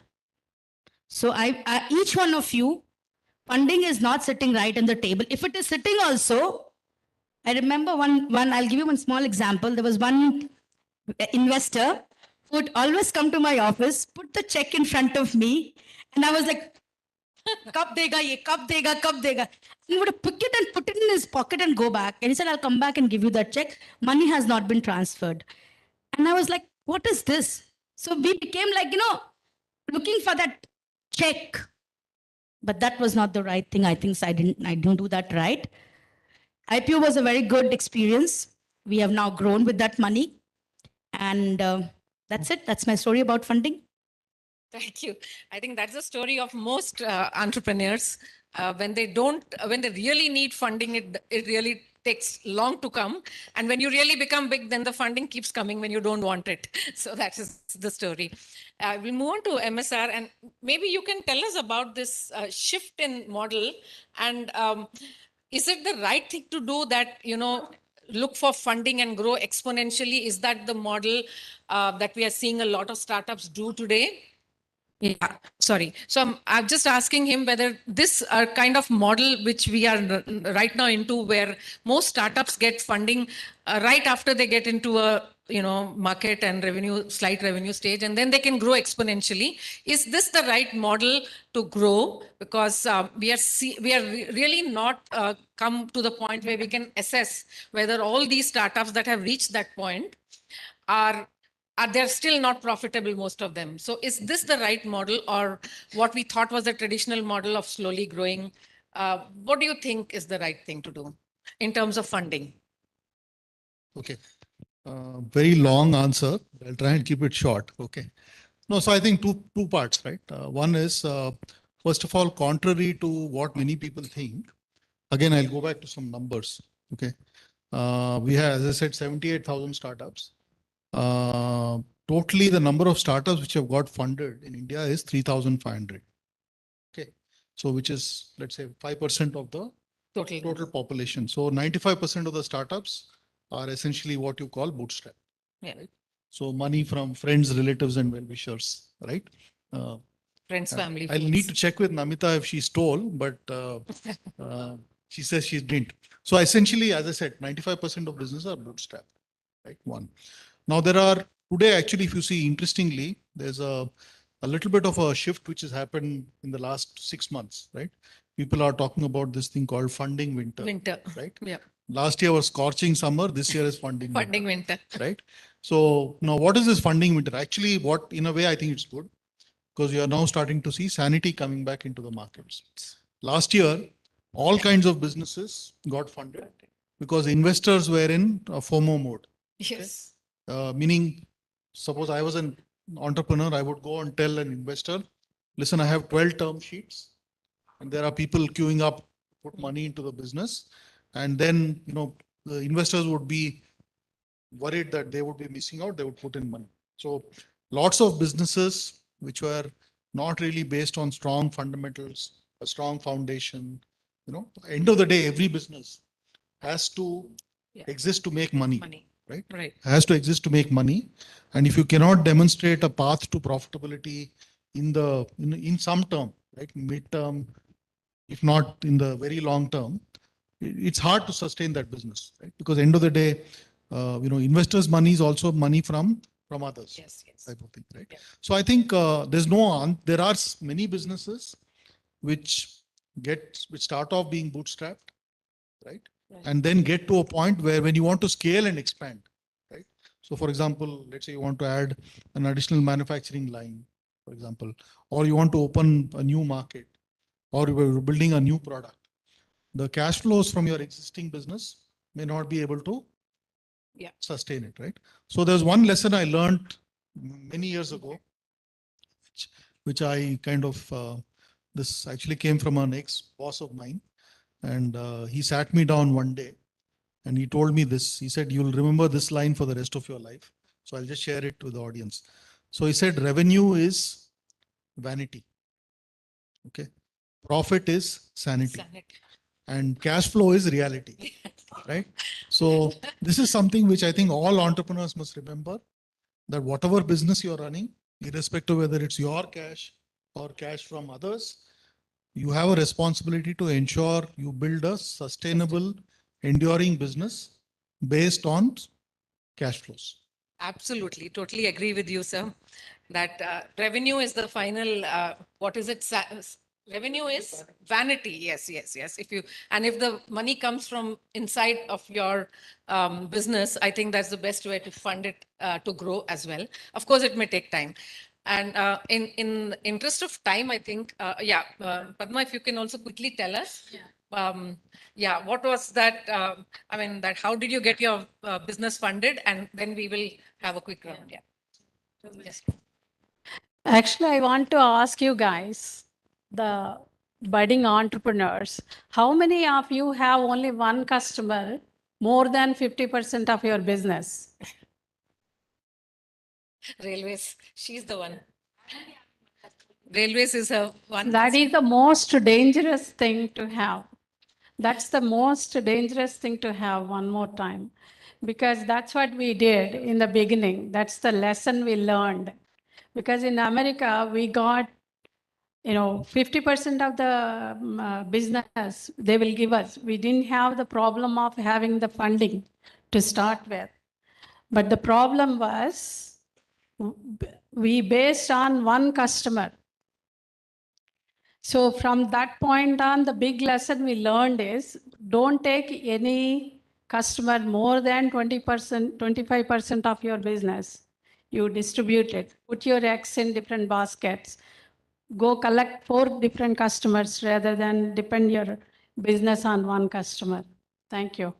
Yeah, thank you. So in line with what she was saying, I think I will ask the other two also to share that one failure or mistake, because we learn more by them than by successes, in fact. So what was that one failure that really taught you that this is not the way I should do it and this is the way I should do it? Yeah, yeah. So what Padma said, I agree to her. And maybe because of that reason, because railway was my largest customer since last few years. And almost 90% business was coming from there. So my failure was that I could not convert more of them. And that's why I didn't get funding. So this is one biggest reason for not funding. And when we realized this, immediately we brought down from 90% to 48 to 50% now, which we are targeting to bring down to 20-25% in next 2 years down the line. So that's how what Padma says, I truly believe, and this is one thing that you should always remember. Thank you. Sir, we'd like you to tell us one failure which is a learning for everybody. Okay. So two parts. So the first business I built was bootstrapped. We didn't have external funding. That got acquired by IBM. The second business we built, this time I decided to take external funding. I put in some money myself, took external funding. So in the early years, we started in 2008. This was a cybersecurity platform and services company. We started in 2008. And what we, this thing was be dominant in India and be significant globally. That was our plan. So one of the things, I don't know how many of you follow cricket, but the yardstick for a good cricketer is not just how well you do at home, but how well you do away, right? All the really great players play well in Australia, England, whatever. So I said, we should also be like a Tendulkar. We should do well in India, but we should do really well outside. So we got funded. I raised $3 million back in 2008. And then we started an operation in the Middle East. We started an operation in the US. Then I started expanding into UK, Germany. So in about a year's time, we opened 5 offices.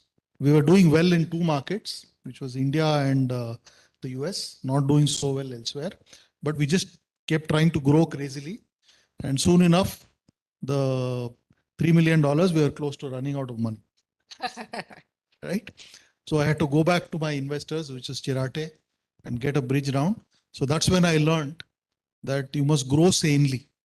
You must grow? Sanely. Sanely. Right?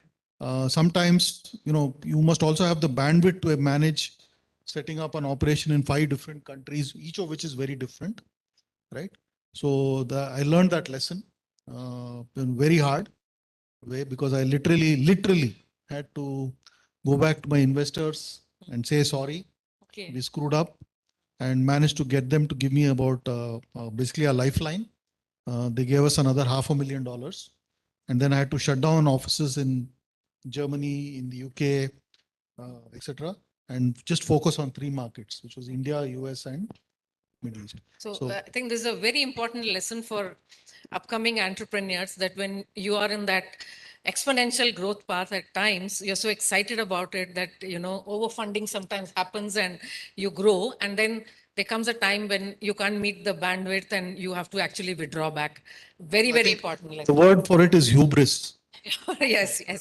So with that, I think let me just thank and wind up this panel discussion. Very important lessons learned, right from that everybody has a real aha moment. It is for you to recognize there's an aha moment.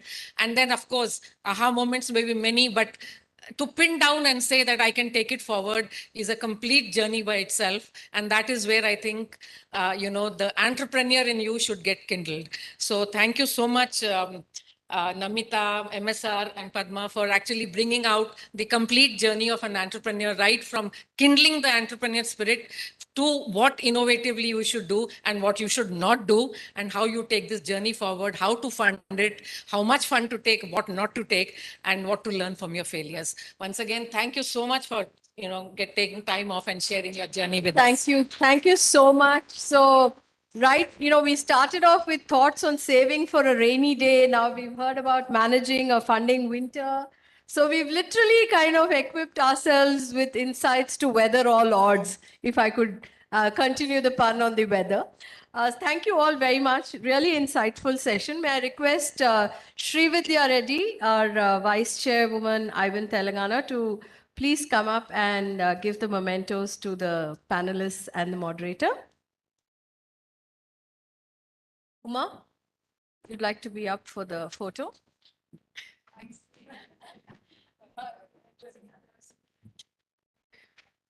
Thank you all very much. We've had some great insights listening to this varied panel of people from different parts of the ecosystem of entrepreneurship.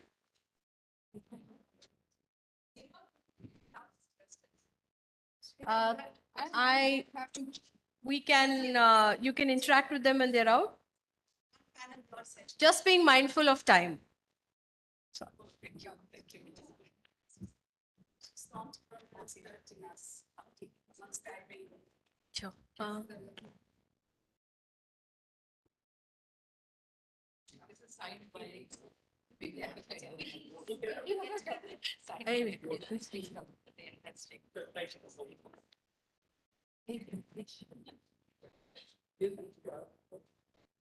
He can stand. He's a sponsor. Thank you so much.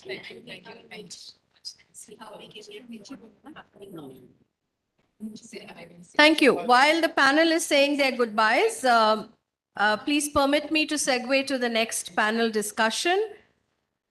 This panel, Leading the Change, reiterates that nothing succeeds like success. And the stories of these change makers that we are going to hear now will truly inspire us to pick a leaf from their lives and internalize it. Each one of them has carved a niche for themselves through their resilience and grit.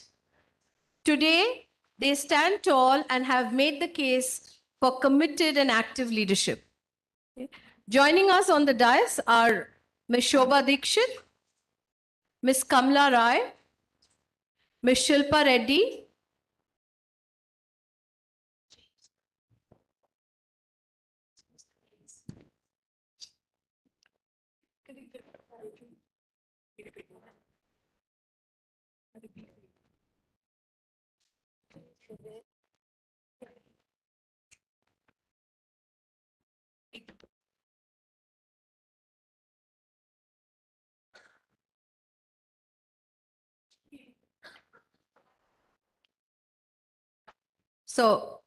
apologies for that. I'll just repeat this. Joining us on the dais are Ms. Shobha Dikshit, Ms. Kamla Rai, Ms. Shilpa Reddy, and Ms. Sujata Barla.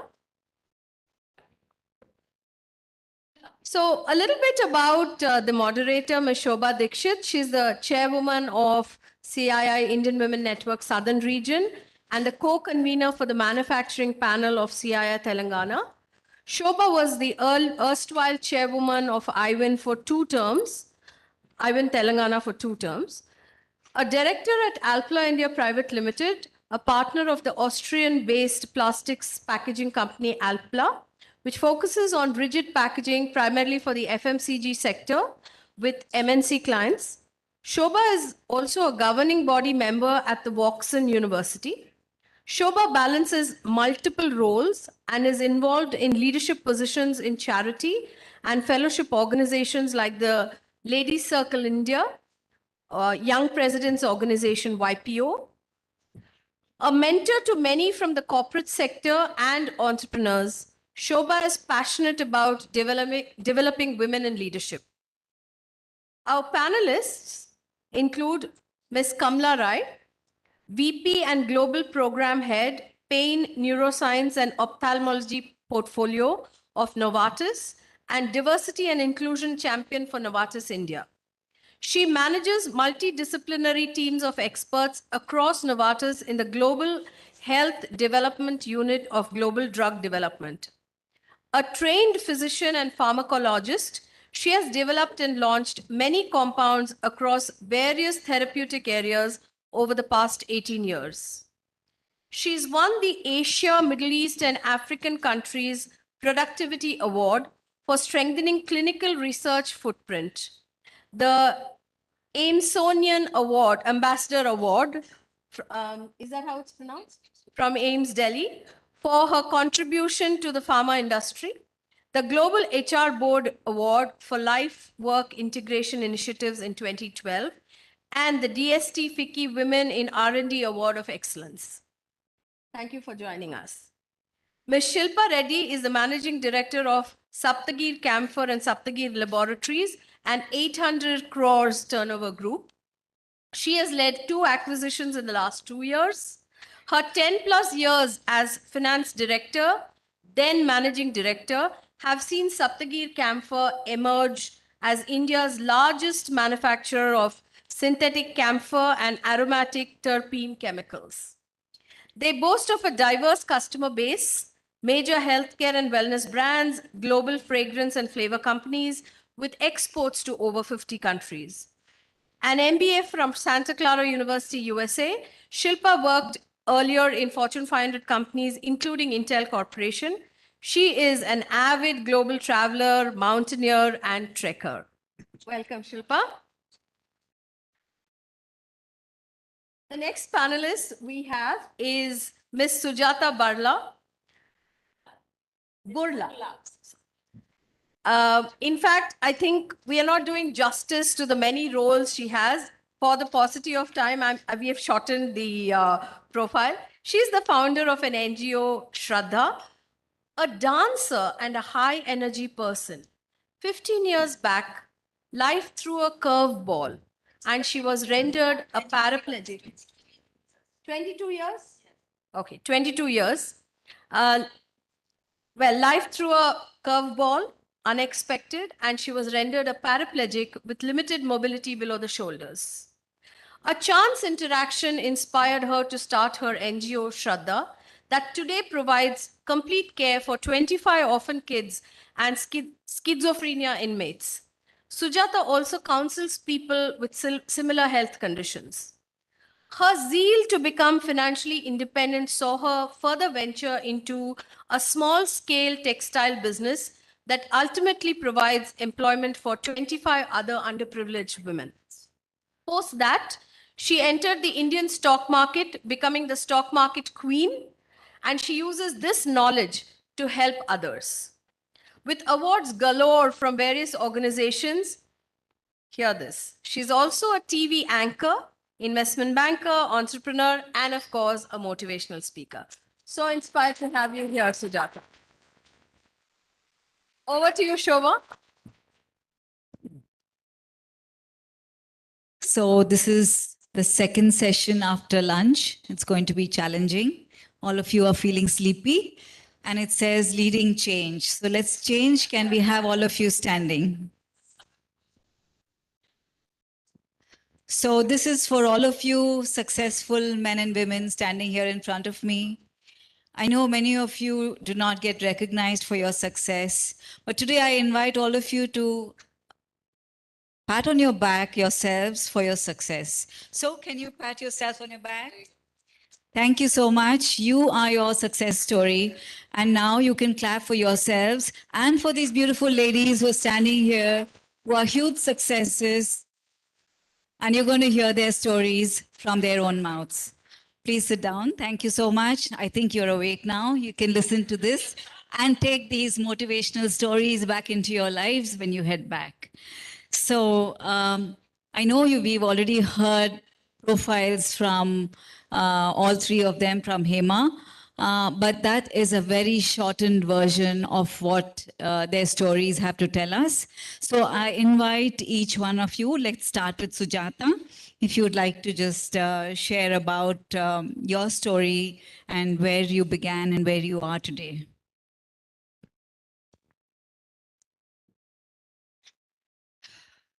Good afternoon, everyone.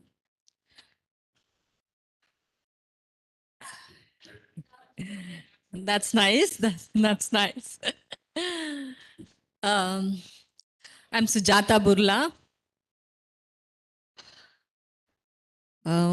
Where do I introduce myself? I think I start from the day I met with an accident. I think 21 years back, I met with an accident on the way to Shirdi. And I was just 21 years. it's a coincidence now, I finished 21 years and I met with an accident at the age of 21. At the age of 21, the girl who was, dreaming about a beautiful life, very ambitious, a tomboy kind of person, a person who was, very, very hyper in life, I can say. So I never wanted to continue my studies. I mean, I never had so much of patience to do, degrees and PGs and all that. So I jumped from, my 12th standard to some creative thing like photography. When I was doing photography and when I planned to study in US for further education in photography, when everything was going well and when I was like, flying like in the cloud nine, just before going to US, I wanted to go to a temple to Shirdi. On the way to Shirdi, I met with an accident. This accident left me quadriplegic.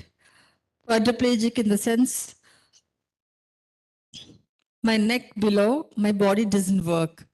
Like, I don't have sensation, I don't have power. I mean, I don't even feel that there's my body below my neck. Even if something hurts me, even if my body bleeds also, I don't feel the pain. I don't feel the body there.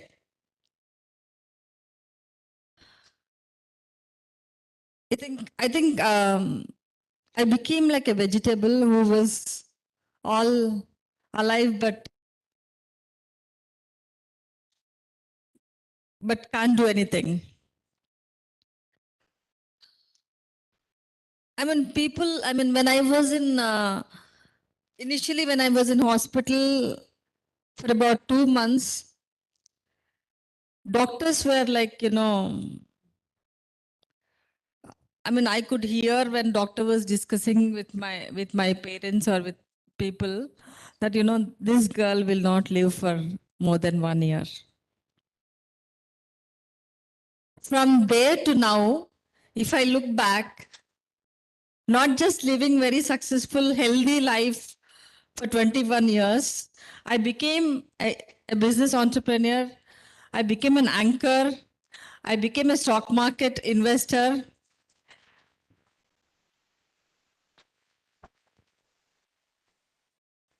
Not just helping myself, I even started an NGO called Shraddha, wherein I have 20 kids now whom I look after completely. All these are designed because of my condition. The business what I did, stock market is because, I could do from home. But I always had some other dreams like, I wanted to go out, connect with nature and, connect with plants,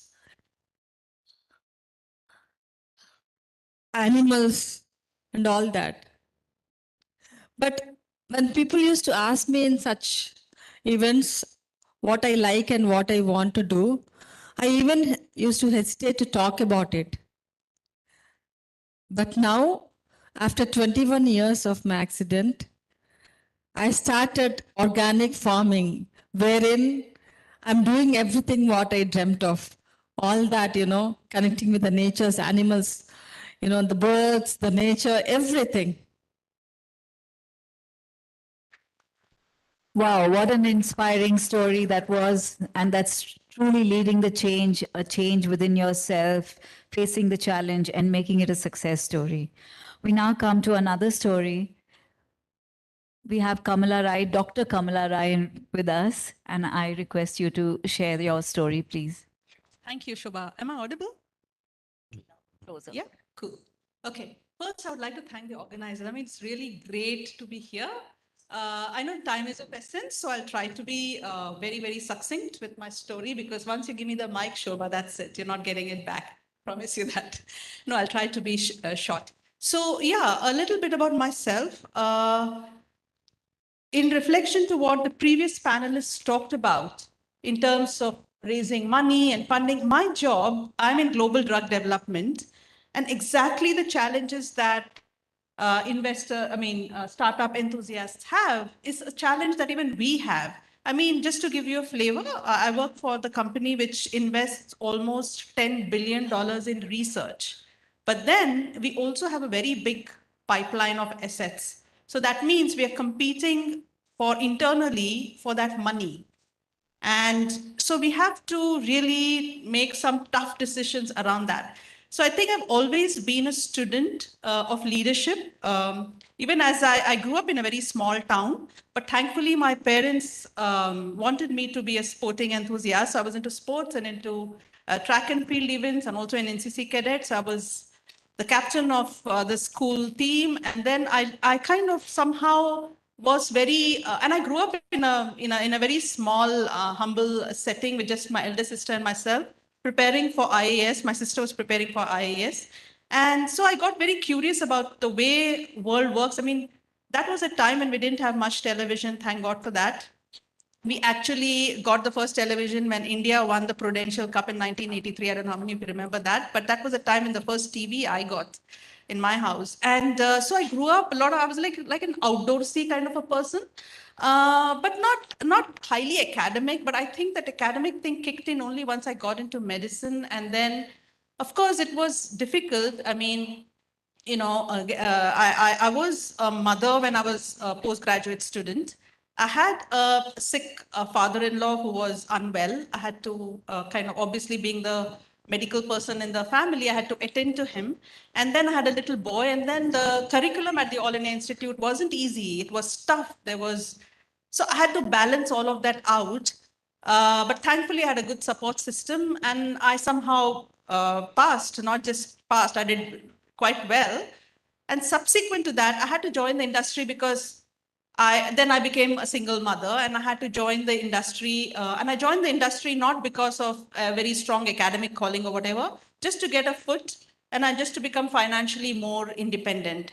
And since then, I have not looked back. I have, of course, there were I'm right now, 22 years in the industry, and I've had great roles coming my way. However, I've also been overlooked for promotions, and I have been, bypassed for those plum projects that I kind of thought were mine for the taking. And those experiences have, in a way, helped me become the leader that I am today. Because, I mean, a leader is not a leader, and that's my belief, that if you've not had those experiences. So I had to really change my approach to my own career and my own development and completely change. So when I was overlooked for a career, the dream role that I was preparing myself all these years, this was the year 2008. That was the time when I had to stop in my tracks and say, I need to change how I'm approaching my career. Till then, it was all about me. But it was in 2008, I said, stop. This is not about me. It's about helping others succeed. And that is where I started getting more joy and making others better than who I was. So that is why I think the diversity and inclusion also helped, because I became more reflective. I became more, let's say, introspective. And I changed my leadership mantra. And for now, what I do is I'm an ardent student of this whole construct of leadership. It's a very beautiful thing, but it's also very, important, because I might have been a good manager and that got me to where I was. But I think leadership is where I will really, once I embrace this whole construct of leadership, the ability to help others succeed, ability to be the voice of the customer within the company and all that, right? So the entire jargon of leadership. I started embracing that slowly and surely. And yeah, I can say that now, personally, I also invested, I love one of the first sessions early in the day, which talked on financial independence. I didn't do it so systematically, but I think I can say that I'm debt free. I own properties and all that as a single mother.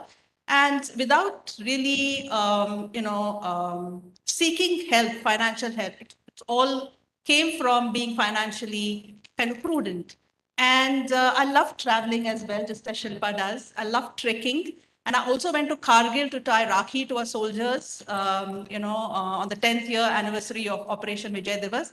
So I enjoy all these experiences, and I think I've had some great experiences that helped me become a leader that I wish I want to become, but also I've had those experiences which the avoidable experiences, but also so necessary. Maybe if there's time, I can talk about it. But I think I've been a student of leadership, and it's something that I wake up to every day and say, what is it that energizes me, and what is it that I would like to invest my time for?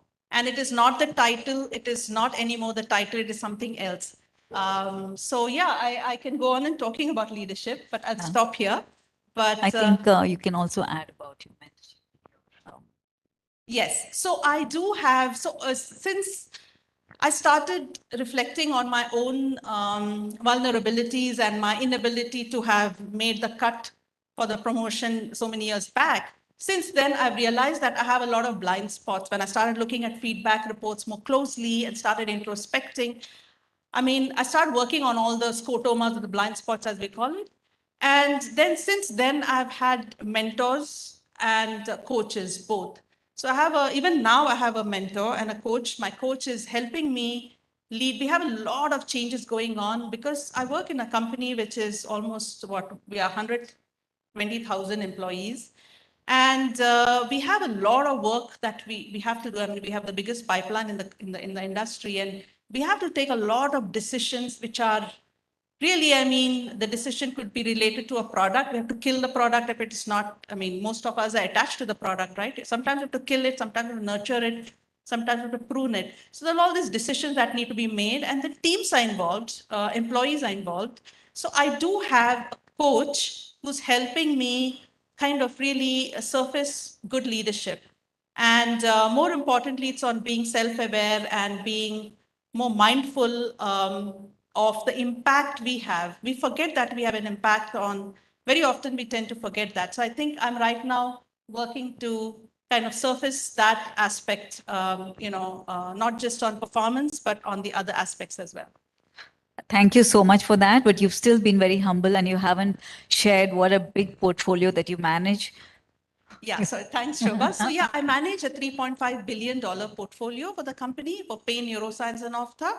And even during COVID, right, we had the challenges, but we were still 2% above budget. So I think we've done pretty well on the business side, but that came with very, very careful portfolio planning and some tough decisions that were to be made. So maybe in the later part, if I have the time, I'm happy to take you through some of the things that my coach actually helped me start making those bold decisions, when we have to really, let's say, recall a product which is bringing in a lot of money, maybe because of benefit risk issues and stuff like that. So the bold decisions is something that has stayed with me when my coach helped me start making those bold decisions. So I think for me, it's decisiveness that matters, and especially because the portfolio is so big, Thank you. 3 and it's happening from Hyderabad. So we are responsible for the strategy and for bringing in those precious money for the company. Thank you, Kamla. Thank you so much for sharing that.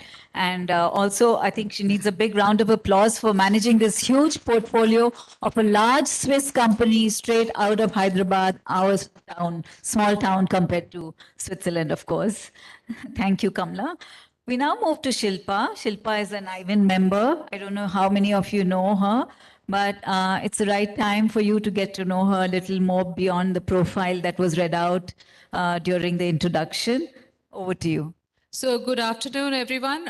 We've had great intros from Sujata here on my left and Kamala on the right, and both huge, I would say, inspiring ladies, spectacular ladies. So I'm glad to follow this up. So I want to talk about, of course, the journey behind the resume. As you know, we all are. Resumes reflect where you are, and it's the how did you get there that's of interest to people. So that's what I want to talk about the various change points in my journey and what led to them. So my story is 50%. I'm a 50% professional, 50% entrepreneur, exactly half and half from the point of view of experience. So I've seen both sides of being part of a corporate culture and then being part of a entrepreneurship journey. I'm also 50-50 in terms of time spent in US and time spent in India. So again, a journey through continents in that respect. So it's interesting that those transitions have shaped me, shaped my career, and I think made me the person that I am. I started out as a finance professional.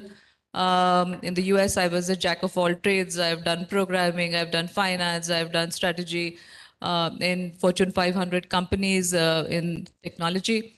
And then about 12 years back, came back to India to join the family business. Completely different ball game. Family businesses are what they are. They are, one-person shows. And there is no such thing as a process or whatever it is. You don't have structures that are well defined, right? So those transitions are very huge, both in terms of cultures as well as what you go through in terms of making adjustments. And that has kind of really been very, very interesting. I think if I had stayed in the US, life would have been static, maybe rewarding, but static. If I had not had that US exposure and stayed in India, life would have been very different. So the change is to me the most dramatic part of my life, and the fundamental thing that I would reflect upon is what made it possible, what made it successful. I think what made it happy was changing my mindset. I think more than change of circumstances or anything else is that, you were an X, you were in an X position, now you're Y. How do you change yourself to be successful in that role? And if you don't do that and you get stuck in your previous mold, life is a lot harder and you don't enjoy whatever it is that you're doing. So fundamentally, to me, leading the change starts from leading the change in yourself. And after that, it comes to transitioning your organizations or whatever it is. So that's pretty much, I think, where I would like to go in and what makes all that possible. So that's the story in a nutshell. Your company itself and what you do now? Yeah. So as it said in the resume, I didn't think I would repeat this, but let me do that. So I'm managing director of Saptagir Group. We manufacture specialty chemicals, fragrance ingredients, as well as pharmaceuticals. But the pharmaceuticals is a diversification that happened recently. I led that acquisition to build out our team into more diversifications. And so that's kind of been the journey of growth and again, change in terms of the organization. Thank you, Shilpa. And this has been, you can all identify that all the ladies here are great success stories and they have led change. They were in a certain position and moved on to make that change to lead further. So I think Kamla would like to ask a question to the audience. Yeah, sure. Thanks, Shobha. No, just to kind of break the monotony a little bit, with your raise of hands, and maybe Uma can help identify the fastest finger first. Please raise your hand. I'm going to ask a question. Here comes the question. What is the size of the healthcare? I mean, all of us represent healthcare industry in some form or the other. What is the size of global size of healthcare industry?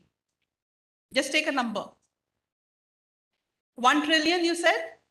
Okay. Anyone else wants to beat that? Any more? Better than 1 trillion?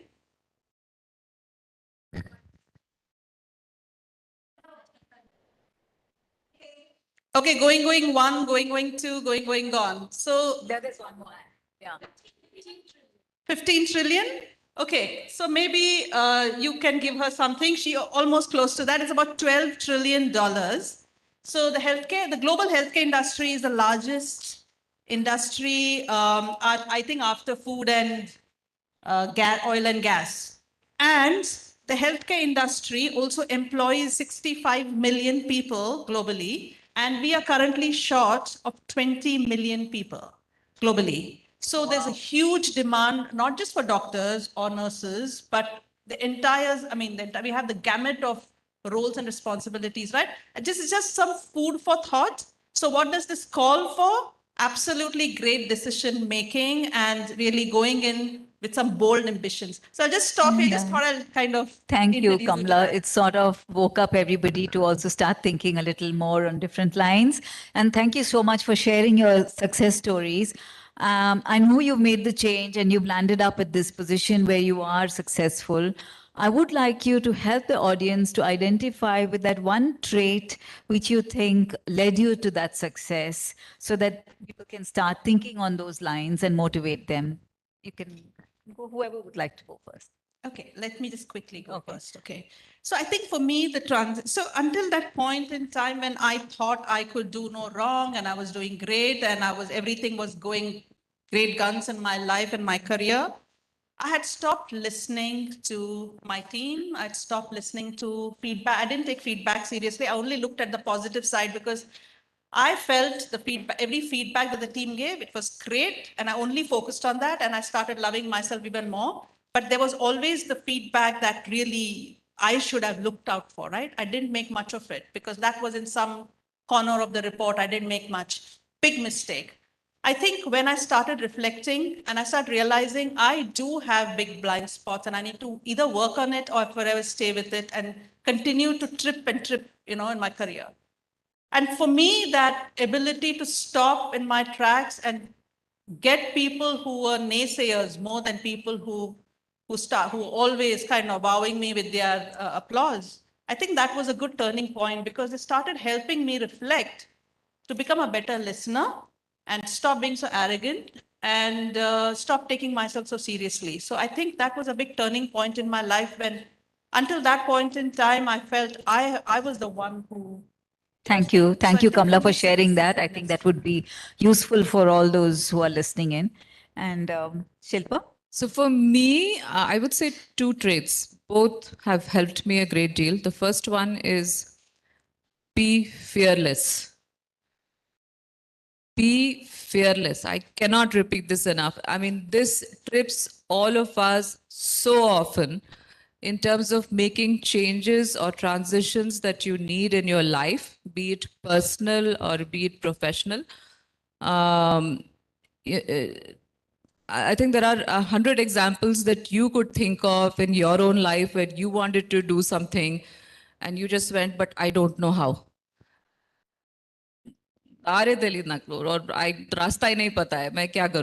Right? And those are the points that you actually do need to take. Those are the journeys you do need to take. So I would say that that's the mantra that I live by, that I don't know. I don't know a lot. And I'm going to find out, figure this out and move forward. So that's the number one that has helped all through. Very good. So be a fearless. I'm glad it's resonated. Yeah. So I think that's because it's a thing in all our mind that holds our back. Second is ask. Ask for what you want. Again, both personally and professionally. Because if you don't ask, there are others who are asking. That's for sure. Second, your boss or your husband or whoever cannot read your mind.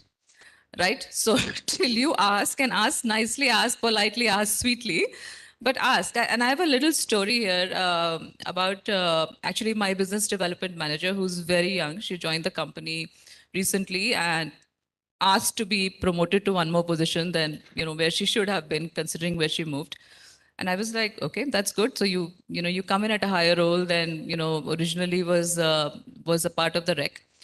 And then she grew so quickly. Within a couple of years, she was head and shoulders above everybody else. And so her designation was lagging behind to where she should be.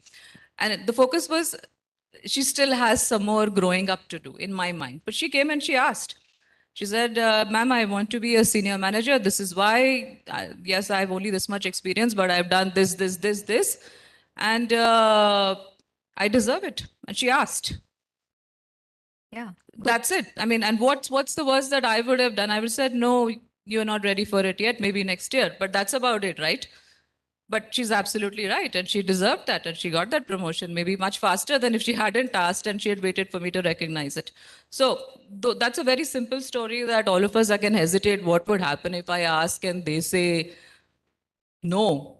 That's the worst that we are fearing, right? They say no. So get used to it. Get used to rejection and ask. So that's my two mantras. Thank you, Shilpa, so much. Yeah. Sujata, everybody's waiting to listen to your two traits or one trait, whatever you would like to share on what helped you make the change and what you think people should be adopting or trying to strive for. I think what helped me is, I always say only one thing is the attitude, the positive attitude. A person like me, I mean, who was very, very independent at a very young age, who was doing business at a young age, becoming totally dependent for everything. Like, to take water or even to turn onto the other side in the midnight, I need to call somebody, then, somebody has to come and turn me to the other side. So I became so like a vegetable. I could not take that and I wanted to, become independent and be normal and, mainly get back to what, get back all my life. I mean, I became like a vegetable, right? I wanted to fill life into my life. Life into your life, great. So that's what made me, and not just becoming independent, but this accident, not just dealing with the accident, but I had to deal with everything, how the family reacts, how the society reacts, how the people reacts. Sometimes people make us more disabled than what I am. If there is, for an example, if there is a function in a family, they decide themselves that, it's no necessary to call her because she cannot come. How can they decide my disability, whether I can come or not? Today, not just to the family functions, I think I've been everywhere in India. I mean, Vanita Garu just reminded me that I'm coming here for the second time. It seems I forgot that long back I'd been here to CII. So I've been everywhere. I differ a little bit of, a little bit what Shilpa Garu said. Like, she was saying, ask for it. But I always believe you become capable, things will automatically follow you.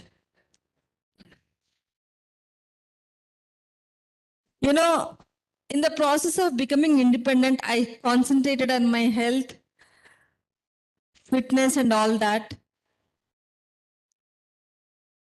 I mean, you all are from medical field, so you all know about the health conditions of a person who has been on the bed for 21 years. But I proudly say today, I'm 45 now. From the accident day to today, I never been to hospital in this 21 years.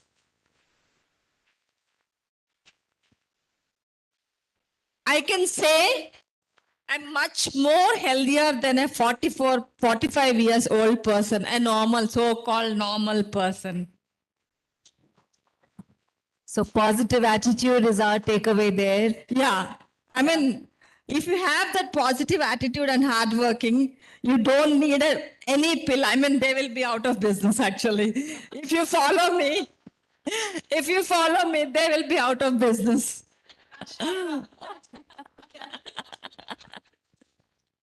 Anyway, there's a huge gap in the availability of people, so that better start now. So all of us need to have that positive mindset and move ourselves to lead change. We are short of time, and I do like to wind up this session now. Thank you so much. And I'm sure all of you are completely inspired by these three beautiful success stories in my panel here today.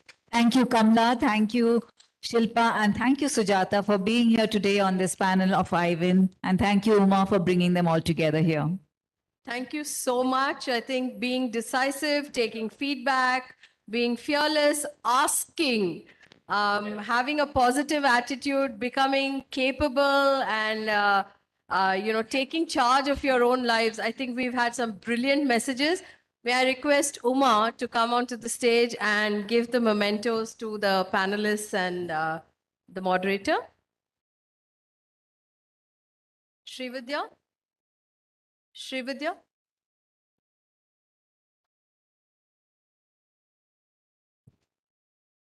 एक photo होने दो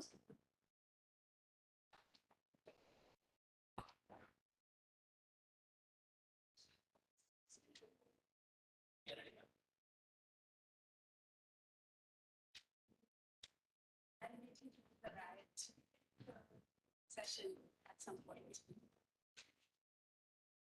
So while the mementos are being given, may I request all the audience to again start your timers. So this time, now before I announce the time, let me tell you, please feel free to bring back your cups of tea. It's always good to sit and relax and have a cup of tea or coffee than stand. So use that advantage, get that back here while we start the next panel immediately after. Wait, sit. Sorry, there is something. All right, so 10 minutes for a quick tea break. That's only because we are shooting, little overshooting time. Start your timers, come back to us in 10 minutes, and we promise you it's going to be a really interesting session. Thank you.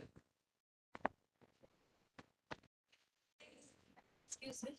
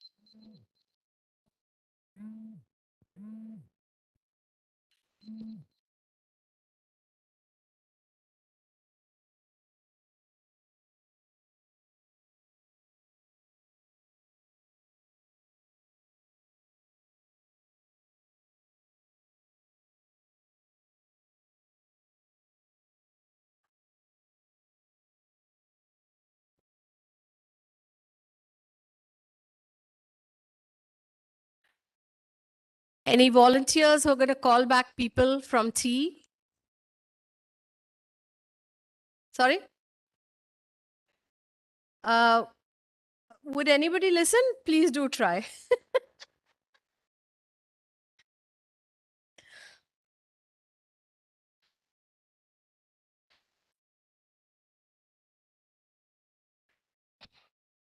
I'm sure all those who are from colleges here are wondering, aha, now you get a taste of our medicine. Do you all also face this in colleges? People not turning up to classes on time? What do you do? You don't manage with attendance. I can't even take attendance here.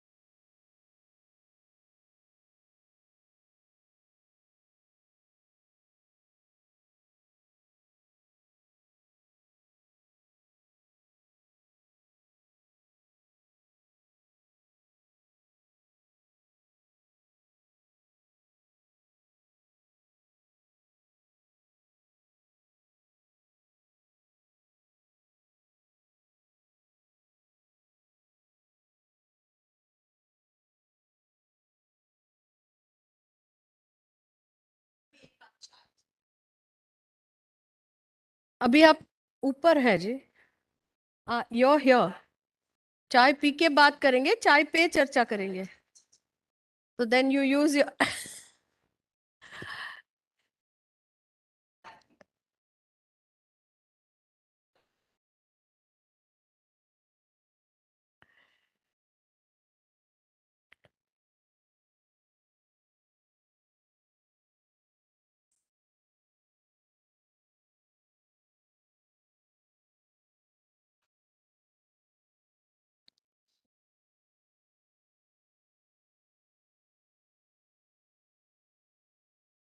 those entering, just look behind you and call the others, please.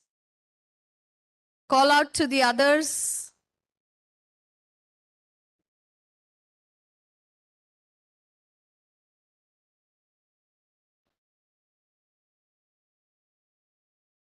Is there a long queue at the chai? At the... Ah, okay. Okay.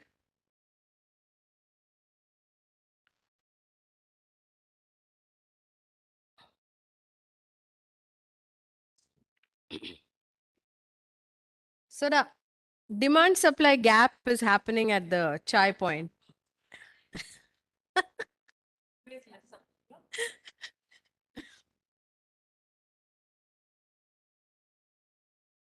Anything interesting there?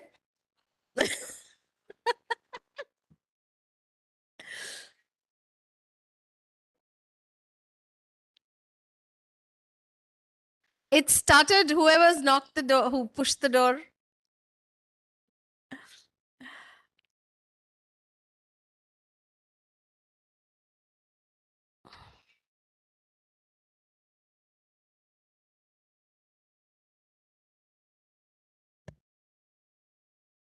Uma? Good to start? Yeah?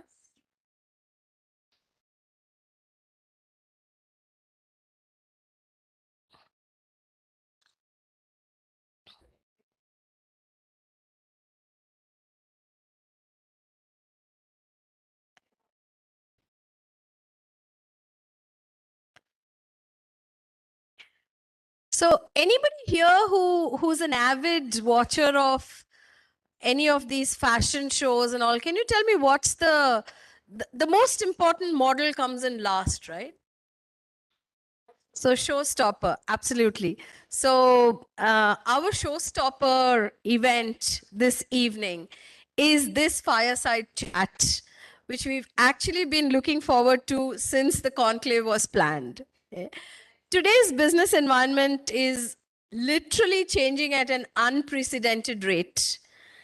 And literally the only constant is the way some leaders have charted their course and pursued their dreams and ambitions at every stage in life, irrespective of the external circumstances. The guest of our fireside chat, Miss Preeti Reddy, in conversation or speaking to her is Dr. Uma Aisola, and we are sure that we'll be able to capture those key moments and decisions that shaped her life as a leader who everybody looks up to. Now, this is an amalgam of tough calls, I'm sure, managing multiple priorities, and doing the hard work literally to climb the proverbial ladder to success.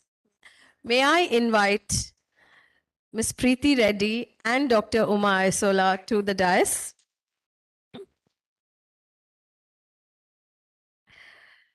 Dr. Uma Aisola is chatting with Preeti Reddy. She is the chairwoman of CII-IWN Telangana.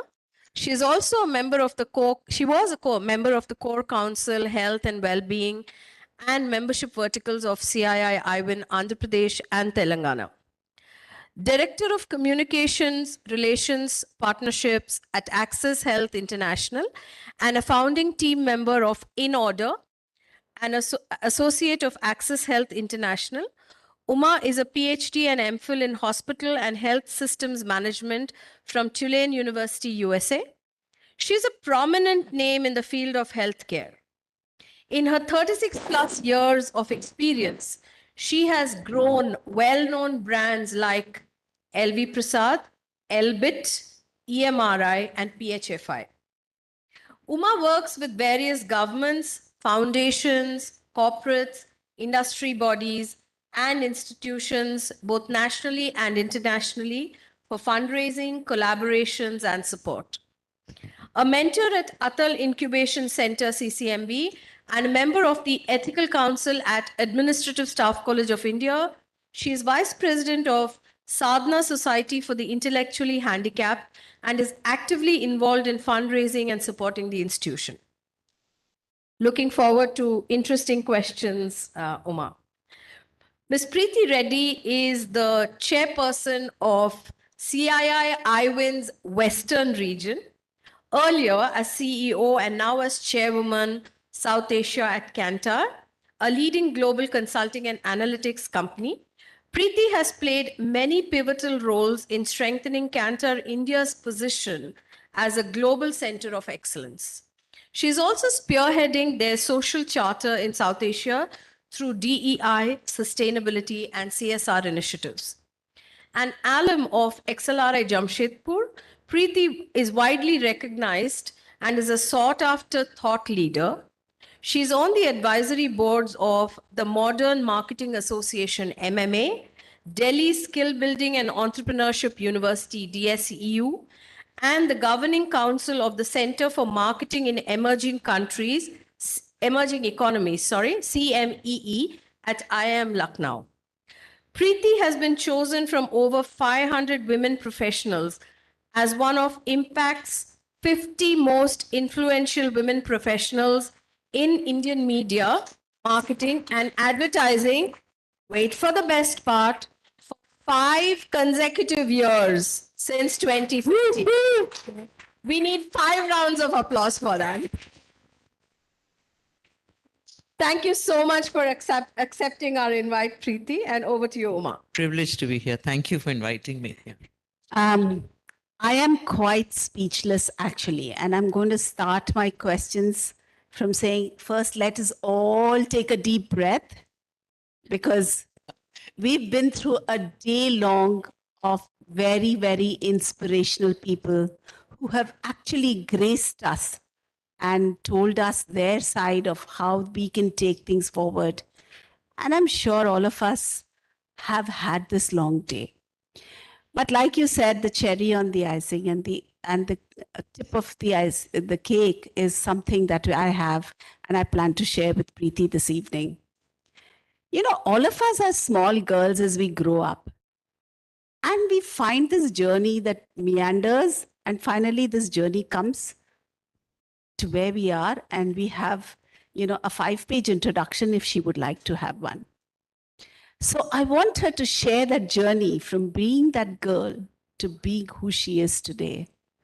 Preeti. Uma, you make me sound really far more, what shall I say, far more important than I am. Because I don't know if all of you feel, but I always feel that I'm still that young girl, in my heart. I don't think I have aged beyond 15 or 16. I may not look 15, but I feel 15. And I'm sure it's true for all of you. And I'm always surprised when when somebody reads out that resume, because, they have this thing called imposter syndrome women have. So it just hits you, is this me really? When did this happen? And it's not a very, it's quite a simple story, really. My father was in the railways. I'm, I think, the 10th Reddy today on the thing, but I'm probably the only one who's not really a Reddy. I married a Reddy. My father was in the railways. We come from the state of Punjab, and in 12 years, I think I would have changed about 8 schools because, like the army, they keep transferring you.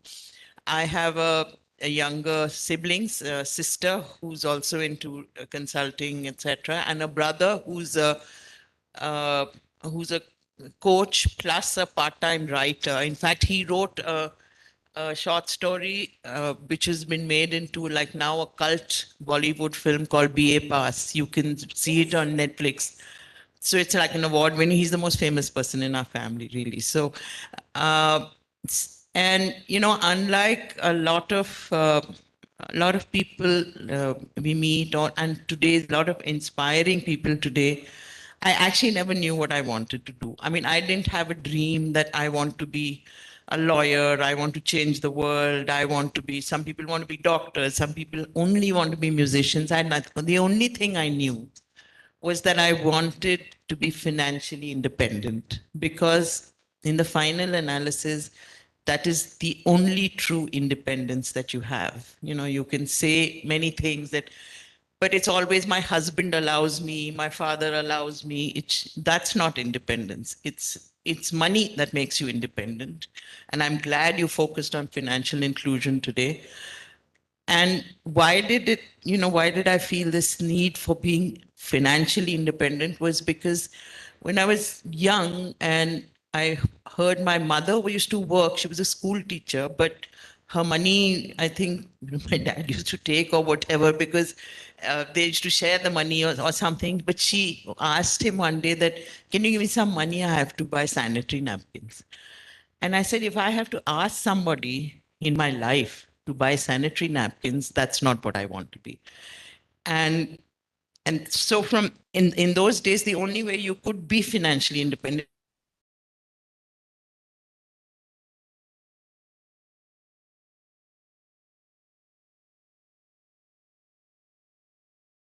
so that's what I did, because we were not particularly rich, and also those days capital was very hard to come by, right? Now you can have no money and start a business.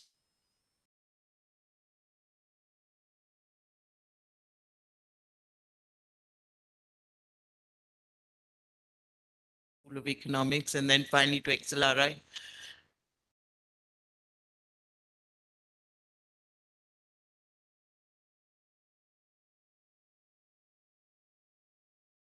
of elimination. I would do something. I said, no, I don't want to do this.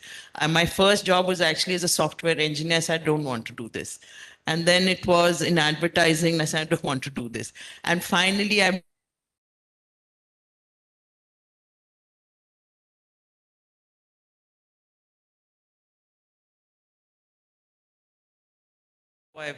reached here. A few pivotal moments in my life, and they've been, and when I look back, and I'm sure all of you have moments like this, is that you feel that that was the point when my life changed. And that was the decision that made my life different. And then you say, my God, but I took that decision so casually. I didn't know that that was the life-changing decision.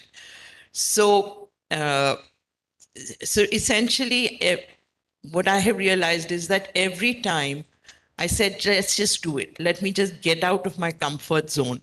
It has always paid dividends. It has always been, I have learned something new, and I have learned and I have done better than I would have if I had not challenged the status quo. So it's a simple story. There's not, And I love the way you make it sound so simple. And I can so relate to your being 15 or 16 because I have I Sola in my name, which is I and Sola. So I always tell people, they have a hardest time trying to get past the Uma, which is very simple. And then they look down the nose and say, and I'll say, I Sola. Hamesha Sola. So that never fails to cap.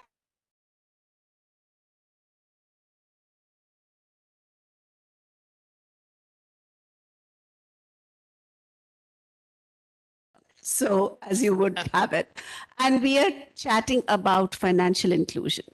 So let me, go back again and how you grew this is, there are times when you say, you see somebody was born rich, and then you see somebody who has actually never seen a day which has been a difficult day in their life, they may not have a lot of money, but they've never had faced difficulties. And there are some who've had to make that journey for financial inclusion and, decisions happen. Where would you put yourself and how would you describe that journey? I think I've not seen deprivation, but I have always wanted more. So I guess that's deprivation of a sort, because I wanted, wanted more. I wanted to be easy, have money easily. That was it. I didn't think that I would ever become a tycoon, but I did want not to be able to think 3 times before I, buy clothes or art or something for my daughter, etc. So that's really what my aim was. And I think I've got there, though I got there a little late because, like they were saying in the morning, right? And, Dr. Reddy, she was saying that, you save money, but you don't make your money work for you. I think if you make your money work for you, is actually really when you become financially independent. So that's where I would put myself. So let's go from the personal journey into the professional journey. You have grown, consolidated companies, you've made mergers and acquisitions happen. And each one comes with joys, trials, tribulations. And, each decision gives a spin-off. And how would you want to share that journey? And there are so many in this room who are either there or on their way. So I'd like you to share that journey. I would start by saying that it is not very easy. It's not, I mean, we always know that it's going to be difficult, but it is going to be difficult in different ways. And the fact is that we face the same challenges that men do, bosses, promotions, handling teams, meeting targets, handling clients, all of those. And we have 2 other hassles to work with. One is a personal one, which is confidence in yourself and saying, can I do it? And the professional one where people are saying, can she do it? You know, and when I started working, it was, there were not that many women. Unfortunately, there are not that many even now, you know, but there were far fewer then. So there was no playbook. There were very few role models, and so those challenges you had to meet. But what happened over time was, you know, my job when I started, it was a very technical job because consumer insights and the work I do is technical. Then it becomes a team job, and then it becomes a team and client managing job, and then it becomes a business managing job. Now, business management, which was what I did for the last 10 years or so of my career, I realized, and this is all hindsight, I have to say, at that time I was, you know, I was not like, I didn't have this wisdom or whatever, it's really about taking decisions, okay? And every day, in multiple ways you take decisions, and you realize there are some decisions that you have to take really fast, and there are some decisions that need time. And what leadership is knowing which decisions need time and which ones you should take fast. And as you get better at doing that, you get to be a better leader or whatever. So that's one thing. The other realization that came was that you will always face uncertainty. You will always face ambiguity. There is no, things will always change. But like they say, you know, the meaning of things like this too will pass or becomes really, because the good will go and the bad will go. So that, you know, both of those. It doesn't pass. Let me tell you this. I have been there so many times, and you're sitting in that chair and you're saying, this too will pass? No, it's not going to pass. You're going to pass before it will pass. So, yeah. And the buck stops with you, right? Yes, Finally. yes. And so that's the third thing. So, and, you know, people can give you advice, your peer group, your team, etc. But finally, the decision is yours. And I think lastly, I would like to say that the most difficult decisions to take are people decisions, because everything else is a tangible decision. It's physical. Has the materiality can be measured. The people decisions are very tough. They are the ones that you regret later, or you know, or give you great joy later. And I think what I learned over time is that people decisions need to be taken early, not faster, but early. If you let those, if you procrastinate on those, they come back and bite you. So I think that's basically how I managed, which is managing decision making, really. Fantastic. And thin slicing of decisions is something that must come quite so much with the data in the background, but having to take those 2 steps forward to make that decision and stand by it is probably the most difficult part of it. Yes. You know, if I reflect on what you said and I see, I'm sure there are times which where you have scratched your head hard and said, oh my God, why am I here? Yeah, yes, there have been. And can you tell us something about that? The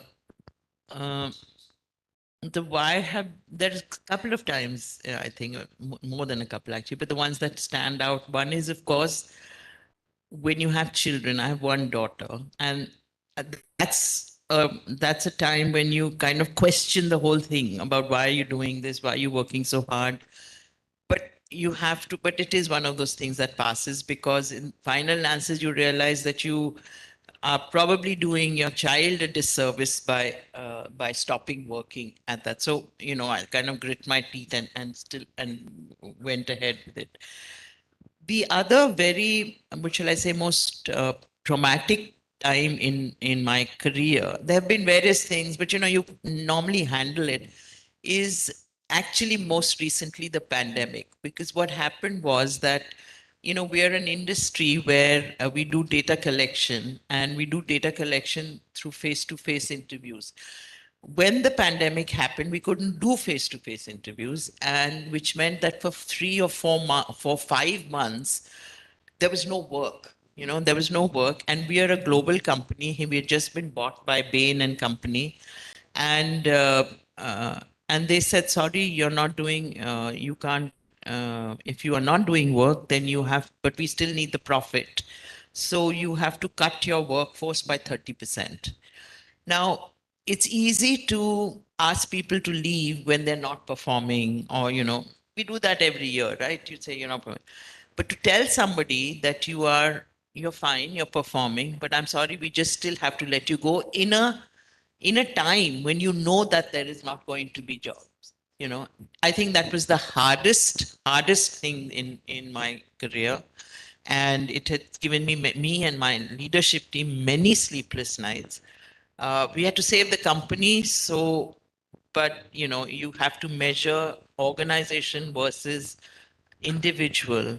And in the past, it would have been the individual, but when you have a new owner and you're global, etc., it changes. So I think many of us in this room can resonate with that. And, somebody's lost a loved one. We don't know what COVID has done to their homes because we don't have those direct interactions anymore. And most of it is on a Zoom or a link, which is so impersonal at certain times. And yet you have to make those decisions. And you don't know why you're picking one against the other. Yeah. Is there a good reason why I'm letting go of someone versus somebody else? And if that reason is so marginal, then how am I going to be able to sleep? And the most ironic thing was that 4 or 5 months later, business started picking up. So we were hiring people. So people are still serving their notice, but we are, hiring. I mean, it was really the cruelest time of my career, so to say. Yeah. So I felt like giving up. Yeah, I know. I can say many more things about giving up than staying there, and have stayed there for 36 years now. But having said that, let's flip it to less known things about you. Okay. And I want you to share stories that you can share that have not been shared before. So I want to hear that side of you, the fun side of you. I mean, I don't know about stories, but there are things about me that maybe, my family knows. One is I'm very clumsy. So my nickname at home is Clumsy Hands, and they all used to say, if you want to break something, just give it to her, but she'll drop it. Okay. The other is that, my hobby is hobbies. So there's nothing that I do very well, but there's many things that I do very badly. So, over the years, I've learned how to do pottery. I've learned how to play bridge, how to play golf, how to play the keyboards, none of which I do well, or whatever. But I feel that if I learn something new every couple of years, it just keeps me alive in terms of, learning, etc. And finally, I told you I come from Punjab. So all Punjabi women have one skill, I can knit. So that maybe you didn't know about that. So my hobby was also knitting. And I probably knit a sweater for everybody in the family before I got married. That was at 21. So the big ones used to get done in 4 days. Turtlenecks used to get done in 3 or 4 days. So wherever I went, I would bring a pair of knitting needles and this thing. So they used to call me the granny. And it so happened that by the time I had my daughter, I had rheumatoid arthritis. So knitting became a casualty. So when others knit now, I say, ये थोड़ा tension ठीक नहीं है. And I'm like, वो grandmother कहीं नहीं जाएगा. So yes, but is there another Punjabi trait that you want to? How did the Reddy come into the Punjabi, by the I way? met my husband when we were in business school in XLRI together, and he's actually from Nellore, but they live in Hyderabad now. So that's the Reddy. So XLRI gave birth to many more other marriages, and I'm sure yours was one of them. So let me also ask you, if today this workforce needs to take a direction and you have new things like data analytics and everything happening, and so many newer areas that are coming forth, what is your word for them, for the work, the newer workplaces, the newer, concepts that are coming in? And since you've seen the old and the new, what would you want to share with them? What we call them now, Gen Z, I think now they're called, right? Gen Z. Yeah. So I think what this the pandemic has been an epiphany of sorts, because it has it has redefined the meaning of work and what work and life mean to many people, and certainly to Gen Z. And I think our greatest learnings from that have been that one is that you have to be in a constant state of learning and relearning, because jobs that exist today may not exist 10 years from now. And the skills that you have may not be relevant 10 years from. That's the most important. The second is that the best way to learn and relearn is actually to be a teacher. And I don't mean an academic teacher. They're the most amazing people, but also in what you do, you must be a teacher. Teach people, because that's the best way to learn. Learn to live with ambiguity and uncertainty. They're a part of life now. And finally, I think, given the world we're in now today and the way it's going, I just feel that you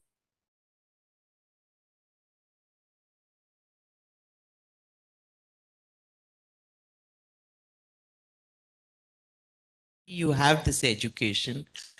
So a lot of what you have achieved, and I am saying it for myself, is luck. So if somebody is not doing as well, maybe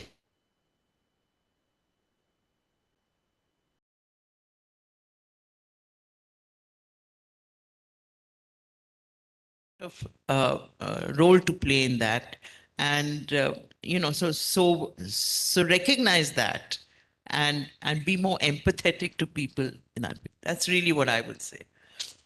Yes, and I see that today, especially post-pandemic, the empathy is a very strong factor that runs across most of these people in organizations, because everybody has faced a challenge of some kind. And you really don't know, unless you scratch that surface, as to which of those were big or which of them were small. There are, pearls of wisdom and leadership that you would want to share with us. What are those 3 or 4 mantras that actually made sure that you could tide over some of those times that you have seen in your life? You've been hearing pearls of wisdom throughout the day. So I don't really know whether we've been anything more to add, other than the fact, in fact, just what I've said, which is be in a constant state of learning. And I think I would add exercise. We are going to live 100-year lives, that's what they say. Your body has to support you till you're 100 years old. And so don't take it lightly. This is something I remember they had done a survey among Fortune 500 CEOs and they said, what are the 2 things that you regret in your life? And they said one was, like I said, not taking people decisions earlier. Second, not looking after my health better. So do look after your health. Everything else is secondary. That's my pearl of wisdom, really. So financial health is only second to physical, to health. So if you don't have a healthy body and a mind, then the financial health is not going to help you get anywhere. So it help Steve Jobs, right? Yeah, it didn't say. Yeah, all the money in the world can't get you where you can't go, And if there's only one way to go, that's up. And exercise with caution. You see a lot of people that are falling off treadmills. Please remember, cardiac health is a separate subject and has not as much to do with physical health. So you need to know how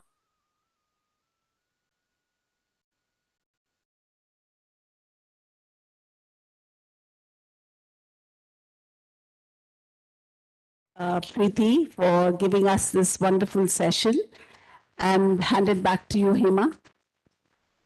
Thank you, Uma. You were a wonderful interviewer. Thank you. Thank you so much for. I'm just so touched, Preeti, by the vulnerability you demonstrated and the story you shared. I mean, just no inhibitions. I'm actually getting goosebumps as I, think of what you said. And thank you, Uma, for bringing out those pearls of wisdom in the land of pearls. So thank you so much. May I request Shobha to come onto stage and give the memento to Preeti?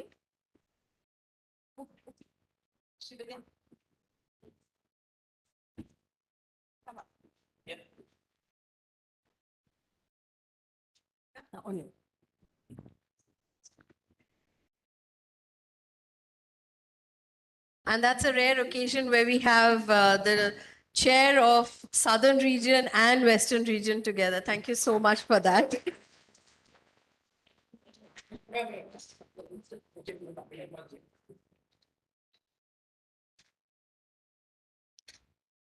The most vibrant parts of the country.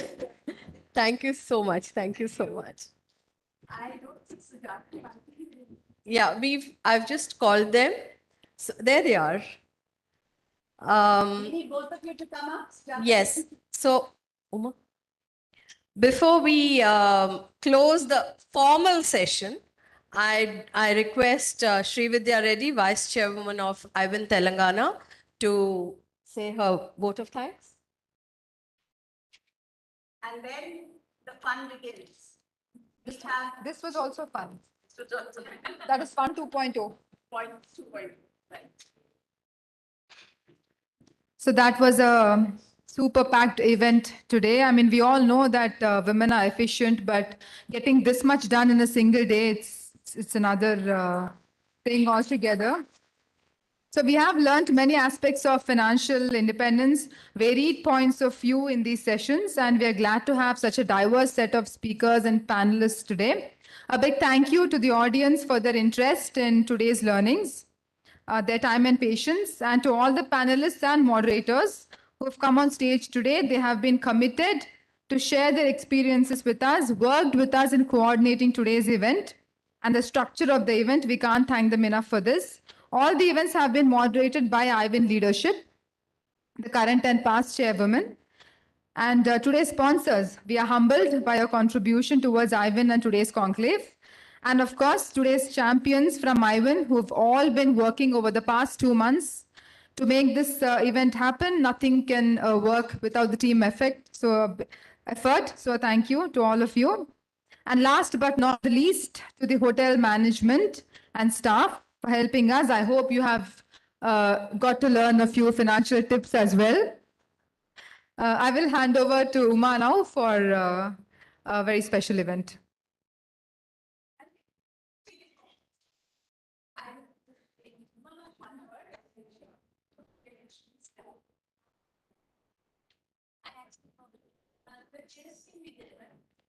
You can get those taken away and they put a stand. So nothing is more melodious than melody itself. And it started with the melody of Pranati Reddy and Tamila Saigaru, who actually gave us music on many fronts. And Tamila Saigaru, with her stories, told us exactly how, we should conduct ourselves and how we should continue to be happy and joyous. So this session is to add that joy to the whole day that we've had. And I have with me two friends of mine, very, very dear friends of mine, both medical doctors and both who have great passion in music. And then I will hand it over to Hema to actually introduce them.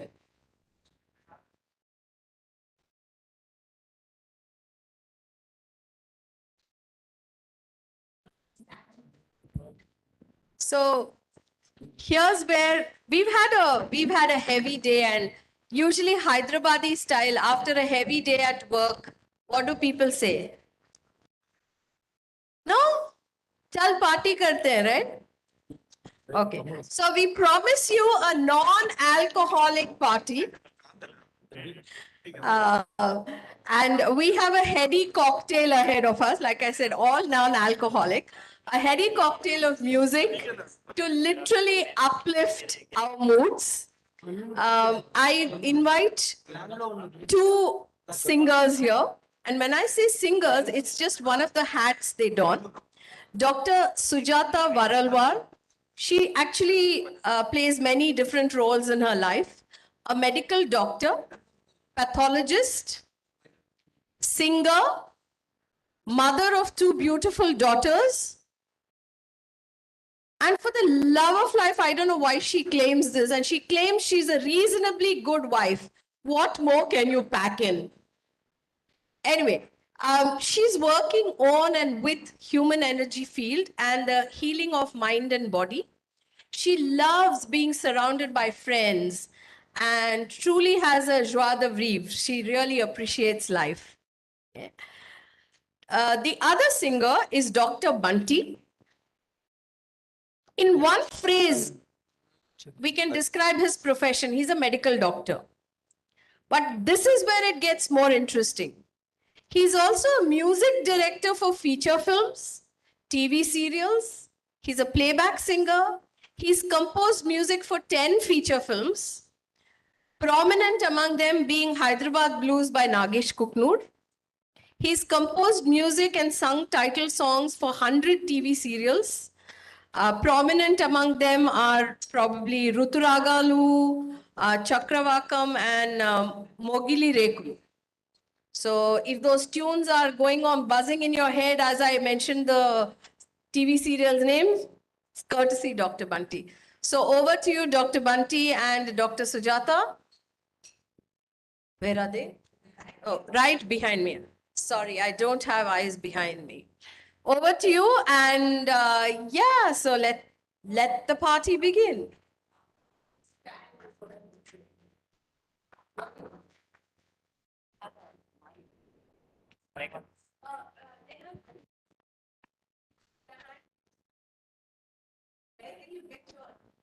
One more.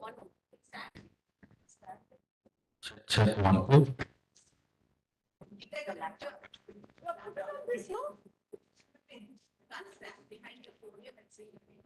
Oh, okay.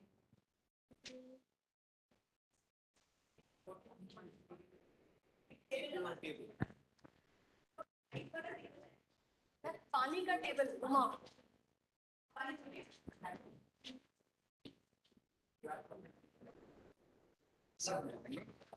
ఉండండి అక్కడ charger ఉంది అక్కడ మీరు table పెట్టిన తర్వాత అది తర్వాత table పెట్టిన తర్వాత అక్కడ ఉంది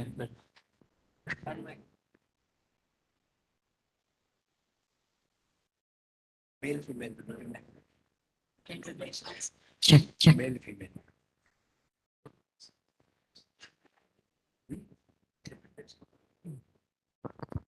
No, they bring the table.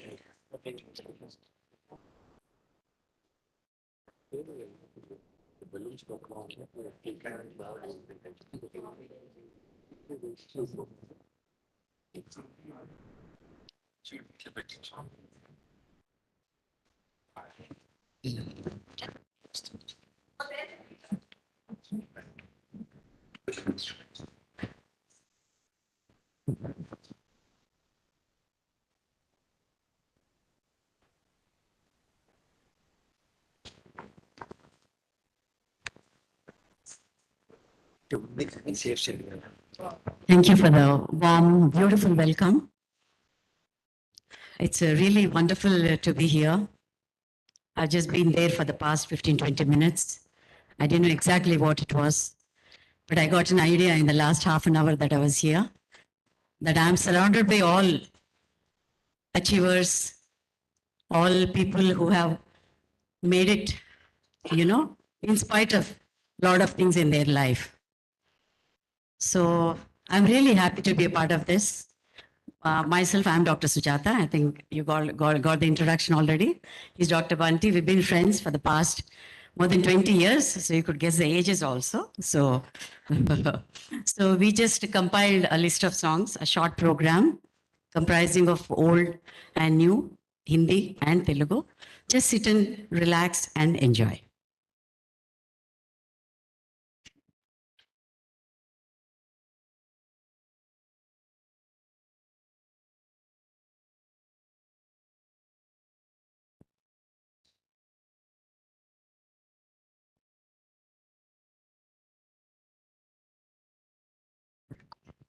So already introduction have been made by Sujata.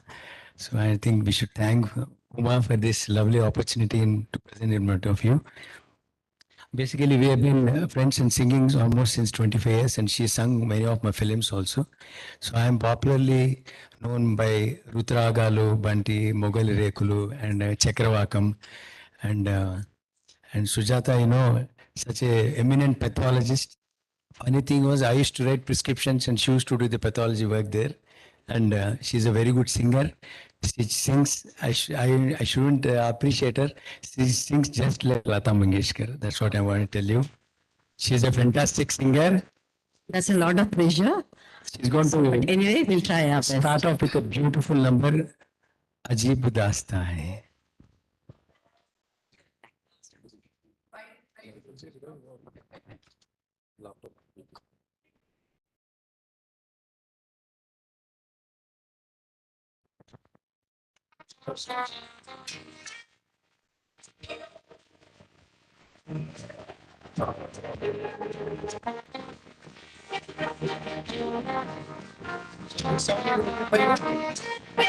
It's not jarring, eh?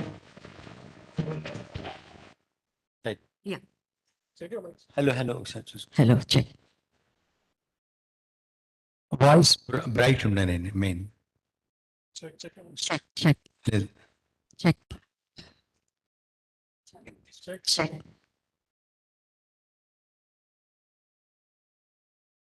Run.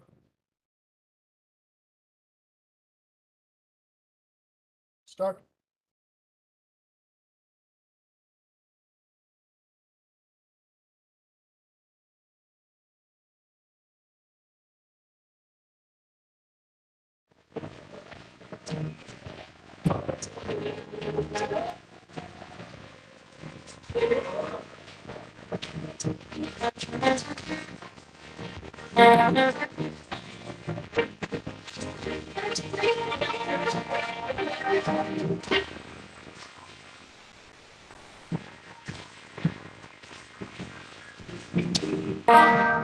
अजीब दास्तां है ये, कहाँ शुरू कहाँ खत्म, ये मंजिलें है कौन सी, ना वो समझ सकी ना हम, अजीब दास्तां है ये, कहाँ शुरू कहाँ खत्म, मंजिलें है कौन सी, ना वो समझ सकी ना हम।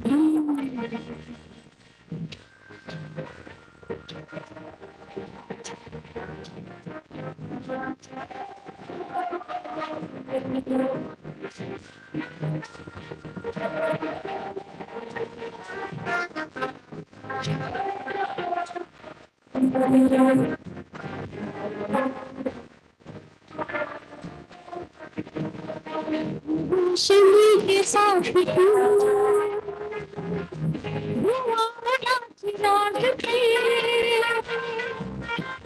रोशनी के साथ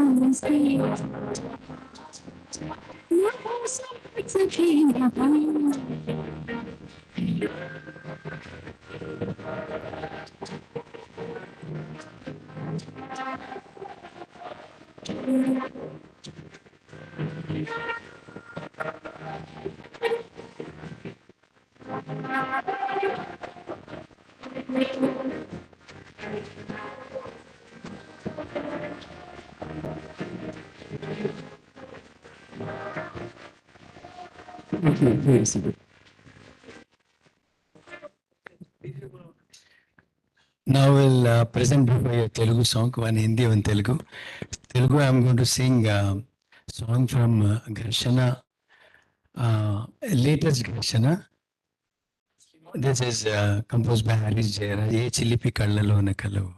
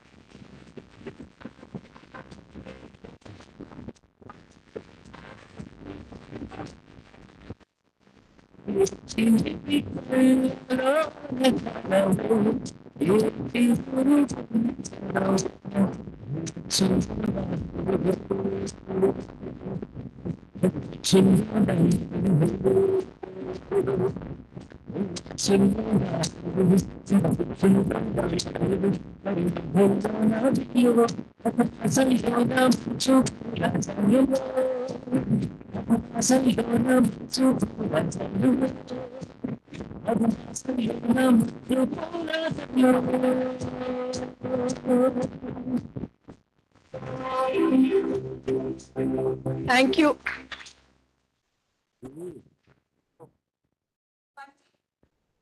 Yeah. Yeah, I'll do. Okay, just 1 second. We are in a slightly inconvenient position because we apparently have to hand over the hall, else we'll all be moved out. So thank you all for being part of Uplift. It means a lot to us and to the efforts of CII's Indian Women Network. And we thank you all for staying back and listening to the two melodious numbers. Thank you, Dr. Bunty. Thank you, Dr. Sujata. Thank you for entertaining us. And yeah, so have a great evening. Thank you for participating. And we encourage all those of you who are members of IWN to please just come up for a group pic. And those who are guests, We recommend that you get on to platforms like this, and we encourage you to take membership. Thank you very much. Have a great evening ahead and have a great weekend ahead. IWN members, please, if you could come to the stage, we'll just take a photo against this backdrop. Thank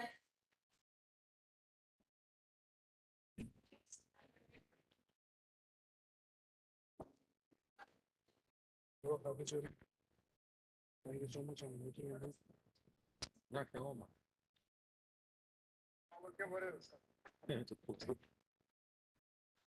आप आसारी आपको बस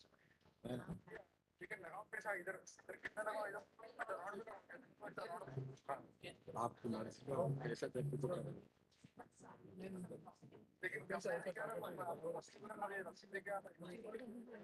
बस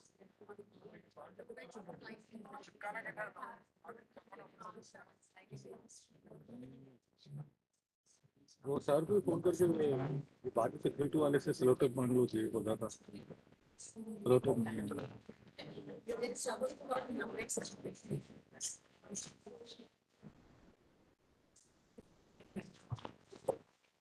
So IWN members, request you all to join us. just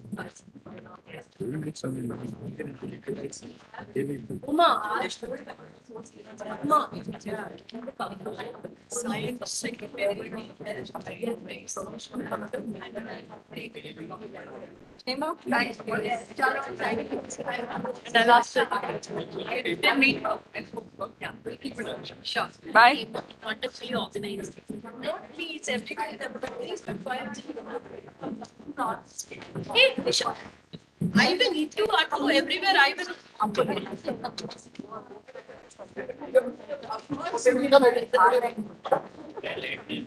Can you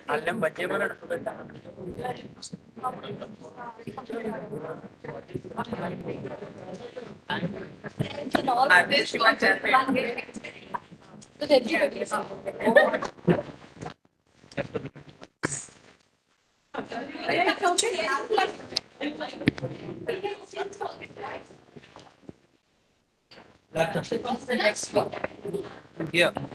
Charger ఉంది అక్కడ తీసుకో. Charger. తీసుకో. ఇక్కడ పెట్టి.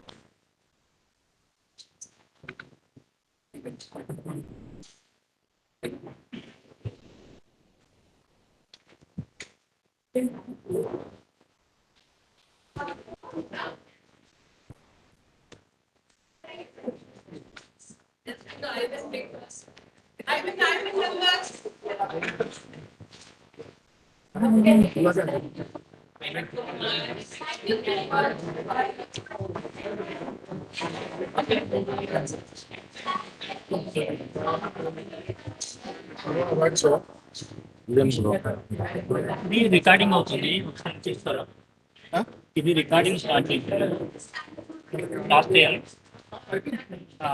Bro, wait for 2 minutes. Jitesh. Jitesh. Jitesh. Stop it. My friend, there are questions there. I just passed out the high school and came just because of I'm wearing the high school bag. Not high school bag. It's a professional bag. We didn't know. We don't have a professional bag. Oh, that's why you got the bike, huh? The sports, gear the sports bike, huh? Because you're a normal thing. Not insurance. It's logical reason. That's not logical. That's a sporting reason because you like to race a bike. I seen in the morning, you throttle the bike and go just like zup, zup, zup, zup, you